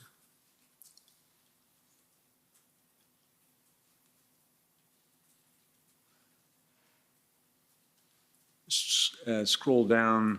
So if I can just read the first paragraph. Yeah, by all means. For It's proper the stuff that I'm interested in is a little later, so I could probably spare you this part, but Okay. there's a reference to your conversations. If we could just scroll down, please. There it is. Just try 440. Do you see it, February 6th? Yes, I do. Superintendent Patterson Yep. advised. Staff Ferguson would be seizing fuel.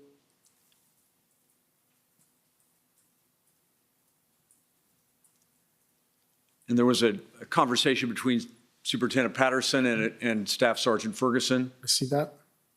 Staff's next paragraph, attempted unsuccessfully to convince others in the OPS not to proceed with the public order operation.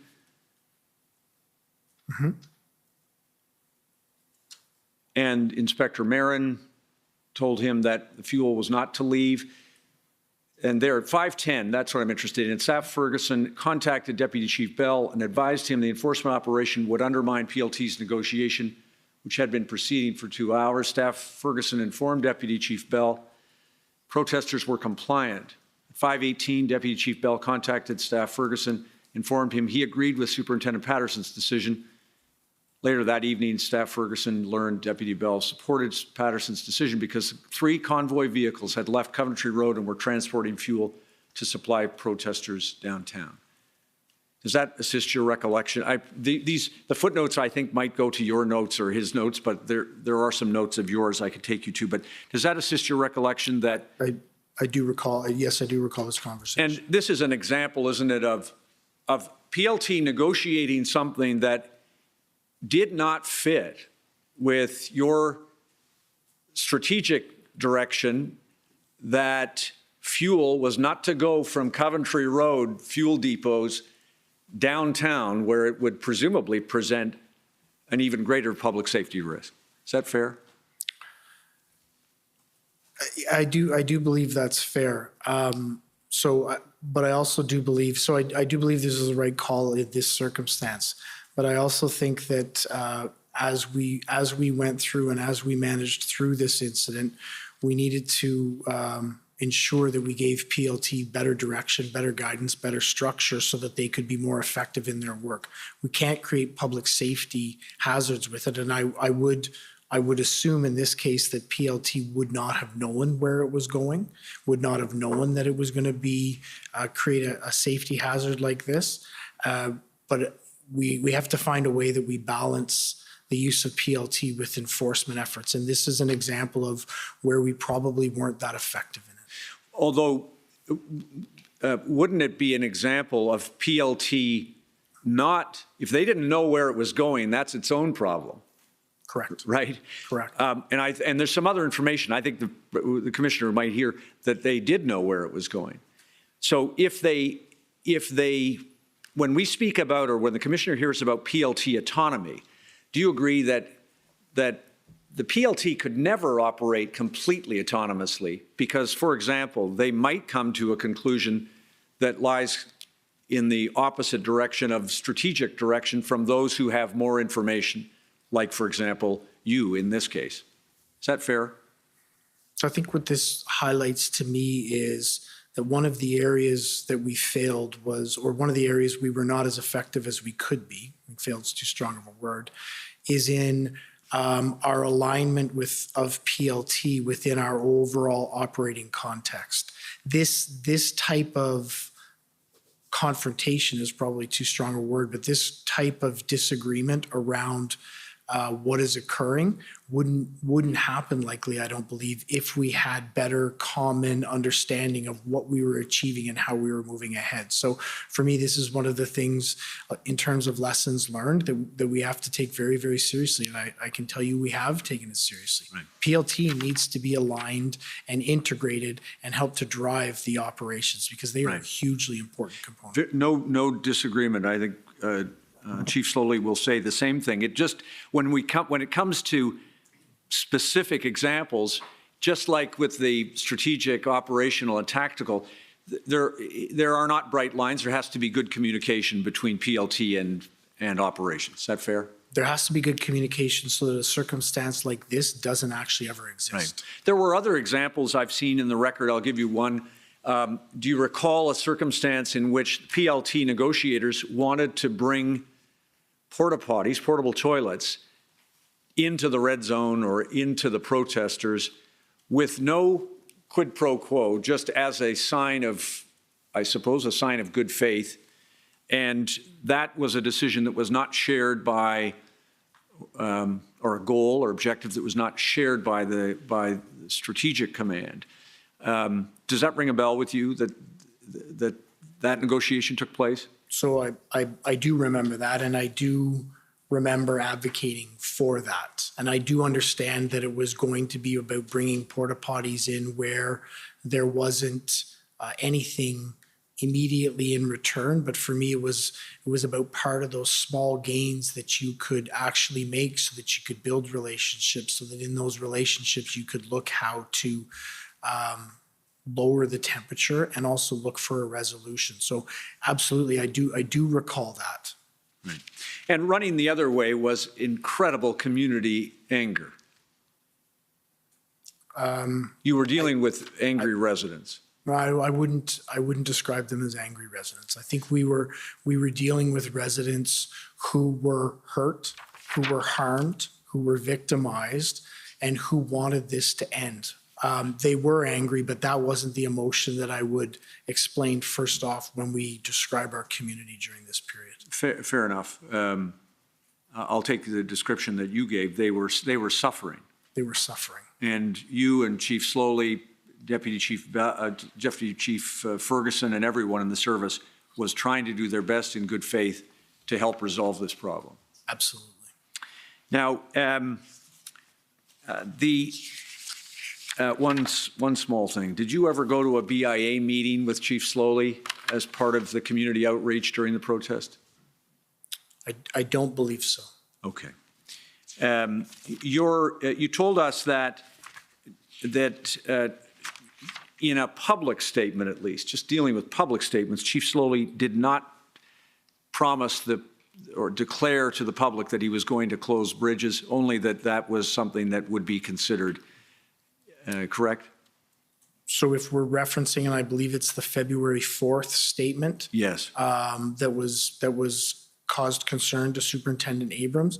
No, it's not my recollection or upon my review that those were the statements. The statement was that it was something that we could use if needed. Right. And in the same way, can I ask you about the statement that Chief Sloly made that there may not be a policing solution alone to this protest? That statement, I expect the Commissioner will hear, was made at a briefing of Council and Police Services Board at which you were also in attendance that lasted many hours. Do you recall that meeting? Not specifically. If we could have some reference pulled up to it. It is a multiple hours long Do you have a date, sir? briefing, February 2. February 2nd. And indeed, you and Deputy Ferguson were allowed to leave to get back to work after, I think, about the 3.5-hour mark. Chief Sloly was asked to remain to answer questions. But does it refresh your recollection to know that at that meeting, you and Deputy Ferguson spoke about the steps, and Chief Sloly spoke about the steps that were being taken to initiate enforcement activity, to protect the community and stabilize the circumstances that residents were experiencing? So I'm going to apologize, but no, we had many, between board meetings and council meetings, we had many meetings during the period. So to be able to recall specifically what occurred during one of the meeting, I would need some sort of reference point. Okay, I won't, I'll leave it there. Suffice it to say that it's a fair conclusion that the policing solution that was required to be implemented to deal with the convoy protest involved more resources than the Ottawa Police Service had. Absolutely. And additional statutory or government action in the form of the emergency measures that you told my friend about. Absolutely. Now, then, a couple of things, if I can, quickly, and maybe the last thing based on my time being up. The Superintendent Abrams told us that he brought to your attention a number of issues from time to time. Is it fair to say that you exercised your judgment as to whether you would take those issues to Chief Sloly or not? They didn't all go to Chief Sloly, for example. Absolutely. Okay. I have no other questions for you. Thank you, Chief. Thank you, sir. Thank you. Next, call on the City of Ottawa.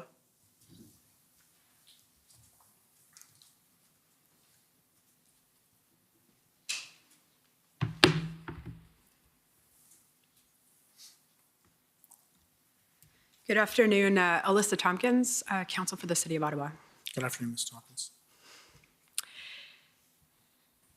Interim Chief Bell, I want to start by having a quick chat about intelligence and planning.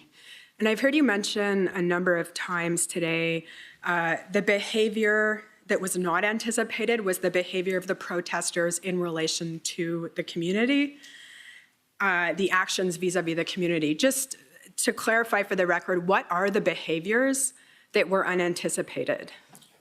So the general dynamics of what our community and ourselves were experiencing in that location. It included honking of horns incessantly, 24 hours a day, 7 days a week.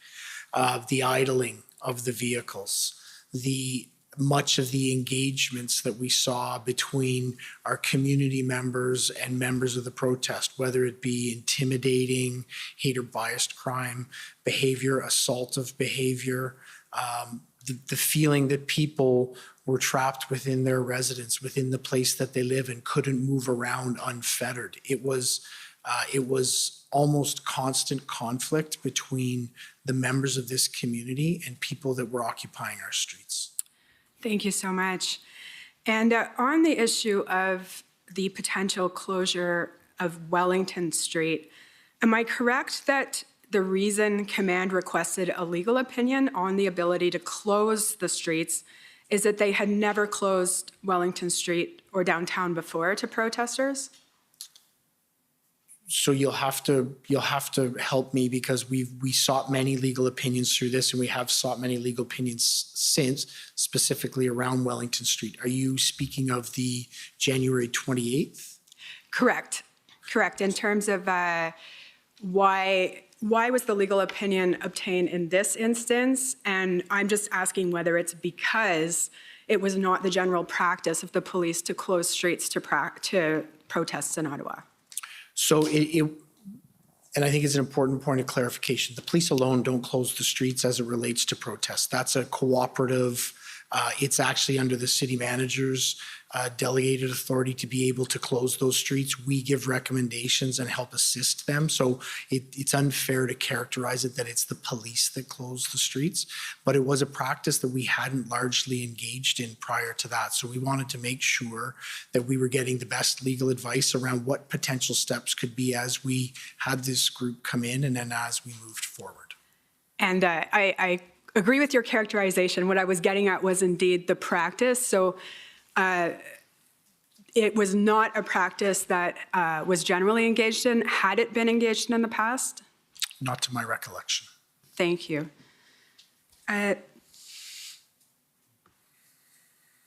Now, my understanding is that you were present when the city solicitor, David White, provided a briefing on the possibility of obtaining an injunction. Are you able to provide me a date and a reference to document?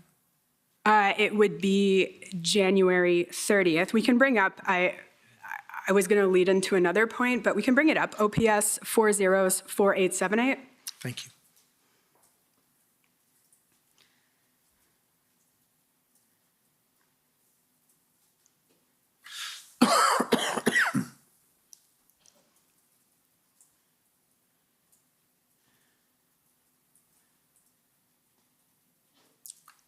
At the very least, you received this email of the command briefing, am I correct? Yes, that's correct. Okay, and I just wanted to highlight some of the concerns that Mr. White had put forward. If we can go to page 2.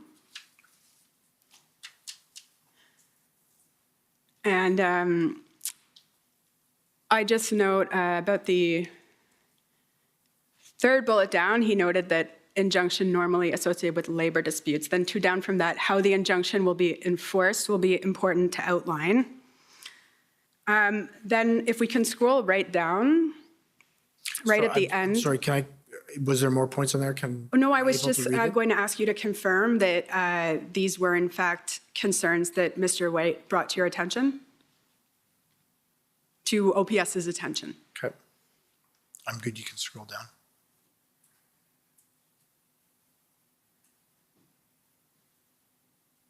Okay. And the last few points I wanted to highlight were that an injunction is a more assertive step and that it might aggravate the situation. That's a concern that you are familiar with? That's a concern that was raised by Mr. White, absolutely. And that the injunction might give a platform or an outlet to protesters. Another concern he raised for sure. And if we can now go to document OPS, I think it's 4 zeros, maybe 5 zeros, 4927. Maybe 4, sorry.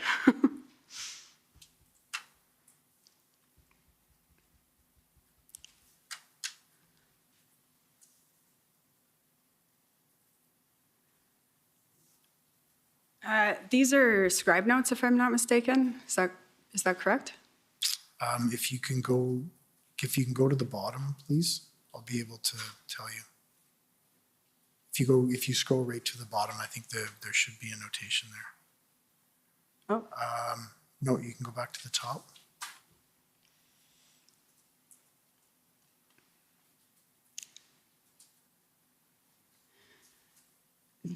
So I'm not sure whose notes they are. Okay, do you remember a briefing to the RCMP and the OPP? It would be a Teams meeting on January 31st. Can you scroll down, please? If we go to page 3, it's indicated SB. Yep. Yes, Do you think that's you? that is me, yes. Okay. Thank you, that's what I was looking for. I just wanted to, if we can scroll up now to page 2. Here, if we can stop here. Again, talking about an injunction. So I believe BL, is that Commissioner Lucky? Yes, I believe so. And it states, concern if injunction, now it's an official movement to another stage. This will involve the whole country. Anything official will spark a national response. Do you recall that concern being expressed by Commissioner Lucky? I do recall that. And if we can scroll down a bit further, we have TC. Is that Commissioner Carrique? I believe that's Commissioner Carrique, yes. And concern with injunction, you would have a legal obligation to enact it, continue to build for, I believe it's supposed to be injunction, mass arrests, and then removal of. And I believe there's a comment above. I apologize, I missed it. The 5th bullet, BL is spot on, must remain cautious. This is local, careful not to become national or international. Then if we can go down to page 3, BL again. 3rd bullet, de-escalation, negotiation, up to legal for injunction, but better not to have it. Do you recall Commissioner Lucky saying that?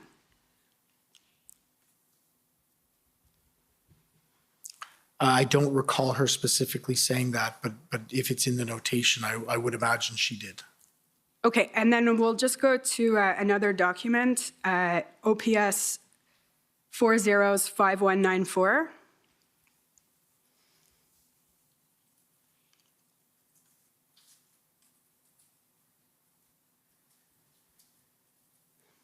And this is another command briefing.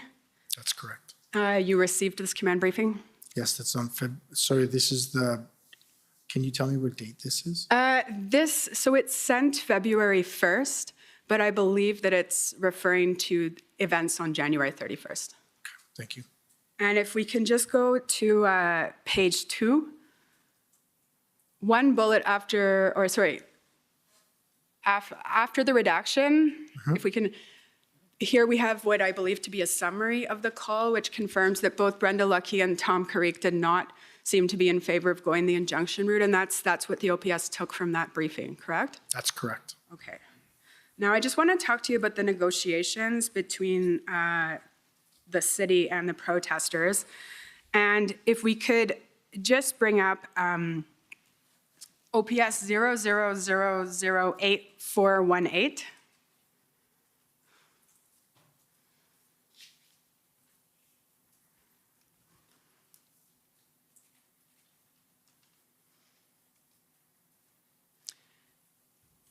And I'm not sure whose notes these are. Are you aware? If potentially scroll to the bottom. If you go right to the bottom, like we'll probably have, there should be a name on them. No, I'm unfamiliar whose notes these are. Okay, well, we'll go to them and see if it refreshes your memory. So on page 4, again, there's a redaction, and then it says, this, I believe, follows the correspondence that Commission Council took you to, where there was an exchange from John Ferguson to Mark Patterson, and then you followed up. And it states here, redaction, one of biggest advocates, organizers, demonstrators, negotiating with PLT members last night, going to be meeting with Steve Kay with City, wanted to meet with him, win situation, told will be some trucks that will be moved. So the idea that trucks would be moving came from the police, not the city. Is that correct? So just for my clarification, these are notes of the 9th? I believe it was the 8th. The 8th, yes, I'm sorry, I messed that up before as well. Yes, that's accurate. Okay. And if we can go back, I see Superintendent, it says Bell will have update in 2 seconds. I believe that's you. Yes, that's correct. And then we get an update from Superintendent Patterson. Steve K assigned to work with PLT members to go negotiate with TM. Is that, I assume that's Mr. Kanalakos? I don't believe we assigned him to do it, but I believe that he indicated he would Agreed. meet with them. I was more making a little joke. Okay, so then we're gonna follow through. So in terms, we'll go now to your notes, and those are at OPS 3014525.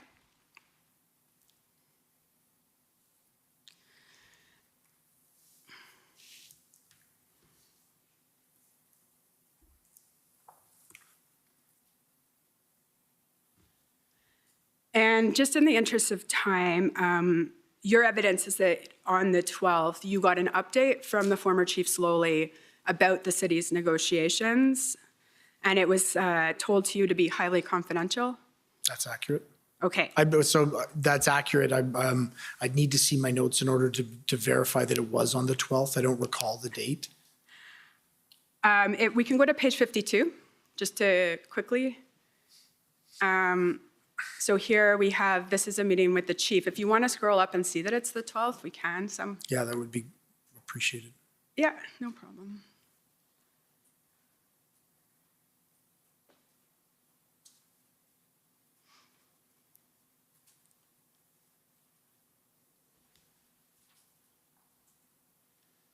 There, thank you. Yeah, so this is the quick update that you got from the chief. Then if we can skip ahead to page 64. And this is the meeting at noon. And I just wanted to scroll down a little bit. This isn't the same day, I don't believe. No, you're quite right. It's the next day. Is this the 13th? It is the 13th. Thank you, sorry. I apologize. This is the meeting at noon on the 13th. So this is, if we can just scroll down, one thing I want to keep scrolling. The comment here, Premier is very supportive of the action. Do you have any recollection of who said that? I don't have recollection of that. Okay.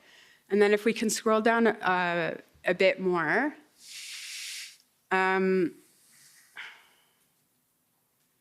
Two core scenarios.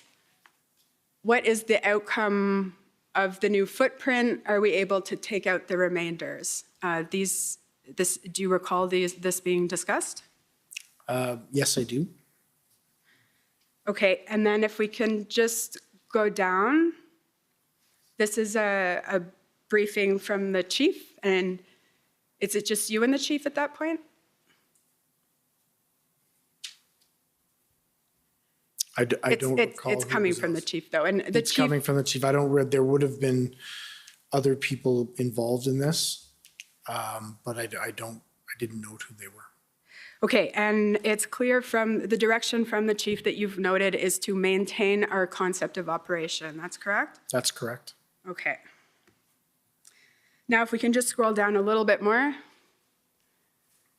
We have another meeting at 2:30. This you're starting to get into more of the logistics. That's correct. Into some of the activities that need to occur in order to be able to make this happen. And under number 4, there's an arrow that says Elgin to Lyon is what is being looked at. That's correct. And then it says at something footprint. Can you assist?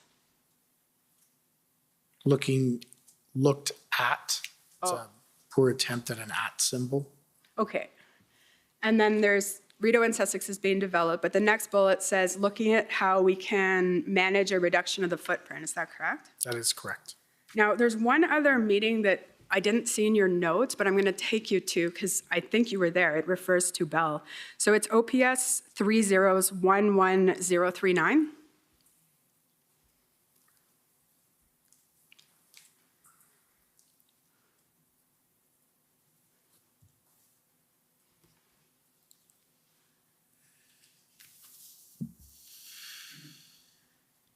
And maybe these ones are scribed notes. Can we check the last page?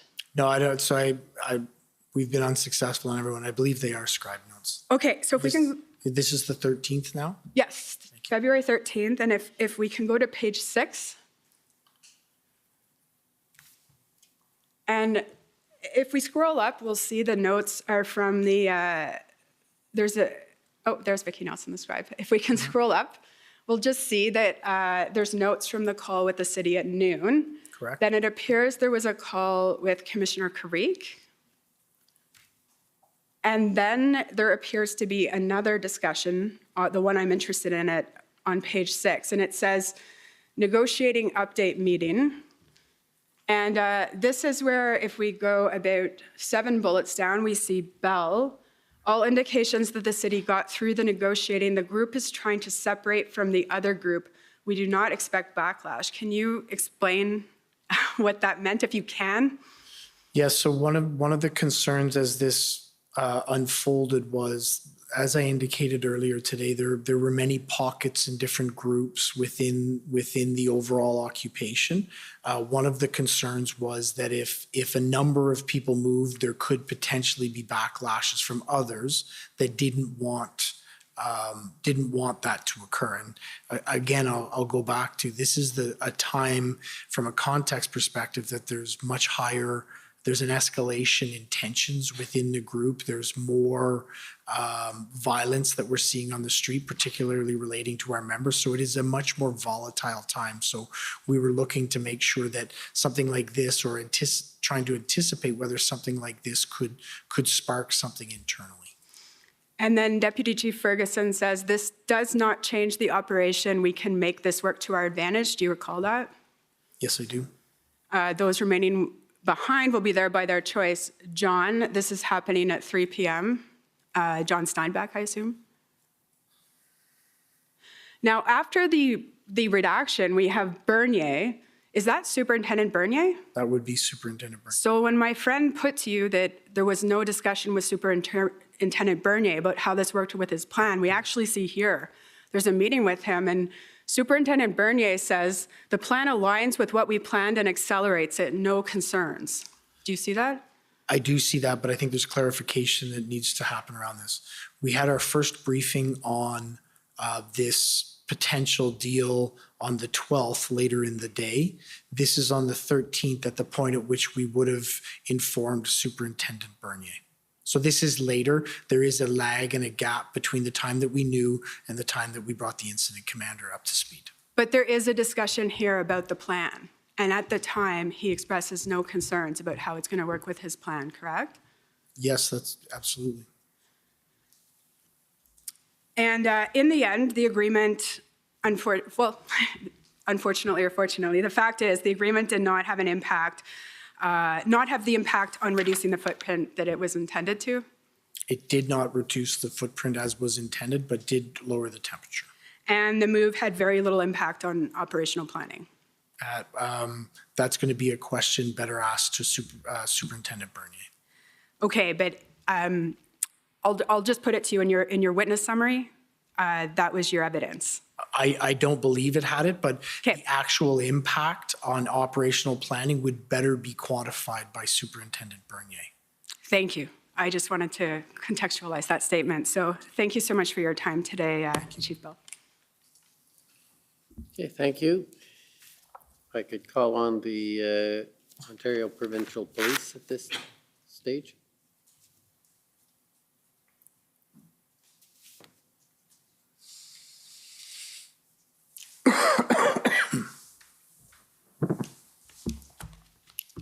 Good afternoon, Superintendent. Christopher Diana for the OPP. I'd like to start by asking about the Hendon reports. I believe your evidence was that you did not start receiving them until, I believe, January 27th. Is that correct? That's correct. Of course, you would acknowledge, as we've heard from other witnesses, that OPS as an organization was in fact in receipt of these reports basically from the inception of Hendon. Oh, absolutely. We were a partner and a very engaged partner in Project Hendon and did receive all the reports widely within our organization. Right. And so I think from Superintendent Morris's evidence, I think he name-checked around 6 individuals that were receiving them. There were a couple of others that were referenced in Superintendent Drummond's witness summary. So there were at least 8 members in OPS that would have received these reports, correct? I don't know the specific numbers, but beyond the numbers, what I can say is that they did go, from my review, they did go to the Chief of Police, they did go to intelligence, and they did go to our event planning. So they were widely distributed and disseminated in the organization. All right. And if I heard your evidence correctly, I believe that when you started to receive them, you didn't go back and read the earlier ones. So was that your evidence? That's correct. From the 27th moving forward, I did daily review them. I've had the opportunity since then to go back and review the entirety from the 13th on. And considering the nature of the reports, do you think, and maybe in retrospect, you should have went back to review the earlier reports? Yes, I think that could have been beneficial, but I think it's also very important to realize that is an analytical document that one of my responsibilities would be to make sure that it was properly brought into the organization, properly reflected and analyzed, and then put into the operational planning people. So it's always a benefit the more eyes you get on something like that, but it wasn't absolutely necessary for that to happen to ensure that the information was brought in and shared within the organization. Right, although that was your bureau at the time, correct? You were in charge of intelligence? Well, that was one of the areas within my command, correct. One of the things that you said in your evidence in chief, and you may have repeated it since then, was that there was no intelligence to indicate there would be any significant community impact. Was that your evidence? No, I believe my evidence was that it wasn't reflected within the Hendon reports, the activity that the protesters would engage in that caused the community harm and community violence that existed when they got here. There was no reference to that within the Hendon reports. Okay, I wrote down significant community impact, so maybe I misheard, but that was my understanding of what you said. You would agree that the Hendon reports did make reference to certain things such as early as January 20th, there was reference to no exit strategy in the Hendon reports, correct? I'm sorry, I missed there was... Sorry, as early as the January 20th Hendon report, there was reference in that report and subsequent that there was no exit strategy for the protesters, correct? That is correct. And the reports also referenced that the protesters would not leave until their demands were met, correct? Yes, but I think it's important to put that in the context of it does reference those statements within the Hendon reports, but there are many, many statements within the Hendon reports. Was that there? Absolutely, it was there. Sure, and the demands that are articulated include the demand that all mandates would end. That was what the protesters were, at least according to Hendon reports, that's why they were coming to Ottawa, correct? Is it possible to pull that Hendon report up so we can review it specifically so I can see that reference to make sure I'm getting it correctly? Well, what I've done to try to save some time is to refer to the Hendon summary. Superintendent Morris prepared a Hendon summary, which may be useful. So if we can go to OPP 349.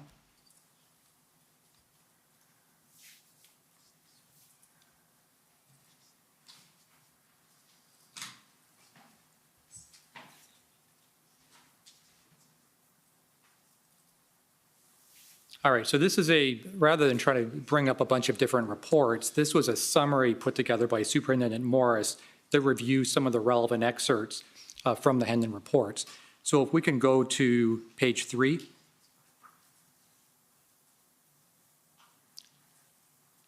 All right, so there's some points here that... Sorry, there's just a moment.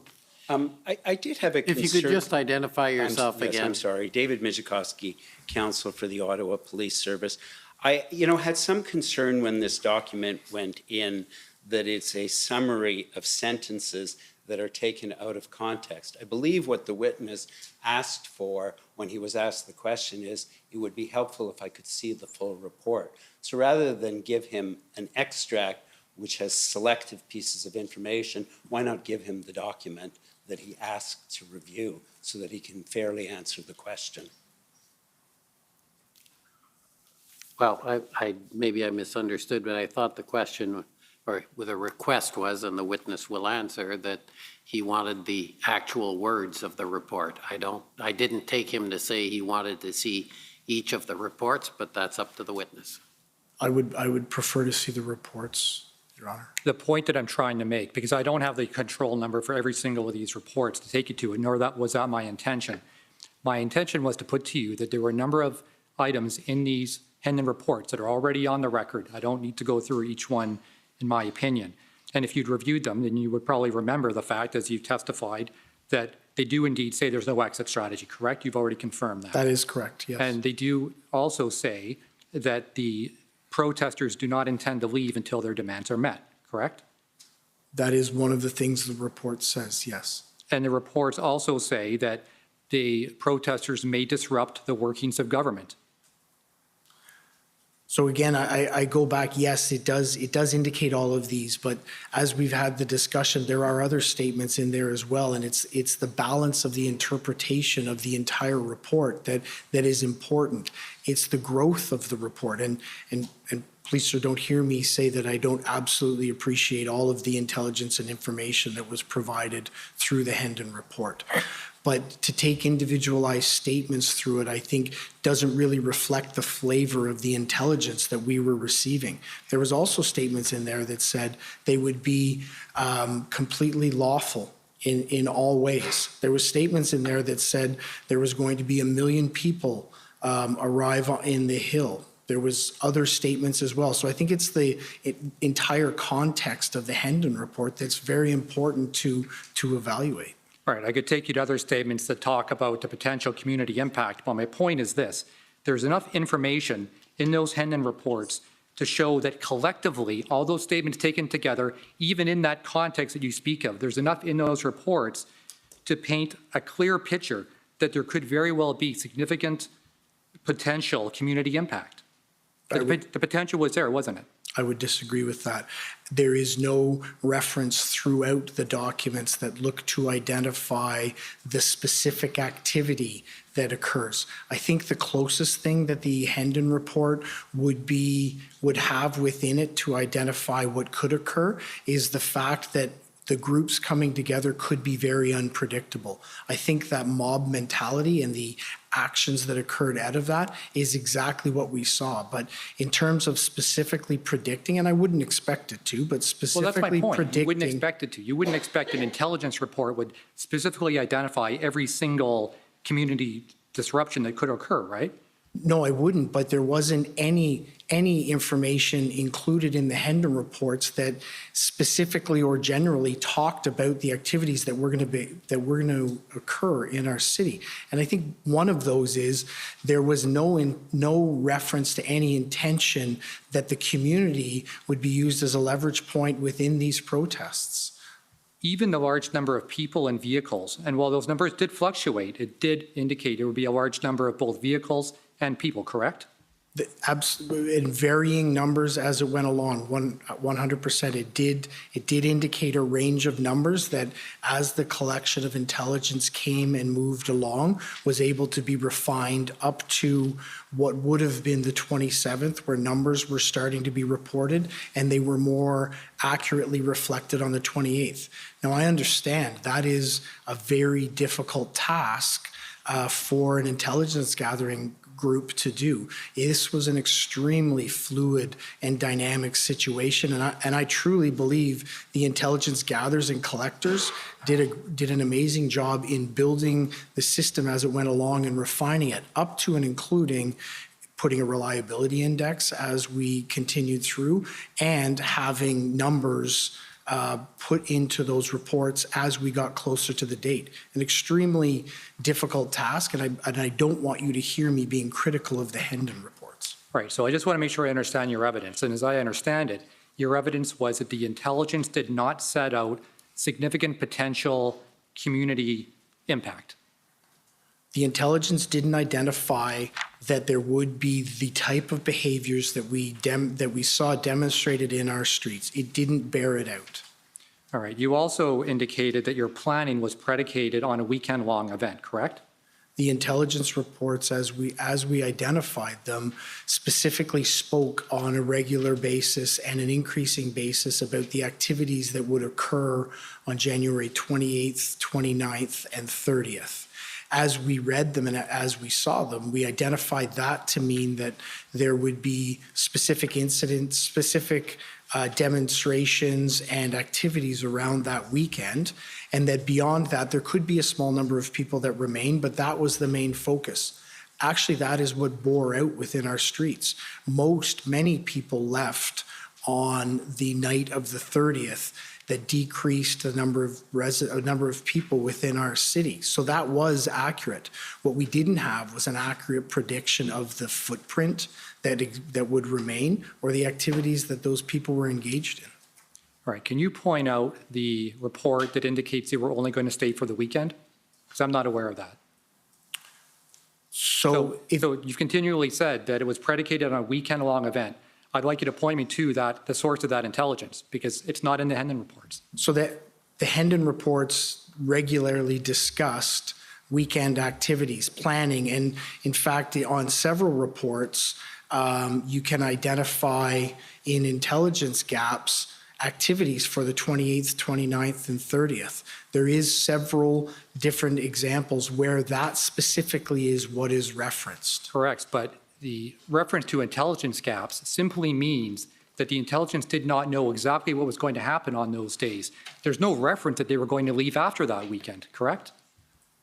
So as you've indicated around the behaviors that occurred, it was not that specific that those were going to be the only demonstration days. That is correct. Right, and part of, I think, what you said earlier in your evidence in chief, you talked a lot about experience, correct? Yes. And certainly it's acknowledged that OPS for many years has responded to protests large and small. And I believe your evidence was that experience did play a large part in your planning for this event, correct? So if you're talking about intelligence, I think the experience that I was talking about was the experience in engaging and dealing with the groups. Nobody had any experience in dealing with the Patriot movement in terms of a large-scale demonstration. We were the first. And from that experience, we've seen other jurisdictions adapt and interpret the intelligence somewhat differently. Right. I would put to you that your planning was based more on what you thought would happen based on your experience more than the actual intelligence you had at your disposal. So I think it was, I would submit to you that it was both. We do have a plan around experience that we did execute in terms of allowing vehicles into that footprint, in terms of managing how we would look to manage what would be a small number of people that would remain in a localized area in the downtown core. That was the experience package that we brought into this.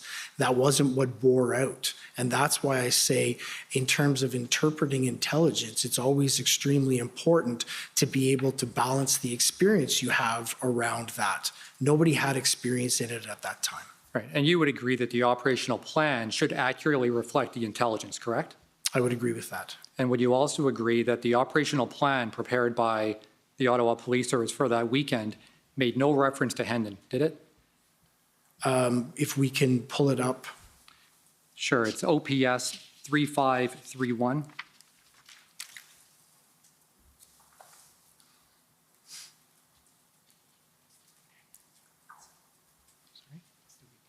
Oh, is that the redacted one? Just 1 second, we'll pull up the other one. The OPS operation plan. OPP 4262. Thank you.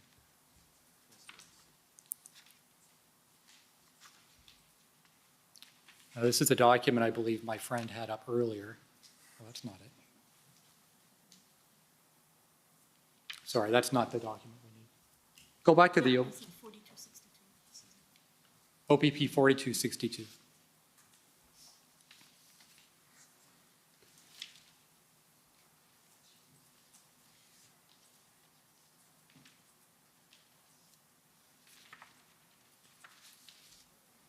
And if you can scroll down, this is the operational plan, correct? My friend took you to this earlier? That is correct, yes. Okay, so if we go down to the index, I believe it's page 6. Or maybe it's page 4. Go up to page 4.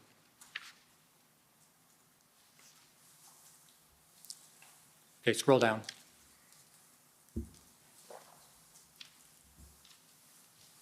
Keep going. Further down, keep going. Okay, it's right there, stop. Where it says threat assessment, if you can just scroll down a little bit and allow the witness to take a look at that.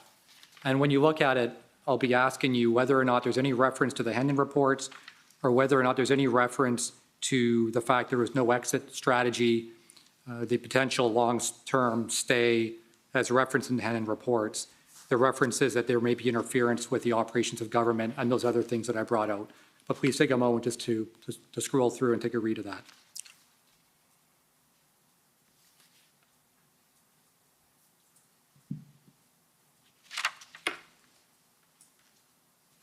Okay, you can scroll down, thank you.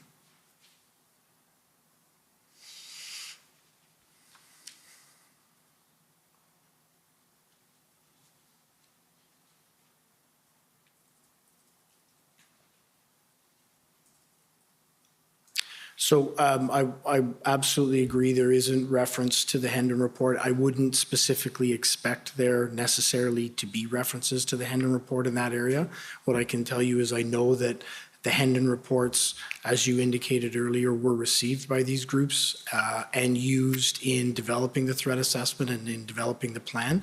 And I also do acknowledge that it is a gap that there is no reference to the potential of the convoy lasting longer than the 3 days.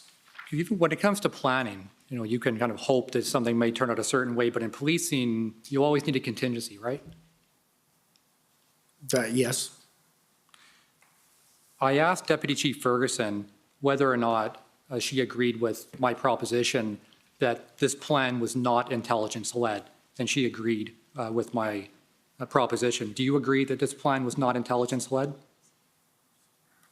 I believe I would agree with you that this plan was intelligence-led, that the intelligence provided was actually shared with the planners, was properly brought into the organization, assessed, analyzed, and adequately shared to be assessed and developed into the plan. Okay, so you disagree with Chief Ferguson then? Deputy Chief Ferguson, yes, I do believe, and through all the review that I've done, I on several points and frequently identify where there's references between the planners and the intelligence group to actually look to access intelligence that exists. So I do know that that existed. I do know the planners were very conscious and cognizant of intelligence and making sure that it was put into this plan. So even though it doesn't reference Hendon and the various attributes that I pointed out, you would still say it's intelligence-led? Yes, I do believe so, yes. All right. Thank you. No further questions.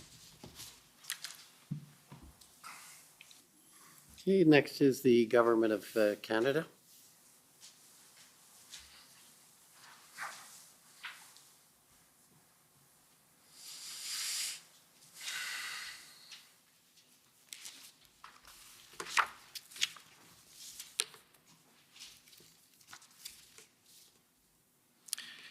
Good afternoon, Chief Bell.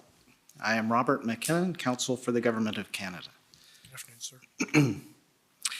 You were the intelligence, head of the Intelligence Directorate at the end of your position there, and you spent several years in that directorate. Is that correct? No, that's not correct. I was the Deputy Chief in charge of Intelligence, Information, and Investigations from mid-December 2021 to up until the point that I was assigned as interim chief of the Ottawa Police Service. Prior to that, I was the chief administrative officer for a year. And then prior to that, I was in the community policing command. Okay.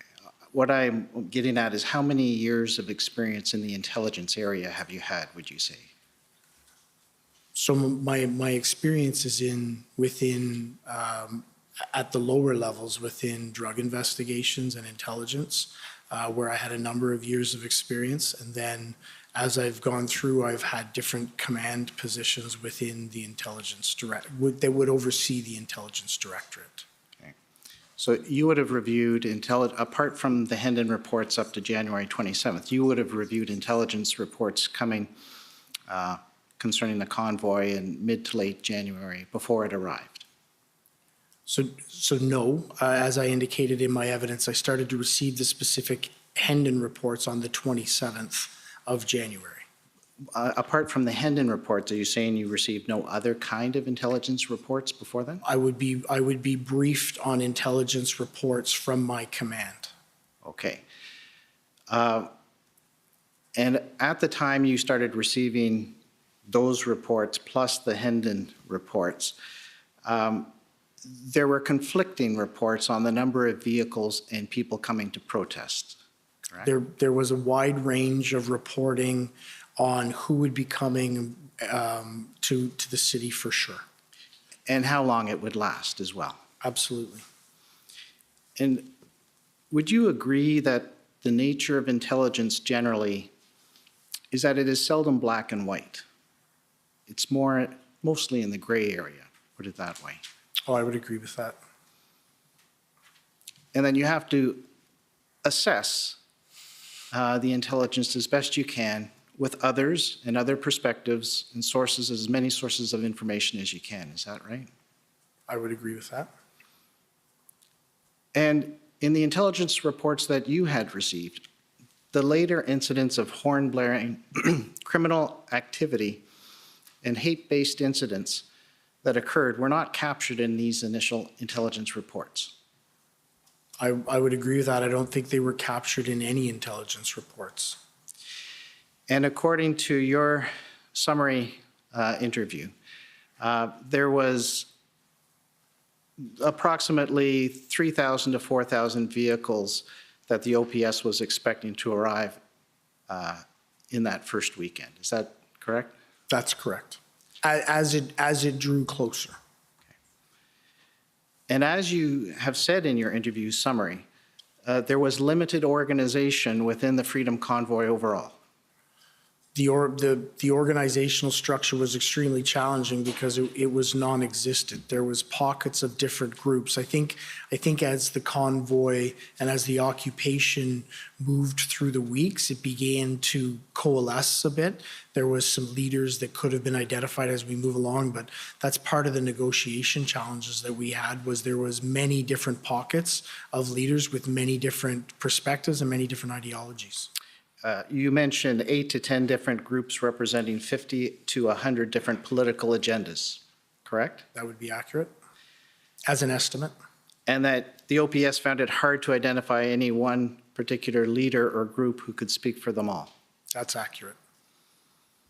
And you are also aware that there were former police and military members as part of the convoy participants. That is accurate. And that they had raised a significant amount of money through crowdfunding platforms such as GoFundMe, and later on Give, Send, Go. That's accurate. And you were aware of some warnings concerning participants in the protest. And in that respect, you were taken to a document earlier, which I'll make quick reference to. It's the intelligence assessment by Sergeant Chris Keys on January 29th, the OPS 4039. You could pull that up for a second.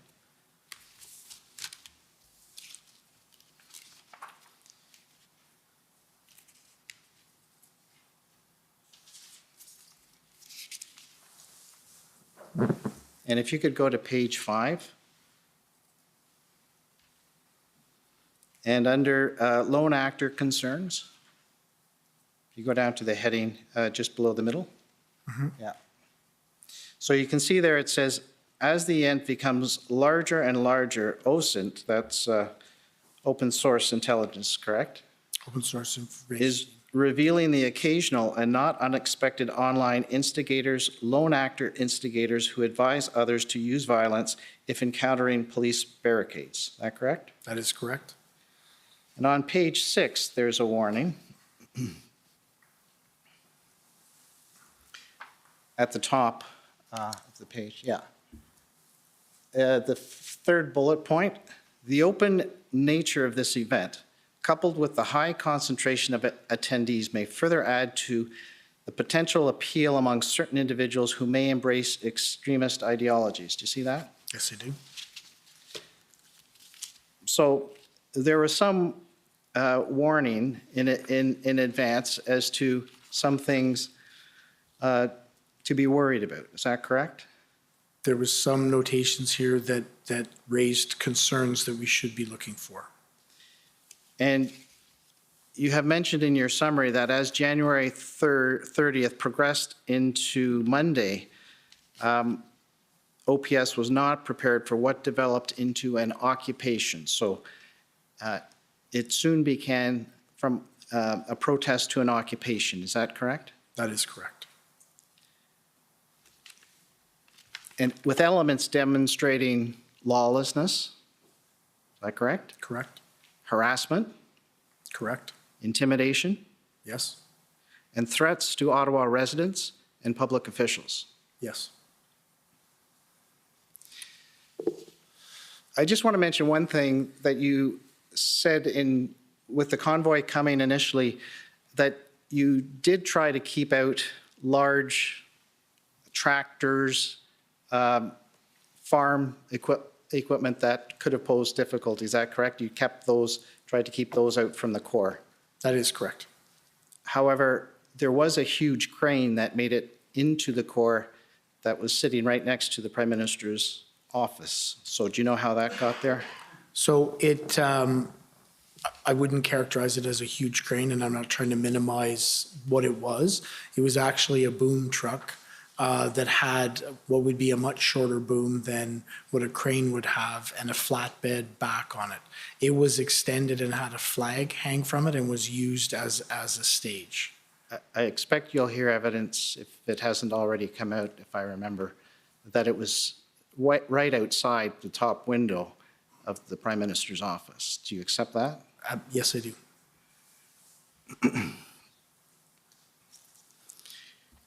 Now, you mentioned a few areas in questioning of powers under the Emergencies Act, the Federal Emergencies Act, through its regulations that were instrumental in assisting the police to resolve the situation. Do you remember earlier in your testimony? Yes, I do. Okay. And those powers were instrumental to the OPS in ending this occupation. So I don't think I used the terminology instrumental. I don't believe that's the words I used, but they were absolutely of a benefit to allow us to end this occupation, and were widely leveraged. Okay. You did mention 4 areas. I'll just mention, I think there may have been one that was missed, so I'll just mention 3 quickly, and that come from your interview summary, and you can just confirm or not. One very important power was the authorization to create an exclusionary zone, both the 4 zones that were used and the red zone, correct? That is correct. And which, to your mind, was the most important power because it allowed OPS to stop the movement of more people into the downtown core when it came time. Is that correct? It created a very clear legislative framework that was clearly articulable to our members as to their powers to create the exclusion from that zone. And it allowed OPS to create a stable atmosphere in advance of launching the operation to clear the downtown core. That is absolutely true. Had we not been able to limit or stop the flow of pedestrians into the area, it would not have created the stability that we would need to launch the operation. And I think part of that stability is what led to the safety that we were able to use while we did it, that resulted in a very low, small number of injuries. And it allowed the OPS to execute this operation slowly, deliberately, and safely. That is correct. It also provided the power to freeze financial accounts, which you made mention, this is also under the Emergencies Act regulations, correct? That is correct. And that provided an incentive to convoy participants to leave voluntarily, correct? Correct. But it also deterred others who may have been thinking of coming downtown from coming downtown. Would you agree with that? So I don't have any direct examples or knowledge of that, but it seems to be that it could have provided a deterrence factor for people attending. And the PL teams used this power in advance of the enforcement action to try to shrink the footprint of these protesters, demonstrators in the downtown core, correct? So I think you're specifically referring to a letter that our police liaison team members handed out that specifically referenced the authorities and powers under the Emergency Act, so yes. That's right. So I'll take you to that in a second, but that's what I'm referring to. Both in a media release and in a leaflet, there were certain actions, and I'll refer you to them in a second, but that's exactly what I'm referring to. And you also learned of others whose accounts were frozen who left downtown, after which their accounts were unfrozen. Is that correct? That is, I don't have specific examples, but that's my knowledge. That's my general knowledge that occurred. Okay. And one of the other important powers that you've touched on before was to make it possible for the OPS to obtain the tow trucks that were absolutely essential in order to move these trucks, correct? It removed barriers or seemed to remove hesitation for people to actually be cooperative with us because they were directed to under the Act. Right, and we've heard evidence that you may not be privy to say that they had no trucks to convince other tow trucks drivers to drive because of threats and because of damages that they might incur. And so the indemnity provisions of the emergency regulations also eased that aspect in convincing and compelling these tow truck drivers to come and assist, correct? I believe so, yes.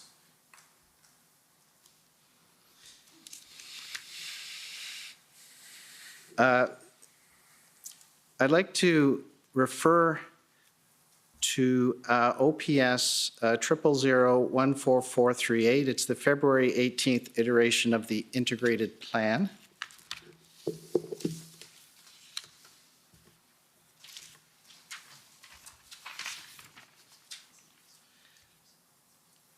And at page 5, at the bottom of the page, yeah. So you see where it says, as a result, and this is dated February 18th, but this is an iteration of an evolving plan. As a result, delivery of information, education, and enforcement response was led by the police liaison teams. Do you see that? Yes, I do. And the subsequent response was based on a negotiation approach with the primary objective of voluntary dispersal from the participants who could continue to protest and occupy a number of areas within the downtown core. Do you see that? Yes, I do. And so that was to reduce the footprint, to make it easier for the officers to enforce with whoever was left. Is that correct? That's correct. We wanted to have as many people voluntarily leave, knowing that there was going to be an imminent police action, so we could shrink the footprint as much as we have and had less people to remove. Okay, the last point there, it says on Wednesday, February 16th, a media release was provided, further notice to demonstrators, and this is the one that's also in the pamphlet. It has the same points. So if you go to the next page. Sorry, sir, am I able to reference what document is this? This is the integrated response, February 18th. Concept of action plan approval. Okay. So in here, there's 9 bullet points. We've made reference to some of them already, but this is what was handed to the demonstrators, correct? These points, these bullet points in a pamphlet form. It's also in this media release as well. So the first bullet point deals with the criminal charges. That's provincial. The second point deals with vehicle and property may be seized and removed. That can be both provincial and the federal, if that includes the tow trucks. Your driver's license may be suspended and the certificates may be suspended. That's provincial. And then the next four encompass federal emergency regulations. So your personal bank accounts may be subject to examination and restriction. If you bring a minor with you to an unlawful protest site, you may be charged. That's specifically in the emergencies regulation. Do you agree? Yes, but the only clarity I would provide is around point number 1, you indicated that the criminal offenses would be provincial. That would be because the criminal code is a federal piece of legislation. It would be federal. Sorry, federal, sorry, I'm thinking just of the regulations under the emergencies, the respective Emergencies Act here. So that's what I'm distinguishing, that in this pamphlet, there are a number of these warnings and facts given to the protesters that come directly from the Emergencies Act regulations is what I'm pointing out. Yes, okay. I agree with that. And that the OPS used because they were essential in dispersing these protesters. We definitely used the authorities granted to us under the Emergencies Act. All right. And bringing fuel and other supplies, that also is encompassed by the essential provision of goods as well. That's encompassed by Emergencies Act regulation as well. I believe so, yes. Yeah, and again, persons traveling to an unlawful protest site to participate or support an unlawful demonstration, that also comes from emergencies regulation. And the last one, that's from the provincial regulations, but it also is encompassed with the federal regulation, which added more sites. It added parliament and government buildings to that. That's correct. So there, just see if you'd agree with this statement, that there was no realistic expectation that negotiation through the PLTs, as much as they are useful and helpful, would have led to the voluntary dispersal of all those demonstrators. There was no indication in any of the efforts that we had made that that would be a way that we could successfully negotiate the end of this. After 20 days of occupation. That's correct. And you agree that the illegal occupation in Ottawa was having not only a direct deleterious effect on the residents of Ottawa, but was also acting as an example, an incentive, and an inspiration for other illegal protests and blockades that were popping up around the country. Do you not? I don't know that I could make the nexus that it was Ottawa that caused others to want to occur. What I can say is that it was a phenomena or an occurrence that we saw at several locations across the country.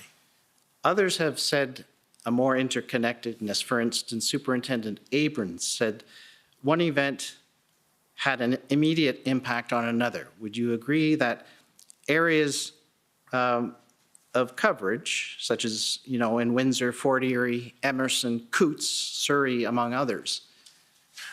I absolutely agree there was an interconnectivity between all of the protests that were occurring. My exception that I was taking was I don't know that Ottawa was necessarily, that they were doing it because Ottawa was still existing. I think there was absolutely just an interconnectedness between all of the movements that were being undertaken at that point. But it was the prime location. It started in this, would you agree? It was the first and it was the largest. That's right. And it acted, would you not agree, as an example to others? I would agree that it was the first and it was the largest, and that people watched what occurred here on an ongoing basis. You agree that, you said it, you said that this situation, the volatility of the situation in reference to Ottawa, correct? Correct. Would you also agree that these other pop-ups that had, in similar fashion to Ottawa, maybe not to the same extent, provided an escalating situation across the country concerning these type of protests. I would agree with that. Thank you. Thank you very much. Okay, well, this may be a good time for the afternoon break. People may need to stretch their legs. So we'll take 15 minutes and come back in 15 minutes. The commission is in recess for 15 minutes. La commission est pour 15 minutes. Thank you, sir. Did you see me squirming?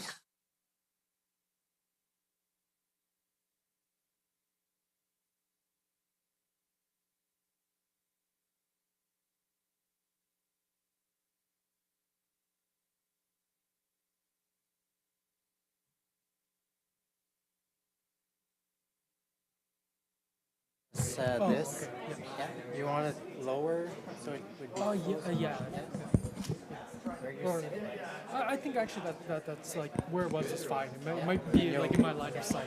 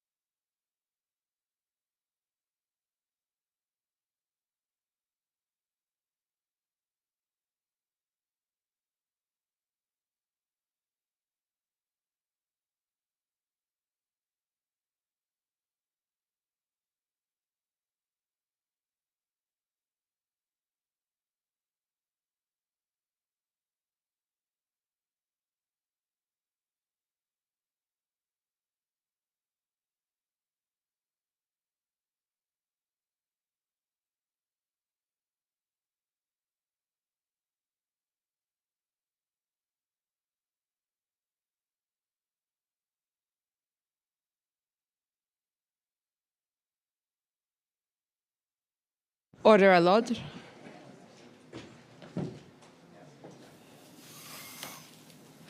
The commission is reconvened. La commission reprend. Okay. Like to call on the convoy organizers. Go ahead. Thank you, sir. For the record, my name is Brendan Miller. I'm counsel for Freedom Corp, which is an incorporated entity that is representing the protesters that were in your city in January. Can you speak up a bit? It's not. Sorry. They were the protesters that were in your city in January and February of 2022. First, thank you for your service. I just have a few questions for you. Thank you. Good afternoon. Thank you. So I take it, sir, that you are aware of the February 8th, 2022 media briefing that the Ontario Police Service gave, where it was said to the media and in the public that OPS had concerns for the children of the protesters in Ottawa, and OPS wanted to discuss enforcement with the Child Aid Society of Ontario. You're aware that happened? So you said the Ontario Police Service. I believe you mean the Ottawa Police Service? Yes. Do you have a document we can reference with that media release, or is that a clip? It's a clip. So I do recall. I don't specifically recall references to enforcement, but I do specifically recall the discussion around our concerns with children in the footprint, particularly as the situation there was becoming more volatile. Right. But I understand, sir, from reviewing just the disclosure generally, that with respect to that media announcement, that you are in fact not supportive of it being announced to the media in that way. Do you remember that? So no, I don't recall that. Okay. Now, with enforcement of child protection laws, which in this province is the Child, Youth, Family Services Act, you agree that enforcement is essentially either the threat or the actual apprehension of children from parents. Is that right? So I don't specifically recall the references to enforcement that you're speaking of.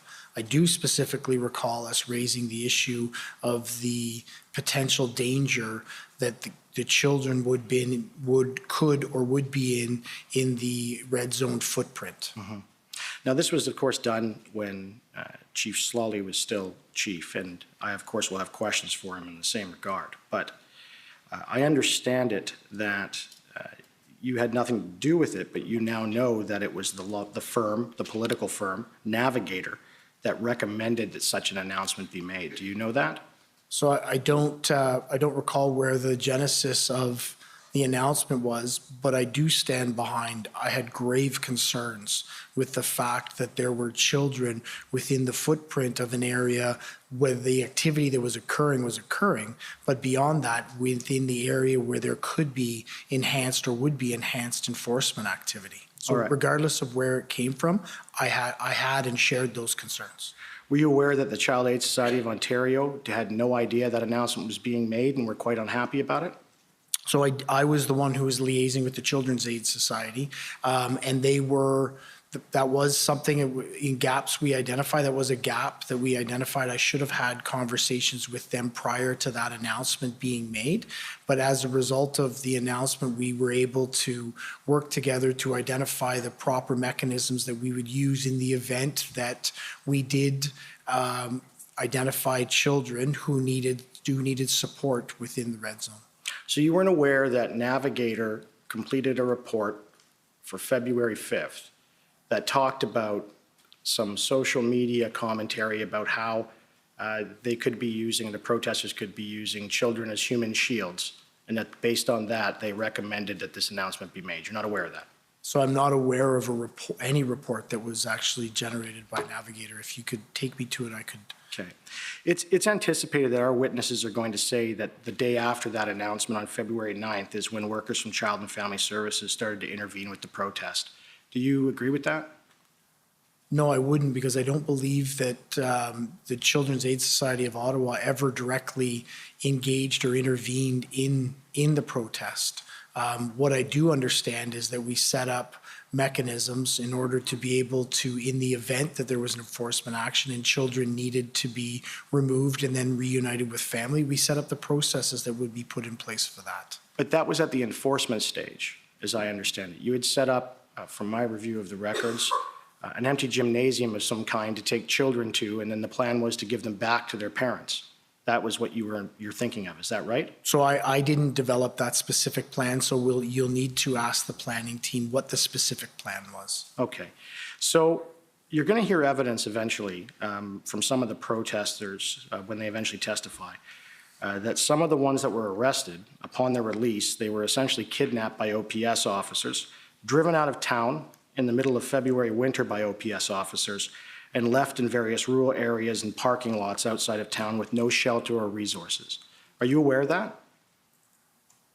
No, because I don't know the specifics of what they're speaking about. What I do know is that we, as part of our planning, and Inspector Lucas tomorrow will be able to provide more details, but we did have remote arrest processing sites, not in rural Ottawa, in the south end of Ottawa, in a residential mixed commercial area where they were protest and then released to be able to find transportation to wherever they needed to go, which is common with the police. Right. So one of the areas, there was several, as I understand. One of them was a municipal parking lot where the trucks were being towed to.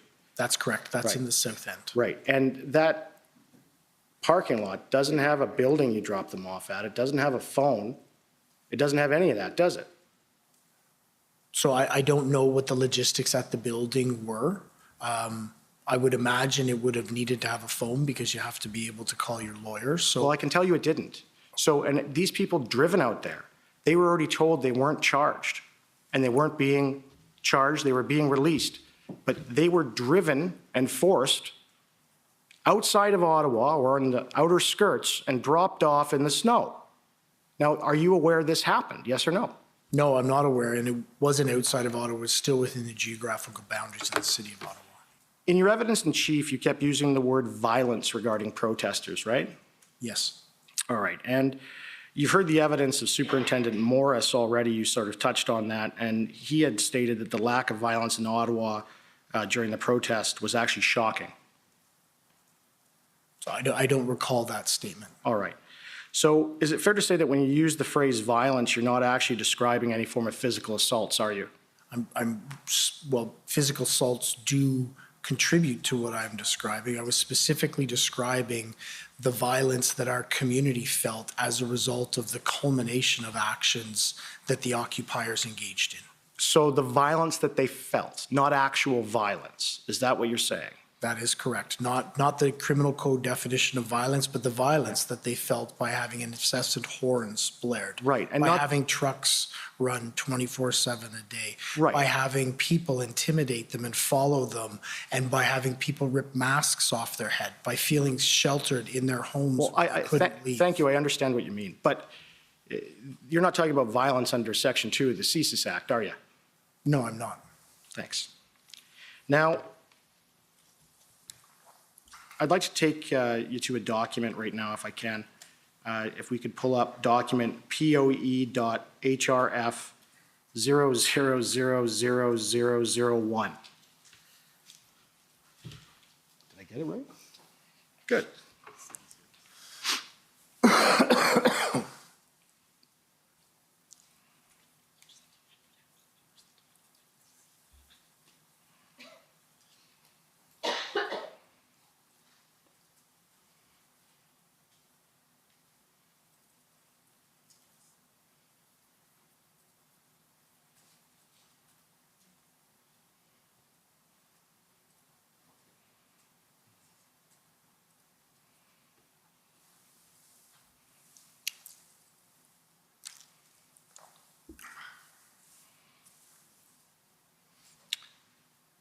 Is it possible to turn that so that it's the...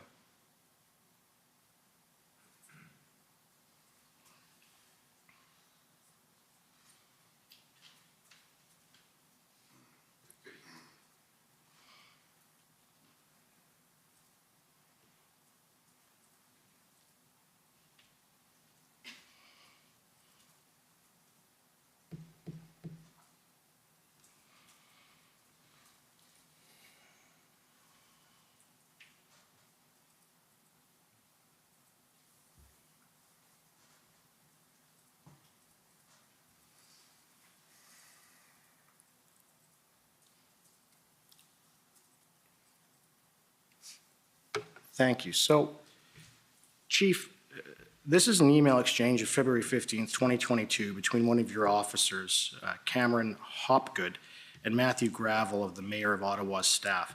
You know who both those individuals are, correct? I do. And what is Cameron Hopgood's job as an OPS officer? He's a manager within our data section, so he does a lot of data collection. He works on uniform crime reporting. Okay. If we can just scroll down just a little bit. So in this email, Matthew Gravel asks for all the stats in the previous email with respect to criminal investigations, arrests, and charges. And Cameron Hopgood responds and says that there had been a total of 31 people arrested, but only 16 people charged as of February 15th, 2022. Would you agree with that? Well, I would agree that the email states that, yes. Right. And of course, you just said he's in the data section, so he would That's know correct. that. That's correct. Right? So you have no reason to disbelieve that there were only 16 charges laid as between January 28th and February 15th, 2022 regarding the protesters. Isn't that correct? So what I would agree is that the data analysis that he would have done would have represented that. There may have been more that were in the terms of being processed, and I think this is on February 15th.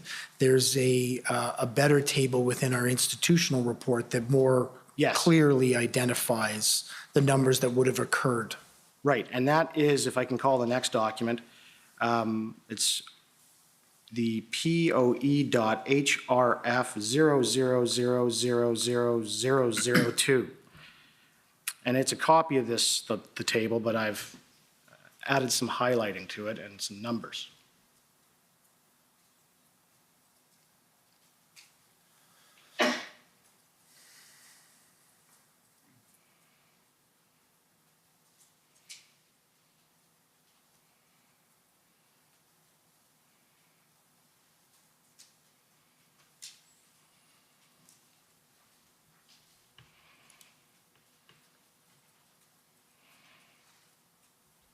If we can zoom in on that. And this has been provided to all the parties. So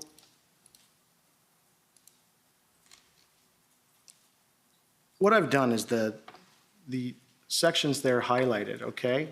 Okay, I'm sorry, there's an objection, yes? David Michikowski, counsel for the Ottawa Police. Perhaps I've missed it as well as the previous document, but I do not see them in the witness documents. That's correct. I sent them out, I think, this morning. I appreciate that, Mr. Commissioner, but the whole point of having the documents beforehand is that the witness has an opportunity to review the documents before they testify. So the documents under the rules were supposed to be posted on the Well, I can do it with your document. It would just be easier for everybody to understand. It's up to you. Just let him finish his objection, then we can try and And so resolve the it. previous document, by the time I checked and realized that was also not in the witness section of the documents. So just in fairness to the witness, I appreciate sometimes things come up at the last minute, but the whole point was so that he would be familiar with it. So I don't know if my friend intends to continue asking about documents that are not in the database, but if so, I would suggest that that would not be a fair way of proceeding.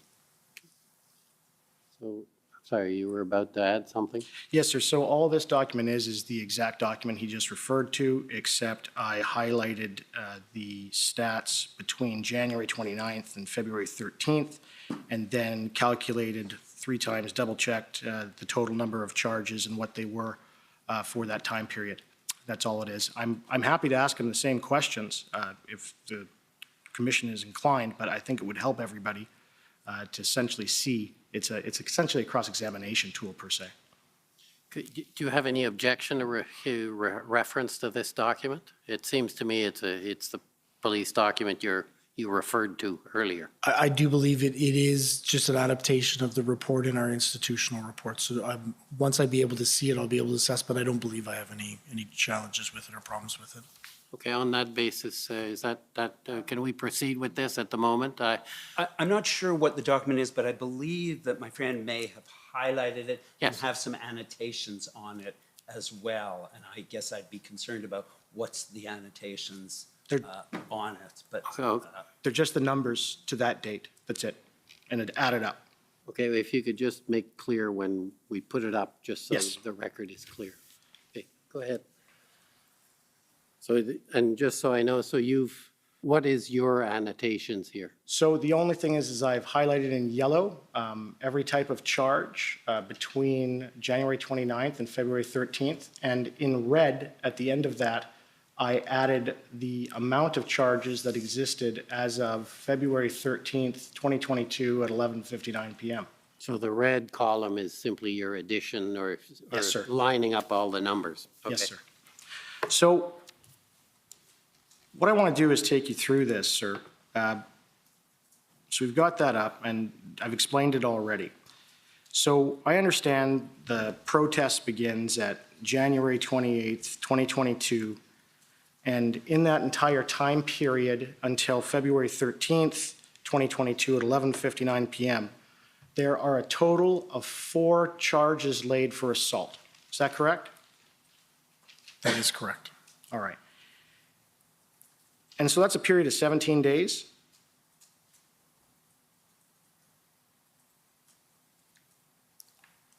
I don't believe from the 29th to the 13th is 17 days. Well, it's 29th. They put the first charge first. You'll see that it doesn't have every single date on it. They only put the dates on it with respect to when charges were laid.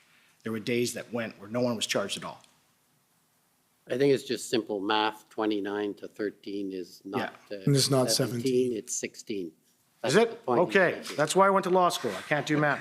Thank you. But, and you can agree with me that between January 29th to February 13th, there was a total of 4 assault charges laid then. We can agree on that. Yes. And with respect to assaults with a weapon, from that same time period, there was a total of 1 assault with a weapon charge laid, correct? Yes. All right. And if we can scroll down. Oh, no, just back up, sorry, my apologies. Can you agree with me that in the entire same time period, there was no charges under the criminal code for causing a disturbance by fight or shouting or swearing? That's yes. And there was no charges laid against any of the protesters in that same time period for causing a disturbance by impeding or molesting a person? That's correct. All right. And there were also no charges laid with disturbing an occupant of a dwelling apartment or complex under the criminal code either, was there? That's correct. Okay. Can we scroll down? Perfect. And can you agree with me in that time period, that is from January 29th to February 13th at 11:59 p.m., there was no charges of inciting hatred in a public place ever laid, was there? Correct. And you can agree with me that in that same time period that only 1 charge of intimidation by threat of violence was ever laid. Correct. If we can, last one, there was no charge either in that same time period for taking a weapon of a police officer in execution of his duty.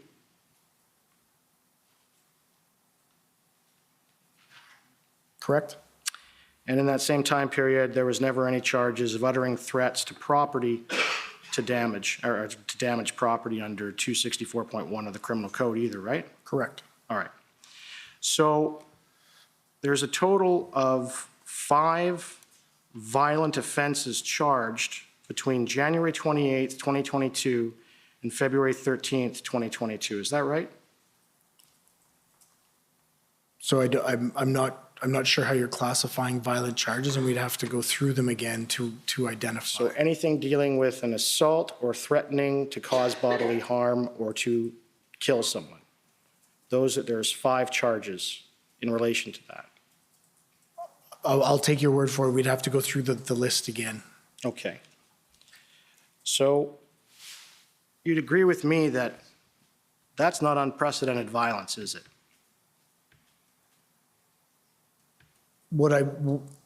So as I defined violence, it wasn't strictly criminal code violence, and I'm happy to again go through the definition that I was using when I was talking about community violence. This is a part of it. Threats, charges under the criminal code was a part of it, but it was the trauma that the community felt. It was the extreme circumstances that they were exposed to and the duration of time that they were exposed to that has very clearly been described to me by community members as violence inflicted on them and towards them. And so that's the honking, right? Is one of them. Honking would be one of them. The, I believe the exhaust coming from trucks. But I think it's important you put it in context. It's the honking of large air horns of approximately 300 to 400 to 500 trucks simultaneously for 24 hours a day, 7 days a week. It's not just tooting a little horn. It's the incessant noise pollution that is being inflicted on the people that we were referring to. Right, and we've already heard evidence that as of February 7th, when Mr. Champ and his client, Zexi Lee, obtained an injunction with respect to silencing those horns, things got better. You agree?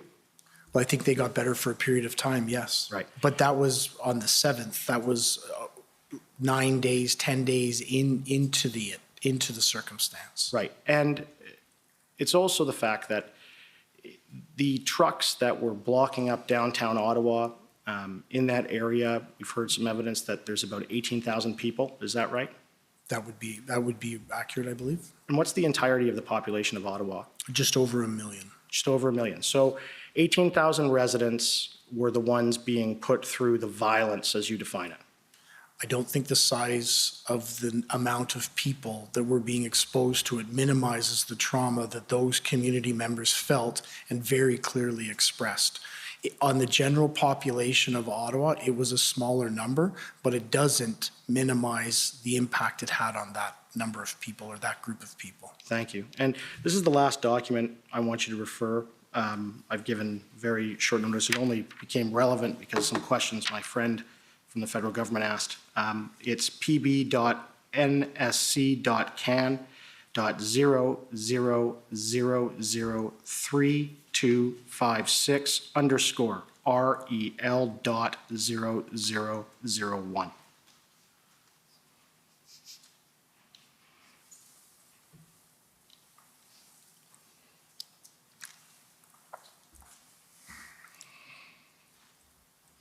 So if you could scroll down just to the second page, please. Thank you.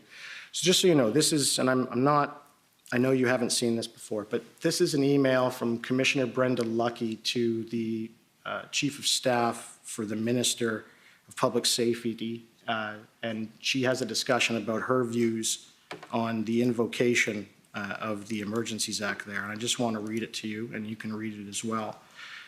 There she states, I'm of the view that we have not yet exhausted all available tools that are already available through existing legislation. There are instances where charges could be laid under existing authority for various criminal code offenses occurring right now in the context of the protest. The Ontario Provincial Emergencies Act, just enacted, will also help in providing additional deterrent tools to our existing toolbox. Then she goes on, these existing tools are considered in our existing plan and will be used in due course as necessary.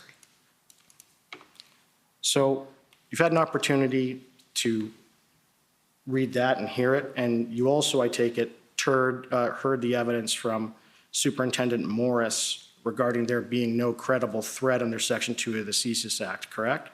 That's correct. All right. And you agree with me that Superintendent Morris is the most senior intelligence officer in the provincial apparatus, is that right? It's difficult for me to scale exactly. He's a seasoned and experienced and senior intelligence officer, yes. Okay. You're pretty well out of time. Yeah, I just have two last questions. Do you agree with what Commissioner Lucki said in the email I just read to you? I believe it's a perspective for sure, and I think it's one that would be more appropriate to question her on. I've been very clear about how we utilize the provisions under the Emergency Act to actually execute our plan and create stability around the execution of our plan. Right, do you agree with her perspective? I do believe there could have been other opportunities. There was provisions within all of those. What I have said, and I'll say again, is we leveraged the Emergency Act as it came out to create a very stable platform to be able to access tow trucks, to be able to do the 4 or 5 different areas that I identified. So while these abilities do exist, absolutely in what Commissioner Lucky has identified, the Emergency Act created a very stable platform, a stable environment for us to execute our plan. But last question, just because I just want to get this clear. But so you're saying that there was existing laws that you could have done the same thing under, is that right? We had a plan. We were going to execute a plan. Thank you. Okay, next is, are the Ottawa residents and businesses.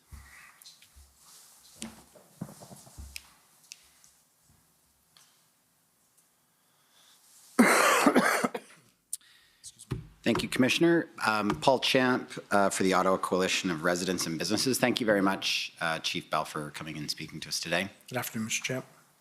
Good to see you again. Good to see you again. Chief Bell, just on following one of the questions that you just got before about the harm and how many people live in downtown Ottawa, it's about 18,000 residents. But you would agree with me, Deputy Chief Bell, there are several thousands of people who live in Ottawa who work downtown who are unable to work during the duration of the convoy. I absolutely agree. And beyond being unable to work, there were businesses that were severely impacted by the consequences of the occupation. Yeah, the businesses and their employees. And their employees, yes. Yeah. So I want to ask you now questions about the role that you were playing during the convoy demonstrations and around intelligence operations in particular.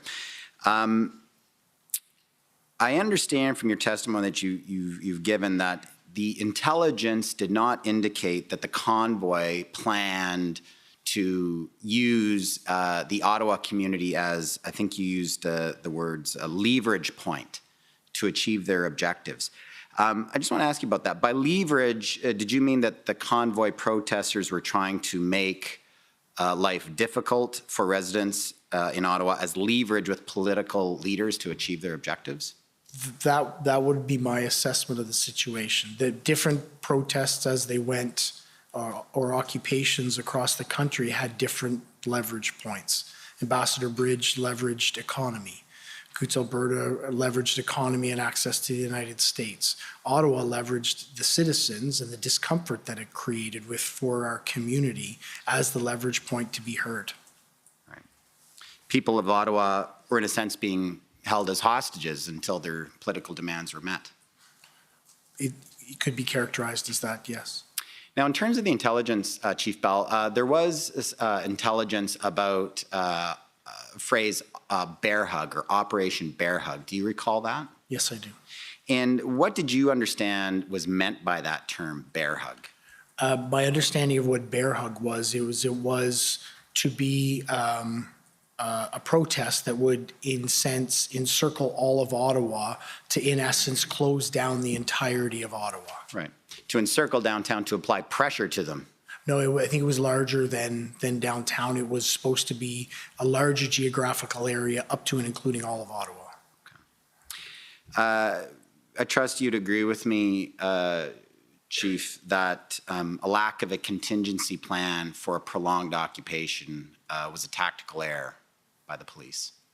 I think that the level of depth that we had attributed to contingency planning was an area that we need to be better on moving ahead, and one that we've identified and improved on. Well, here there was none at all. That's what we've heard from Deputy Chief Ferguson. There was no contingency plan for what to do if these big rigs decided to stay longer than the weekend. You would agree with that? Well, I would agree that if Deputy Chief Ferguson feels that there wasn't a properly developed contingency plan, she was in charge of the planning, so yes. And in retrospect, Chief Bell, we can agree that the Ottawa Police Service, unfortunately, was exceptionally unprepared for this protest. So the Ottawa Police Service was absolutely unprepared for the unprecedented circumstances that we were faced with on the 28th through to the end of February, middle to end of February. Now, Chief, I want to ask you some questions about the intelligence during the protest. You were receiving intelligence and were aware that there were former police and military members who were participants in the convoy, is that right? That is correct. And some of them were involved in some of the planning and logistics for the convoy protests? That's correct. And these individuals, I gather, the police assessed were quite sophisticated logistically and had knowledge of police tactics. That's correct. And I presume that caused some concern for the Ottawa Police in terms of how to manage or respond to what the convoy was doing. Well, I think it caused concerns for all of the police agencies who were involved, because it wasn't just Ottawa police members. It was police members, military members from across the country, in a small number. But the knowledge that group would have about our operations was concerning. Right. Now, this is a different question, but on a related point, Chief. Were there any concerns or was there any intelligence about current police members from the Ottawa Police or other police forces who were sympathetic to the protesters and may have been sharing information with them? So there was concerns raised around that regularly, and there was investigations conducted into that. And as a result of those investigations, we didn't find any circumstances where there was a compromise of information or actions because information was shared from inside our organization into the protesters. But your investigations did confirm that a number of Ottawa Police members were very sympathetic to the protesters and, for example, were donating funds to them? So there was two circumstances where members had donated funds beyond to the Give Send Go account, and those were followed up on through discipline. Right. Now, in terms of other intelligence that you had, Chief, what about, like we know that the broad number of people who came to Ottawa were from, all kinds of different backgrounds and so forth, working folks and so forth. But there were also different elements who were participating in the protests who were of greater concern. Isn't that so, Chief?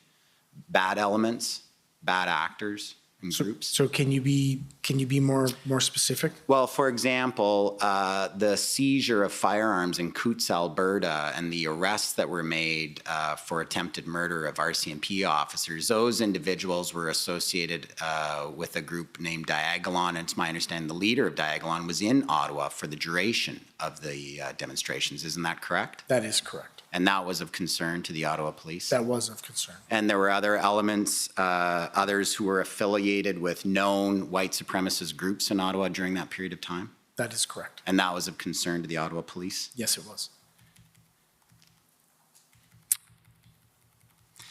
Now, I want to ask you some questions about some concerns that others had with the OPS plan and the use of policing resources.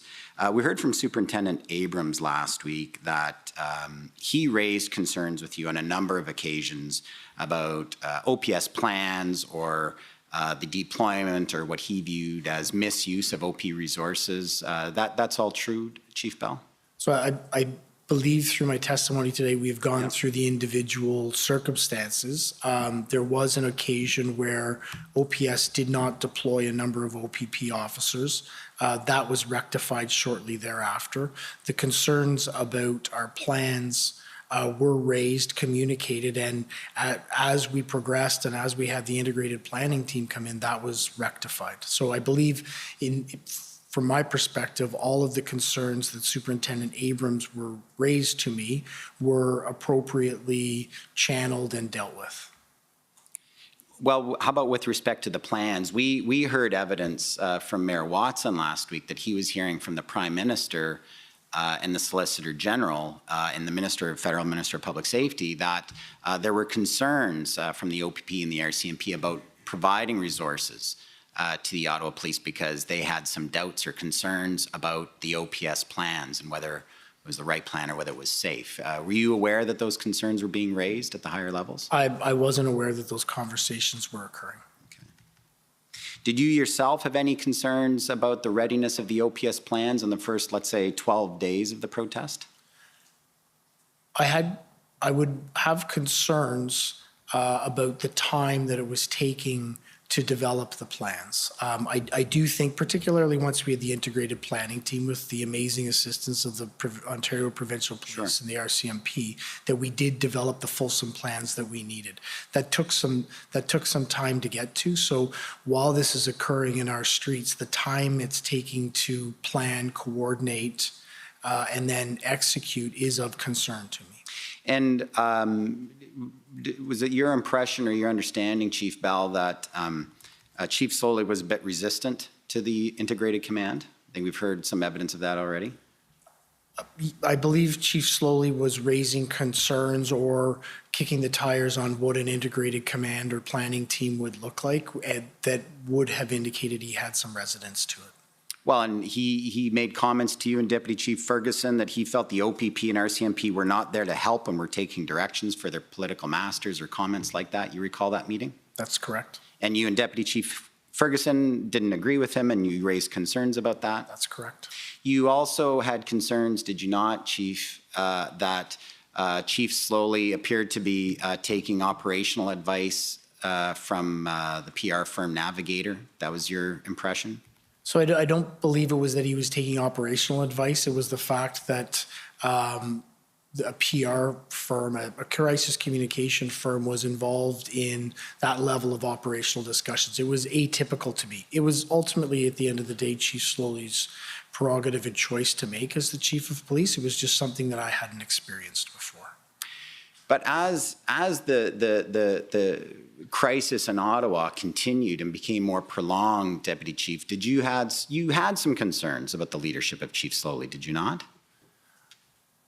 Well, I had not specific concerns about his leadership overall. I've identified the areas that were of concern to me around the incident command and his involvement at a lower level than I believed he should be. Yeah, that was another one, yeah. So there was different areas of concern that I had, yes. And Councillor Deans, the chair of the Police Services Board at the time, testified last week that she called you at one point, about 1 week before Chief Sloly's resignation, and she testified that she asked you whether you would be doing anything differently if you were chief. Do you recall that conversation? I do. Is that roughly what she asked you? Yes, that is what she asked me. And she testified that you told her that you wouldn't have done anything differently. Is that right? I believe she testified that I said that I wouldn't have done anything differently, but that a plan was coming together and that we needed to support the chief as we led through that plan. I think when you listen to her testimony, that's the more fulsome explanation of what I said. Fair enough. So you don't disagree with her testimony on that? Absolutely not. And what I would go on to say is my perspective is, particularly as a deputy chief, my responsibility is to support the chief of police, the office of the chief of police, regardless who's sitting there. And that my obligation is to make sure that that person is successful as we move ahead. Certainly, at that time, as deputy chief, your obligation was to serve your chief, but did you also not have an obligation to serve the people of Ottawa, Chief Bell? But I do believe I was serving the people of Ottawa by ensuring that we as an organization, through the chief of police, had success moving ahead. At every opportunity where I had concerns with Chief Sloly, I raised those. Ultimately, he's the chief of police, so he makes the decisions on how we move ahead. But to have him fail, particularly in the middle of a crisis, would not have benefited anyone, particularly the citizens of Ottawa. Precisely, and that's the point, though, Chief Bell. So if you saw Chief Sloly, from when I heard your testimony today, reviewed your interview summary, it sounds like you had many points of concern, shall we say, about Chief Sloly's leadership, and that this perhaps was a reason why this occupation was so prolonged. And so what I'm asking you, Chief, is that if you had concerns that Ottawa police perhaps were unable to respond the way that they could, or as effectively as they could, because of the leadership. Did you not have some duty or obligation to raise that issue with the Ottawa Police Services Board or some other authority? So my concerns would not have met to the level where I felt that obligation was necessary. The challenges I had were addressed on a regular and ongoing basis, and if I thought they had surpassed a level that I needed to report it, I would have reported it. They did not reach that level. Okay. You learned about Chief Sloly's resignation from Chair Deans on February 15th, is that right? Well, I believe I first learned about rumors of it on social media, but then ultimately Chair Deans did call me at some point during the day to indicate, to suss out my interest in taking over as interim chief. Right. And between that conversation and the Police Services Board, many of the members being removed the following evening, did you have any communications with the mayor, the mayor's office? No. On the mayor's negotiations with the protesters, you made the connection between City Manager Steve Kanellakos and the PLT on February the 10th? That's correct. And did you know what was happening between February the 10th and February the 12th on those negotiations? No, I did not. And but you now understand or now are aware that there were different negotiations going on between the mayor's office and the protesters? Yes, I do. Okay. Did you have concerns that no police guidance or assistance was being provided to the mayor for these negotiations? It was atypical. It would likely have been, could have been facilitated what we wanted to accomplish more easily, but at the end of the day, like I said before, I truly believe it took the temperature of the protest down, and that was a good outcome. Could we have arrived at that circumstance better by having police involvement, by advising our incident command earlier? Yes, it was an imperfect process. I will absolutely agree with that, but I do believe the outcome of it was beneficial to having the streets remain calm for the time we needed it to execute our operation. I hear you completely, Chief Bell, that if that was a way to get any kind of dialogue with these protesters and get any kind of movement or agreement on them to relieve the pressure on people of Ottawa, that was probably a good idea. But the question I'm wondering is, how did it turn out that way, that the mayor's office was on his own conducting these negotiations with practically no input from the Ottawa police? How did that happen? That I don't know. That I can't answer. And just finally, I might be at my 20 minutes, I believe. Thank you very much. Thank you. Thank you. Thank you, Chief Bell. Thank you. Next, National Police Federation.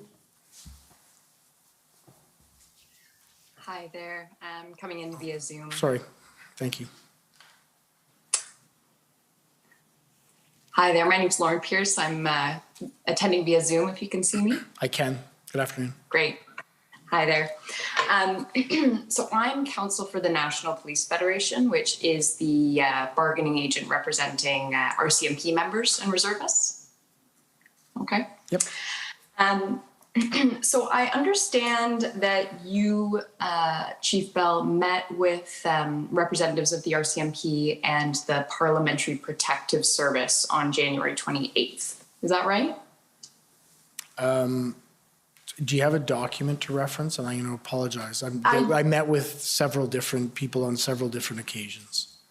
For sure. So I can turn it up if it would be helpful. It's just from your witness statement, though. So why don't we do that? It's WTS 6029. And I think from my notes that it's near the bottom of page 8 is where we see that reference.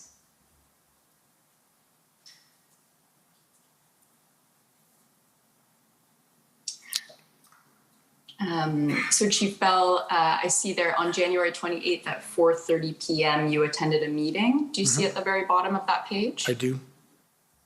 And if you could just keep scrolling onto page 9, just that top paragraph there. Yes, I recall the meeting. Okay, great. Thank you. That's enough with that document. I just want to ask you some questions about that meeting. So first of all, my understanding is that Ottawa is the police of jurisdiction in the Ottawa region, the Ottawa Police Service, I mean. That's correct.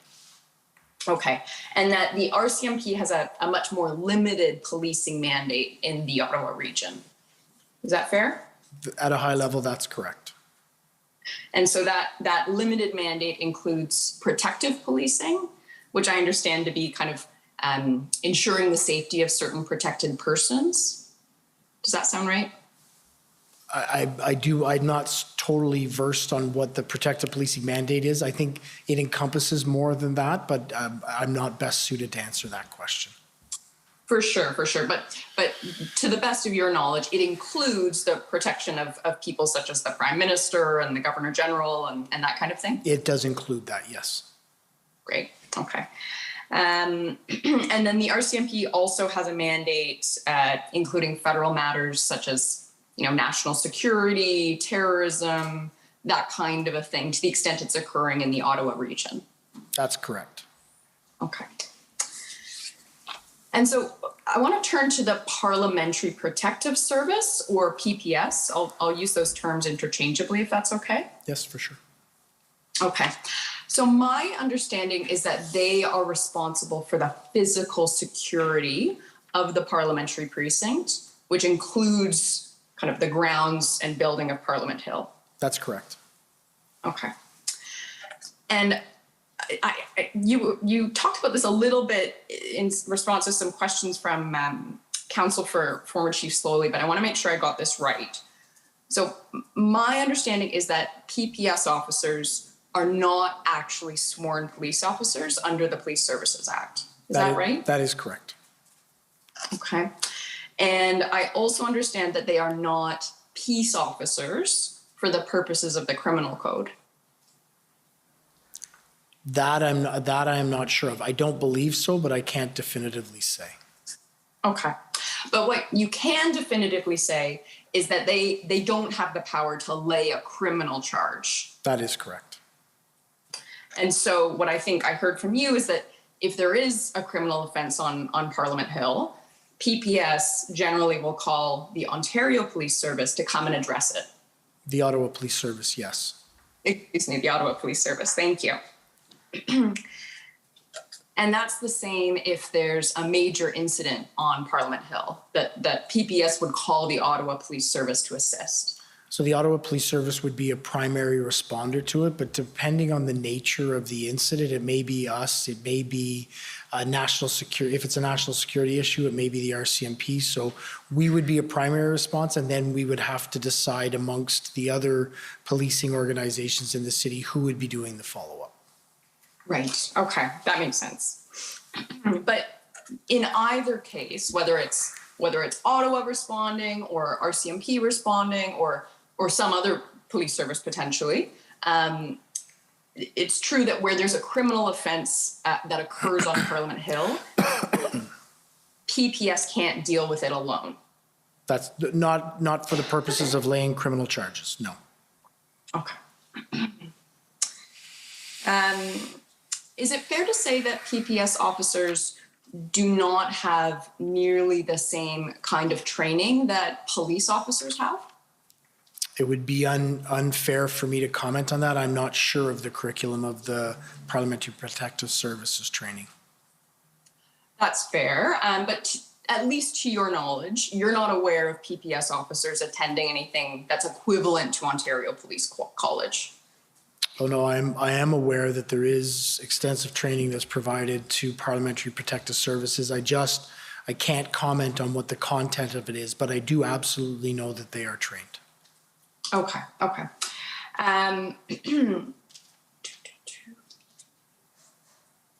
So my understanding is that the Parliamentary Protective Service, their jurisdiction over Parliament Hill, subject to what we just talked about of them kind of needing assistance from other policing partners. Otherwise, their jurisdiction is actually exclusive. Is that fair? To the parliamentary precinct, yes. Correct. Okay. And so unless PPS invites the Ottawa Police Service to come and respond to an issue on Parliament Hill, your Ottawa Police Service officers are not, conducting routine patrols in the area. So we actually don't need an invitation if we're called upon to there to provide police jurisdiction responsibilities. But in terms of general patrol or general activity within the parliamentary precinct, no, we don't engage in that. That is the responsibility and left to the Parliamentary Protective Services. Right, okay. And my understanding is that during the convoy protests, that didn't change, right? That PPS remained of primary responsibility on Parliament Hill. That is correct. Okay.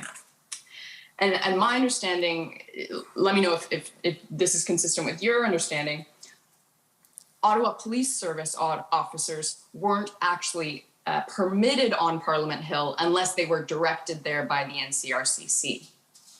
I can't comment on that. I don't know. I don't know the answer to that. Okay, maybe we can just pull up a document quickly to assist. A document here, I've got OPP 404262. And Chief Bell, just while this is coming up, this is the January 29th operational plan that you've looked at a couple of times already. Okay, thank you. And I'm hoping within that document, we can please turn to page 32 of the PDF. So quite a bit of scrolling.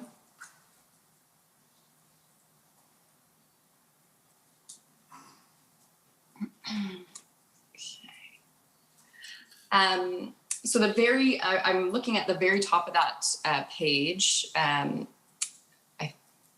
Scroll down. Could you scroll up a little bit? Scroll down. Oh, I'm sorry. Up, yes. All right. Thank you. So, Chief Bell, I wanted to ask you about the second paragraph that you can see there starting, any decisions regarding support for PPS. Do you see that there? I do.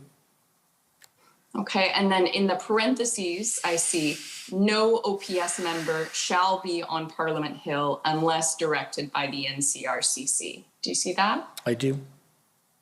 Okay, so does that appear to be consistent with what I just said, which is that Ottawa Police Service officers couldn't have responded on Parliament Hill other than if they were directed by the NCRCC? No. I'm going to suggest this is a question better posed to Inspector Lucas, but as I read this, what I understand is that all of the movement in and around the area of the parliamentary precinct will be directed and controlled by the NCRCC. That would be typical and understandable because it's going to be important that there's communication and deconfliction around activities that are happening between the Ottawa Police Service, the Ontario Provincial Police, RCMP, and Parliamentary Protective Services. That would be funneled through the NCRCC because there are the incident commander and representatives from all of those agencies present there. Right. So I actually don't think we're disagreeing on this point. The point I'm making is that even in the event of the convoy protests, it didn't change that Ottawa Police Service officers were not kind of asserting jurisdiction over Parliament Hill. It was still PPS jurisdiction unless directed by the NCRCC. Yes. Okay. So my understanding, thank you, we're done with that document for now, thank you. So my understanding is that PPS's jurisdiction extends to Wellington Street and then it shifts to the Ottawa Police Services jurisdiction. Is that consistent with your understanding? Comes up to the gate of Parliament Hills, yes. Okay, so beyond the gate of Parliament Hill, so that the sidewalk and then Wellington Street is all Ottawa. That's correct. Well, Ottawa's police jurisdiction for the entire area. PPS has responsibility for safety and security up to on the parliamentary precinct, which extends to the sidewalk at Wellington Street. Okay. Just note you're out of time, so you're going to have to wrap up. Okay. I will make my last couple of points very quickly. So my understanding is that during the protests, there was some construction cladding at that area. I'm not sure of that. Okay. My understanding is that PPS officers generally during the protest stayed within their jurisdiction on Parliament Hill. They were not responding on Wellington Street. I don't know that for a fact, but that would be my expectation. Okay. Okay. To your knowledge, were PPS officers a resource that you understood to be available to the Ottawa Police Service in assisting with the police response to the convoy? So the PPS was part of our integrated command at the NCRCC. And in that, they would be able to be assigned taskings that were appropriate to their responsibilities, particularly in and around the parliamentary precinct. Certainly, but in terms of Ottawa's response to the convoy, which I think was generally outside of the parliamentary precinct, did you or your colleagues view the PPS officers as a resource that were available to you as a part of that response? So I can't respond to that. That would need to be directed to Superintendent Bernier or Inspector Lucas. Okay, so I think I will leave it there and use my time there. Thanks very much. Thank you very much. Okay, thank you. Next is the CCLA.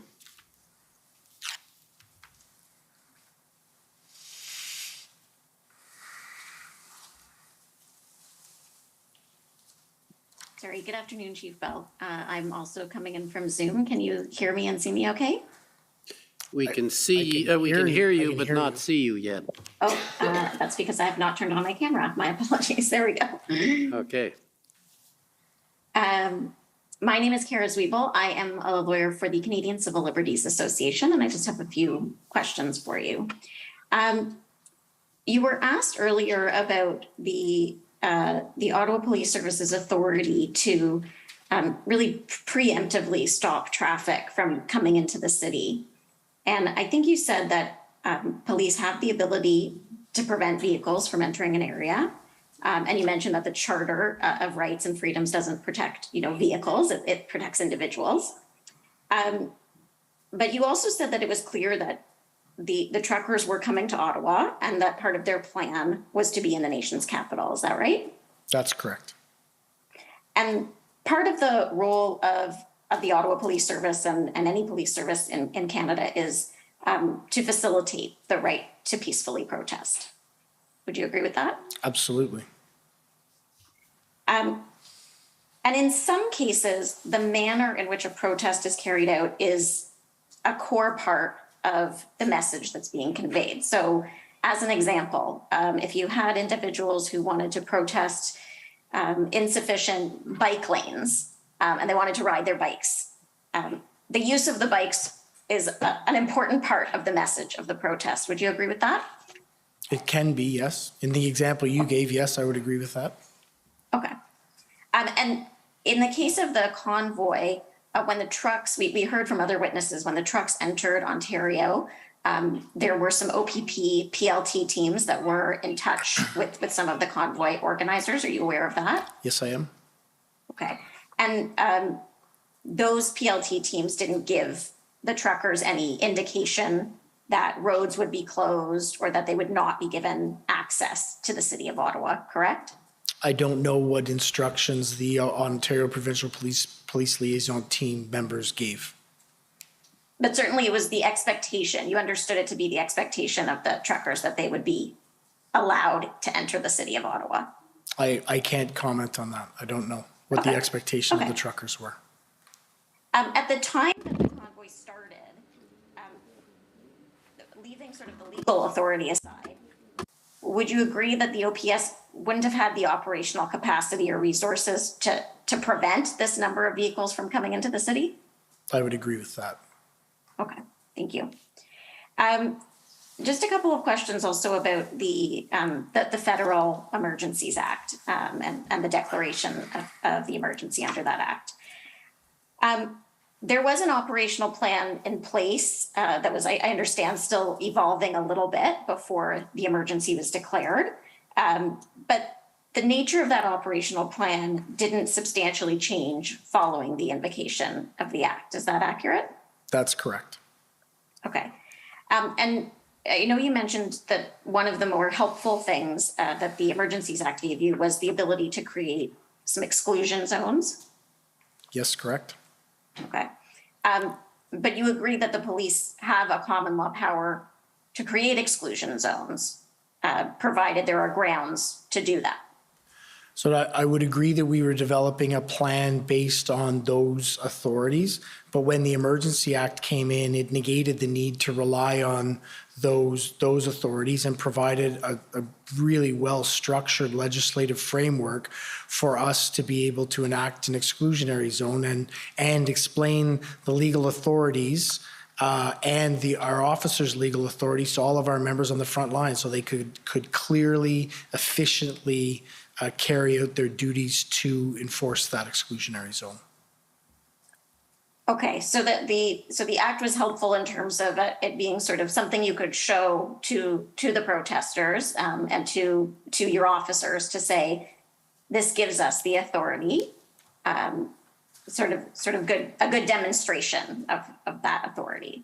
No, I would suggest it was much more than just a good demonstration of authority. It was a very clear legal framework that we could rely on to create the exclusionary zone with direct wording and intentions around creating that exclusionary zone.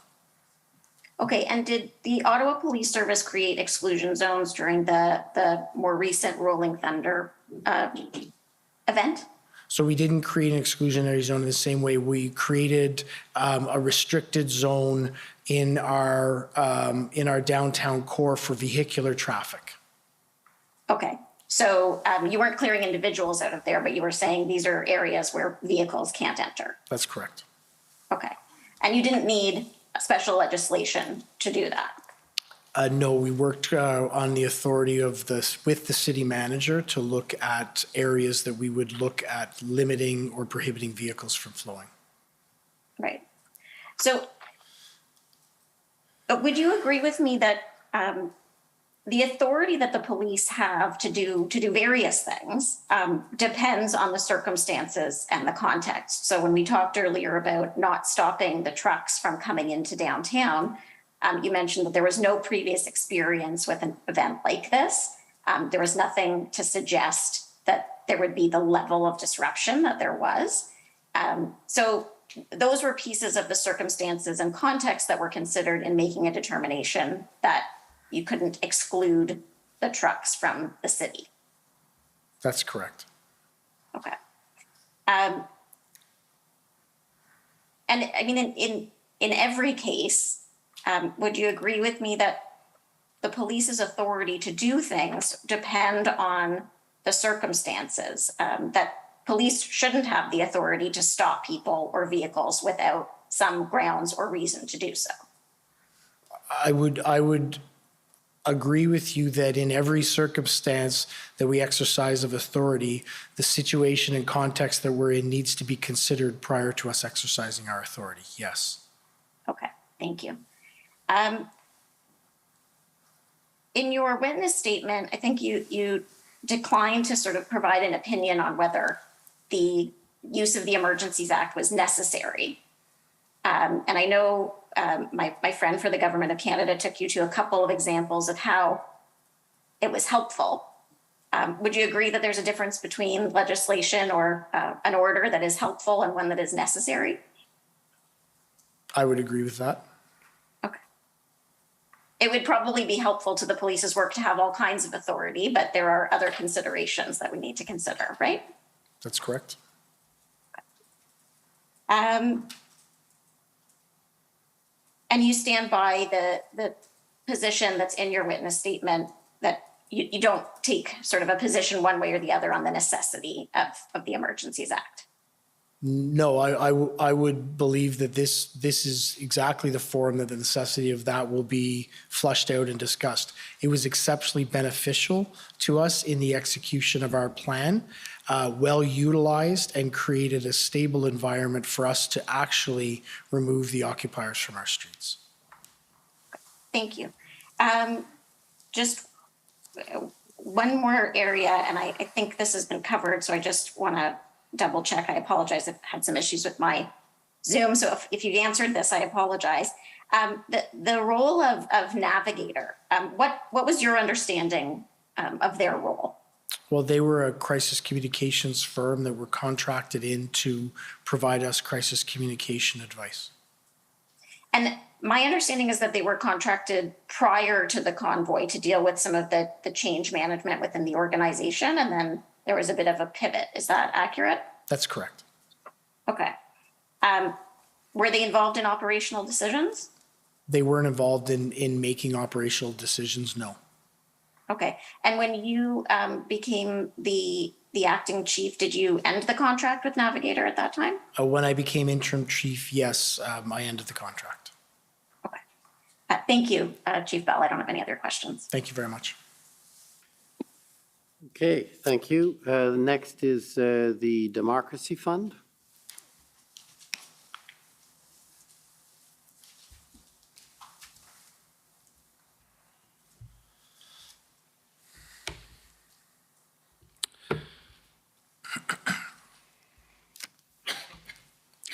All right. Good afternoon, Interim Chief Bell. I'm Rob Kittredge, acting for the Justice Center for Constitutional Freedoms at these hearings.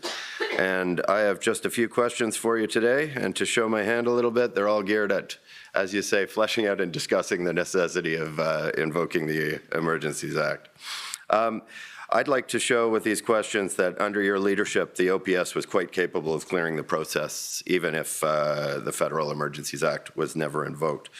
So, as I understand your testimony today, you identified 4 ways in which the invocation of the Emergencies Act may have been helpful to police in clearing the protests.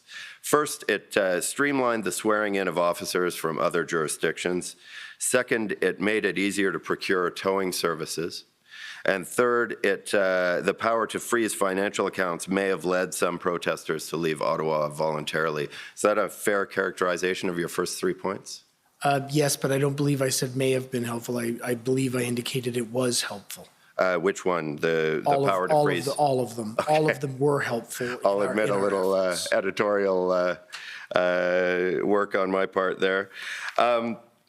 So things were a little bit rushed at the end of your time with Commission Counsel earlier, and I want to make sure that I properly understand your 4th and final point, which was basically you said something like, the invocation of the Act created a solid legal framework within which police could do their work. Am I understanding you correctly to think that the framework that you're referring to there meant the power to create an exclusion zone? That is correct. Okay. So going to your first point, streamlining the swearing in of officers from other jurisdictions, Acting Deputy Chief Ferguson testified that saved a few hours and some paperwork. Would you agree with that testimony? No, and not to contradict Deputy Chief Ferguson, but as my role of CAO, one of my responsibilities was the processing of those swearing-ins. It is a much more labor-intensive administrative process that has several checks and balances and layers to it. So I personally wouldn't describe it in hours. I would describe it in normally days. It likely could be streamlined into 24 hours, but there are a lot of people you have to line up to be able to do that. All right. So in short, though, it could likely have been done in 24 hours.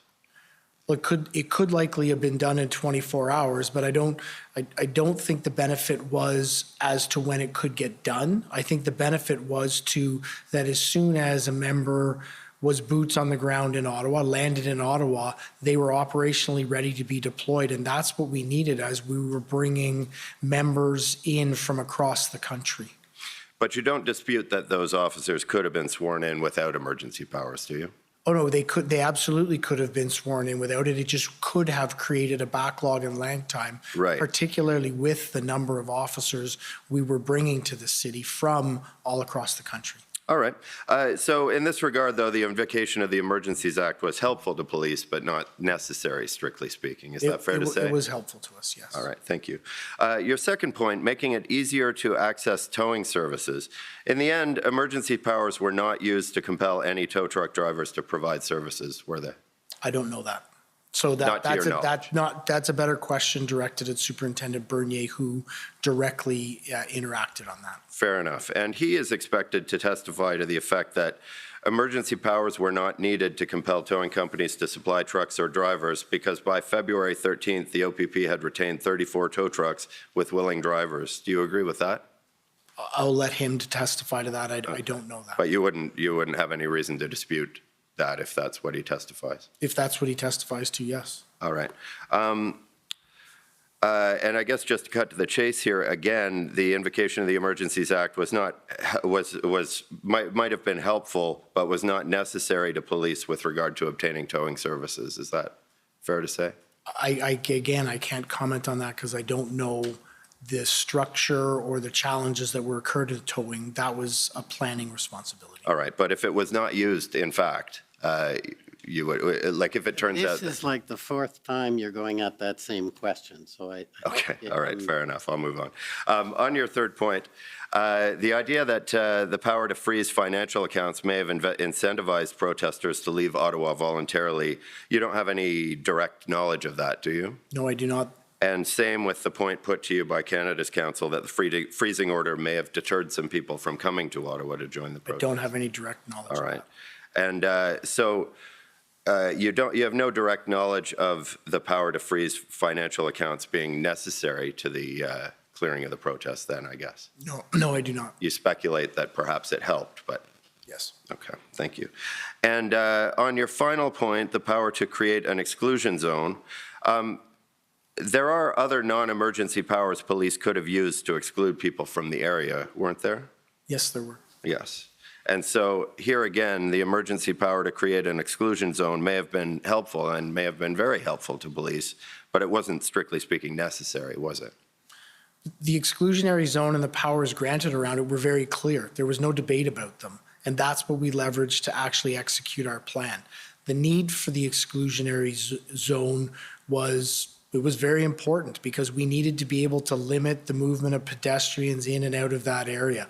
That is an uncommon authority that police exercise. So the ability for us to be very clear in how we were managing, striking up, and excluding people from that zone was extremely important to us to be able to execute the plans that we did.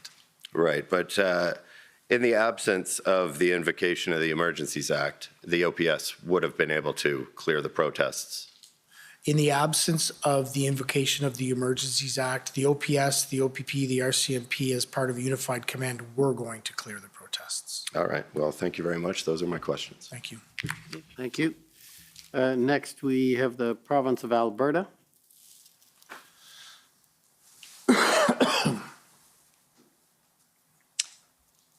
Good afternoon. Good afternoon. It's Mandy England for the Government of Alberta. The questions that we were going to cover off this afternoon have already been addressed by Council, so we have no questions. Thank you very much, sir. Thank you. Okay, next is the Ottawa Police Service.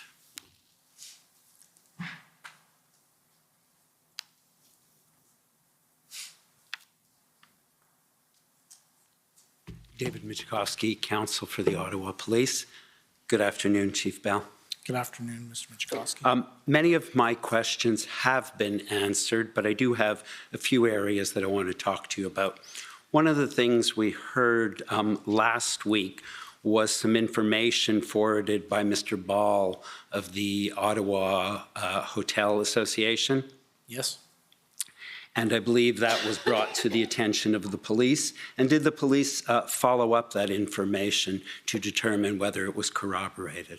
Yes, they did. And as I indicated this morning, we determined that there was no long-term booking of any hotels in the city, that the reference to what Mr. Ball had made was actually a 3-day booking, that the 90 days, or what, I forget the actual number, hadn't materialized. Sure.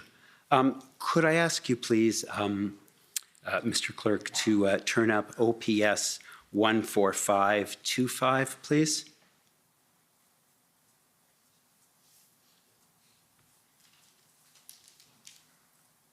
And it's page 31.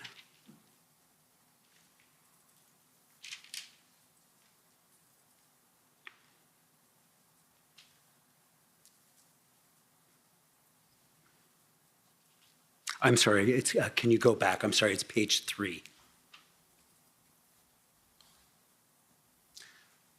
These are your notes, Chief, of a update briefing on the 29th of January, 2022. So that would be the Saturday after the convoy had arrived.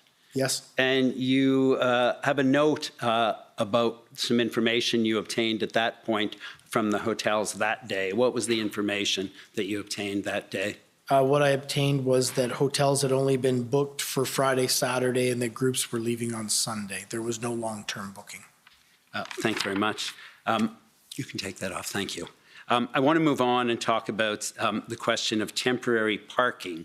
We've heard some evidence in this proceeding about temporary parking or staging for trucks being arranged by the city with the assistance of the police. Do you recall that? Yes, I do. And can you explain, is that something new or is that something that has been done in the past with other demonstrations in Ottawa? So to my recollection, I don't recall us ever establishing temporary parking for other demonstrations. This was the first time I believe that we'd attempted that. And has it been done for other special events, however, in Ottawa? For other special events, yes, it would be a regular and common occurrence. And why was it done in this case? What would be the alternative to not doing it? It was done in this case to try and limit the footprint that trucks would come to for the demonstration and allow people to park in other areas and access downtown through busing, through rideshare, however, so that they could participate in the protester demonstration without actually bringing their vehicle into the downtown core. Thank you. You talked earlier in your evidence about heavy machinery, and there was reference to a crane being in downtown Ottawa, and I believe you explained that it was not a crane, correct? That's correct. It was a boom. And can you just remind me what that piece of equipment was? That piece of equipment was a boom truck, a truck that would normally be used to lift construction equipment and deliver construction equipment. And what was it used for? It was used for two purposes. One is the boom was extended and a flag was raised from it, and I also believed it was used as a temporary setup for stages for speeches and events. And was it used to cause any damage? No. And apart from that piece of equipment, was there any other heavy equipment allowed into the red zone? Not to my knowledge, no. You've talked about the Ottawa Police's experience with demonstrations, and you've told us that you have quite a bit, or the Ottawa Police Service has quite a bit of experience. Can I ask you a question more specifically? Does the Ottawa Police Service have experience with protesters using vehicles? Yes. And can you tell me a little bit about that?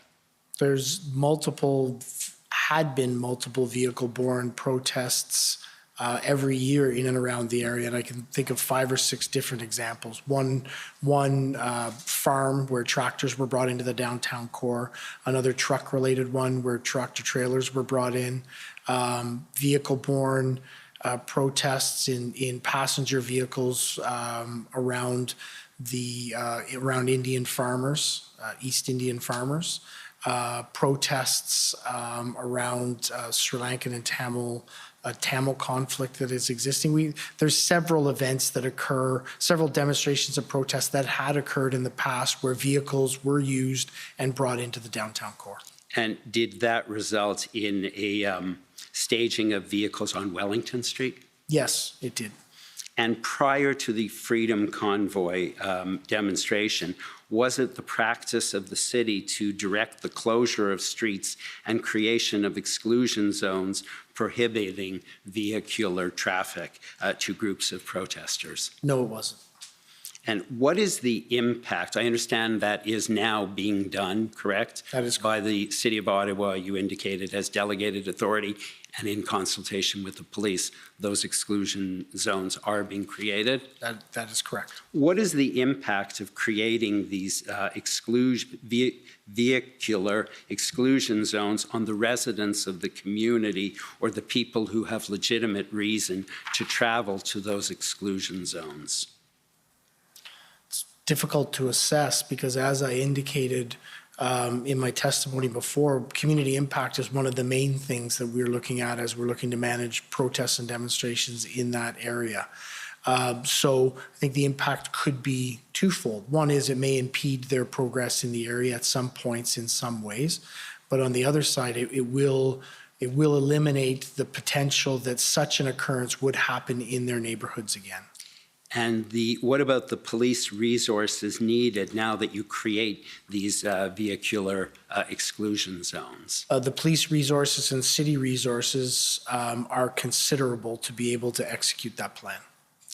And was your past experience or the Ottawa Police Service's past experience successful in terms of resolving protests, including those with vehicles, without the type of community trauma we saw in this case? Past experience since the convoy or prior to yes. I want to move on and talk about the Hendon reports, and I want to ask you some information about, some questions about what information can be gleaned from the Hendon reports. And just before we look at some specific reports, just generally, can you tell me what the reports said about whether or not the protesters were expected to be peaceful and law-abiding?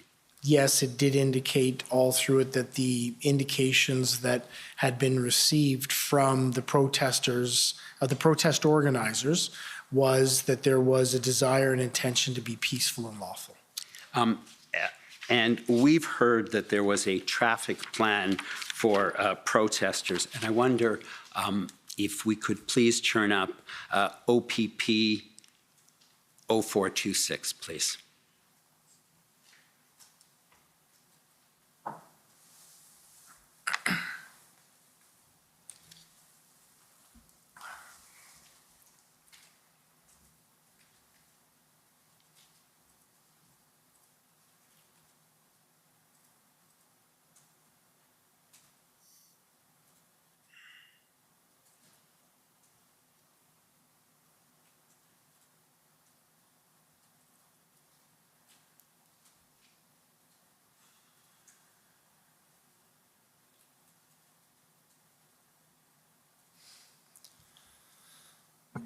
Council, if you could you repeat that number? Yes, it would be OPP 400426.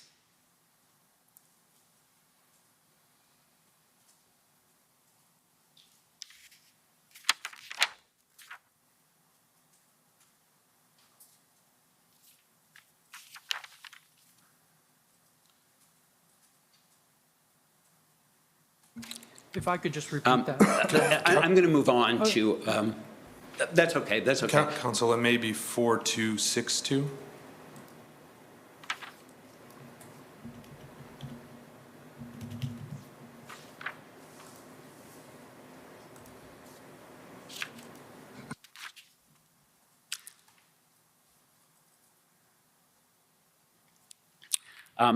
Can we just scroll down, please? Thank you. Can we just scroll down? And if we just go to the next, keep going. And then there is another plan, however, that I'm going to ask that we turn up that was a more detailed plan with a number of sub-plans. Is that correct? And that is OPS 04221.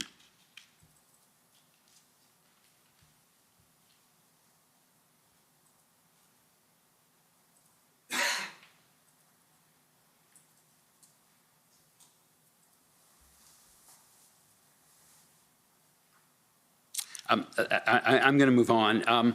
As I understand it, we've heard that there was an initial traffic plan, and then we heard that there was a more robust plan with a number of sub-plans prepared for that weekend. Is that your understanding? Yeah, that is correct. As the intelligence continued to come in and became more refined in terms of the size of what was going to occur, we moved from a traffic plan. The planners then pulled together a larger, more complete and fulsome operational plan. A question was raised last week as to whether that was something just pulled off the shelf. Do you have any comment in response to that? So while I wasn't directly involved in the planning efforts or the development of the plan, all of the information that I have seen, the back and forth between the planners and intelligence, the conversations that occurred around how to build it would indicate it wasn't just a pulled off the shelf plan. It was one that was fully developed and sounded out around the circumstances that were evolving and developing and coming towards Ottawa. And did the Hendon reports contain reference to the possibility of fringe groups and lone actors and the possibility of violence? Yes. And were those seen as significant risks? Yes. As significant risks? Were they seen as significant? They were significant risks if they materialized. They didn't materialize.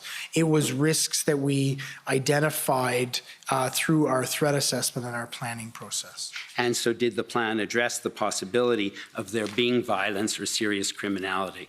Yes, it did. And we've heard about POU units who are specially trained.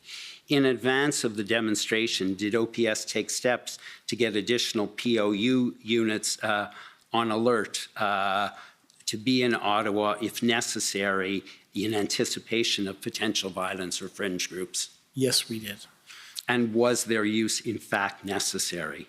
Yes, their use was necessary over the course of managing the dynamics that we had, specifically towards lone actors around issues of violence. I'm unsure, but the POU units, every resource that came to Ottawa was utilized. I'm talking about in the first weekend. In the first weekend, POU units were utilized in terms of crowd management. Okay, thank you. I want to ask you about a couple of the Hendon reports, and I wonder if we could start with the January 20th report itself rather than the summary. And so if I could ask you please to turn up OPP 401024.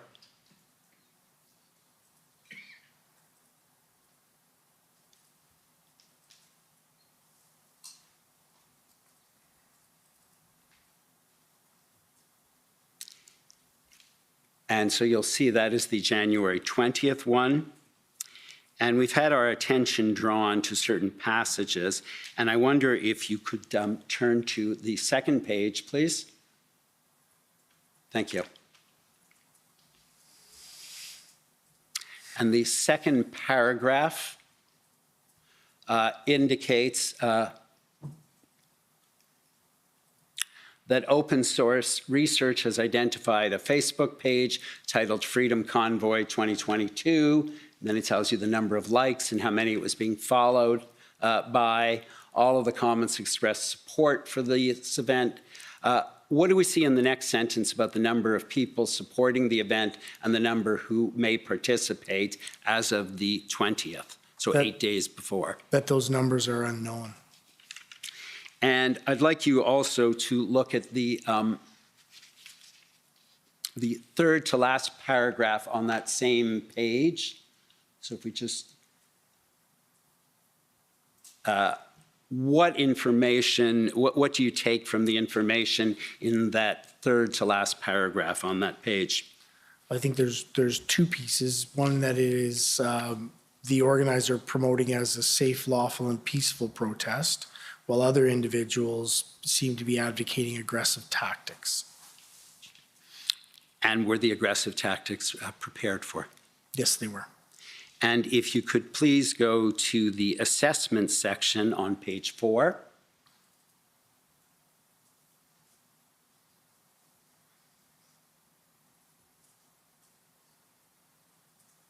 Oh, sorry, perhaps, sorry, go back to the previous page. Page 3. Yes, just the bottom of page 3 and the assessment section.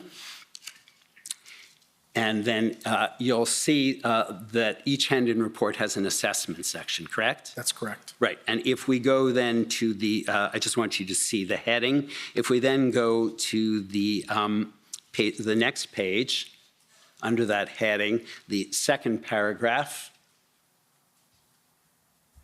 The available information suggests that the convoys may comprise thousands of tractor trailers. It's possible that a large number of smaller vehicles, including private vehicles, may join them. Did that, in fact, materialize? There were thousands of tractors. There were very few, and I don't believe any tractor trailers that made it down into the red zone. And does the January 20th report tell you how many people are going to attend and how many vehicles? No.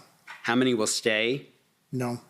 And whether they will engage in the type of criminality or antisocial behavior we've heard about during this inquiry? No. And so that's on the 20th. Based on what we've heard here, that ultimately the Ottawa Police Service needed, I think, several thousand additional resources. Based on what you see here, would it have made sense to mobilize 2,000 additional officers from somewhere else at this point in time and bring them to Ottawa based on this information? No.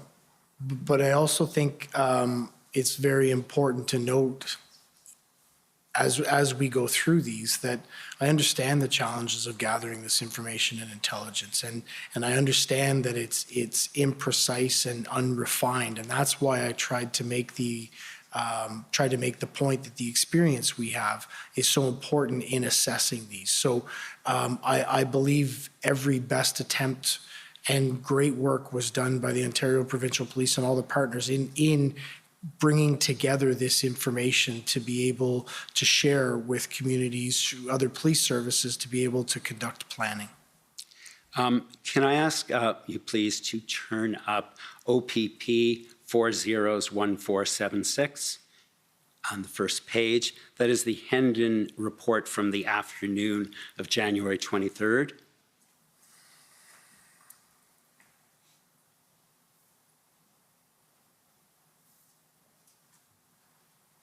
And if we could keep scrolling to the fourth paragraph. The fourth bullet, rather, information indicates that convoy organizers are cooperating and have developed a thorough and well-organized plan for conducting the event safely. Is that information important to the Ottawa Police Service in its intelligence assessment? It is one of the pieces we take into account, yes. And how do you monitor the behavior of the convoy prior to their arrival in Ottawa?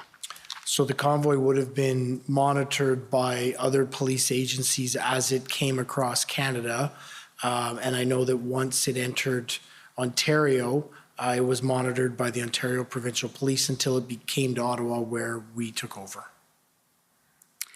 Can I ask you please to turn up the January 27th Hendon report, which is OPP 400813.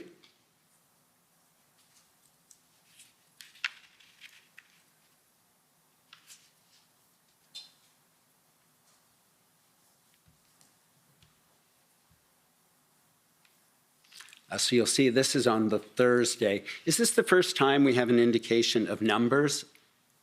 Yes, so there were several, as I indicated before, the numbers and the reporting in Hendon enhanced as we went through and as we got closer to the time.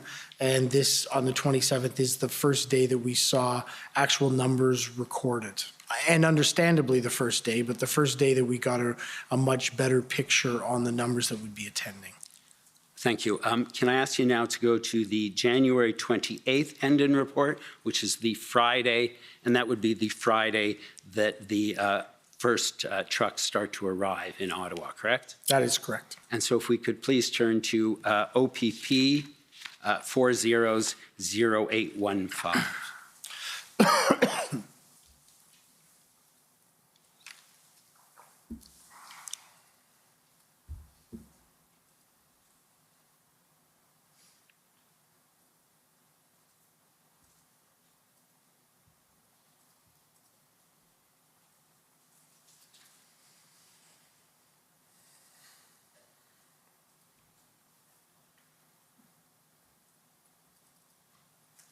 Thank you.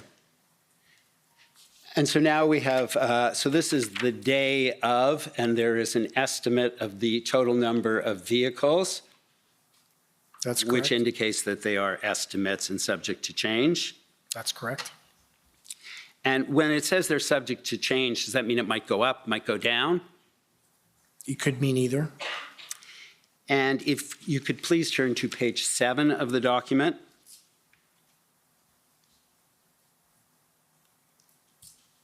And just if we can scroll down to the assessment section, can you just read the first paragraph in terms of the information that the OPP provided in this Hendon report with respect to the duration, expected duration? Can you just read that out loud? The available information indicates that protesters plan to remain in Ottawa at least until 2022-02-04. We continue to identify indicators to support at least some protesters remaining beyond the weekend of 2022-01-29-30. These indicators include collecting donations of cash, food, and water from supporters along the route. Thank you. And so what do you take from that sentence in which there's an indication that some protesters will remain beyond the weekend in the second sentence, and the first sentence, which talks about them remaining until the 4th of February? So what I would assess from that is that there is an indication that at least some may remain beyond it, and that those remaining would remain, the intelligence at this point would remain up until as late as the 4th of February. Thank you very much. Just a couple more questions. I want to talk about the events of the first weekend. And am I correct that the Ottawa Police did not simply allow an endless stream of convoys or vehicles to come into the core? Is that correct? That is, well, the Ottawa Police, the OPP, didn't allow, we did it in conjunction, but no, we didn't allow them to stream into the downtown. And so were there strategies in place that were used and that were successful in diverting some convoy members from coming into the core of downtown? Yes, there were.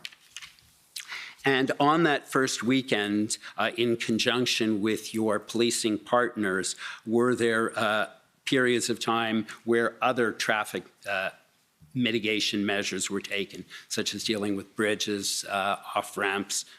Yes, there were.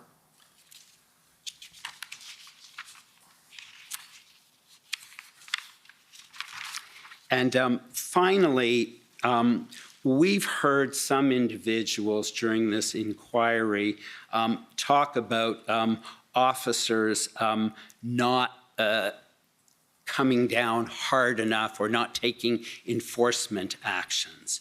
I just want to be clear, was there any direction given to police officers to ignore criminality? Absolutely not. And what I will say, and I've said it before and I want to say it again, the officers of the Ottawa Police Service, the OPP, the RCMP, and every other agency that came in worked in exceptionally difficult and challenging circumstances at an exceptionally difficult and challenging time. So to criticize their activities is challenging for me, because they did absolutely everything they could to help support this city and remove this occupation. And so just one final question. So are there circumstances, however, where in the exercise of their discretion, it may not be appropriate for a police officer to take enforcement action? Yes, that's correct. And I think I've highlighted a couple of examples today. Thank you very much. Those are my questions. Thank you. Thank you. Any re-examination? Just one or two questions, if I may. Chief Bell, Council Just identify for the record again, please. It's Frank Au for the Commission. Chief Bell, my friend, Council for the City of Ottawa, put to you the document OPS 408418. We're calling up the document. If we can go to the first page so we can look at the title. My first question will be to ask if you can help us with the nature of the meeting. So, sorry, go Sorry, back. can you go to the top, please? So it simply says convoy briefing number 18, Tuesday, February the 8th, 10 a.m. to 12 p.m. So by this point, we had a regularized briefing schedule, and I believe we were at 2, if not 3 a day, where there was a briefing where all of the heads of areas would come together to get updates and plans, operational targets or issues would be addressed there, and everyone would then go and execute on what they needed to do. So this was one of those updates. All right, if you could go to page 4. So scroll down a little bit. Do you see the comment attributed to you in the middle of the page says, Bell, concerns that city has are political concerns, not day to day. If city sits at table, is concerned about sitting down as city, feds will back down and leave it to the city. What does that mean? So one of the concerns that we had, and this wasn't confirmed from any discussions with anyone in the city, but one of the things that we were speculating about around the challenges with engaging different levels of government and potentially negotiating or potentially having discussions with convoy leaders was that when the first one went, and if it was the city, then they would be the ones who would be responsible for conducting the negotiation. This was never confirmed. We were just wondering or whiteboarding what some of the concerns about different levels of government would or could have in coming into negotiations. Thank you. Those are my questions. Okay, thank you. So that terminates your evidence. Thank you very much, Acting Chief Bell. Thank you very much. We will adjourn until tomorrow morning at 9:30. The commission is adjourned. La commission est adjournée.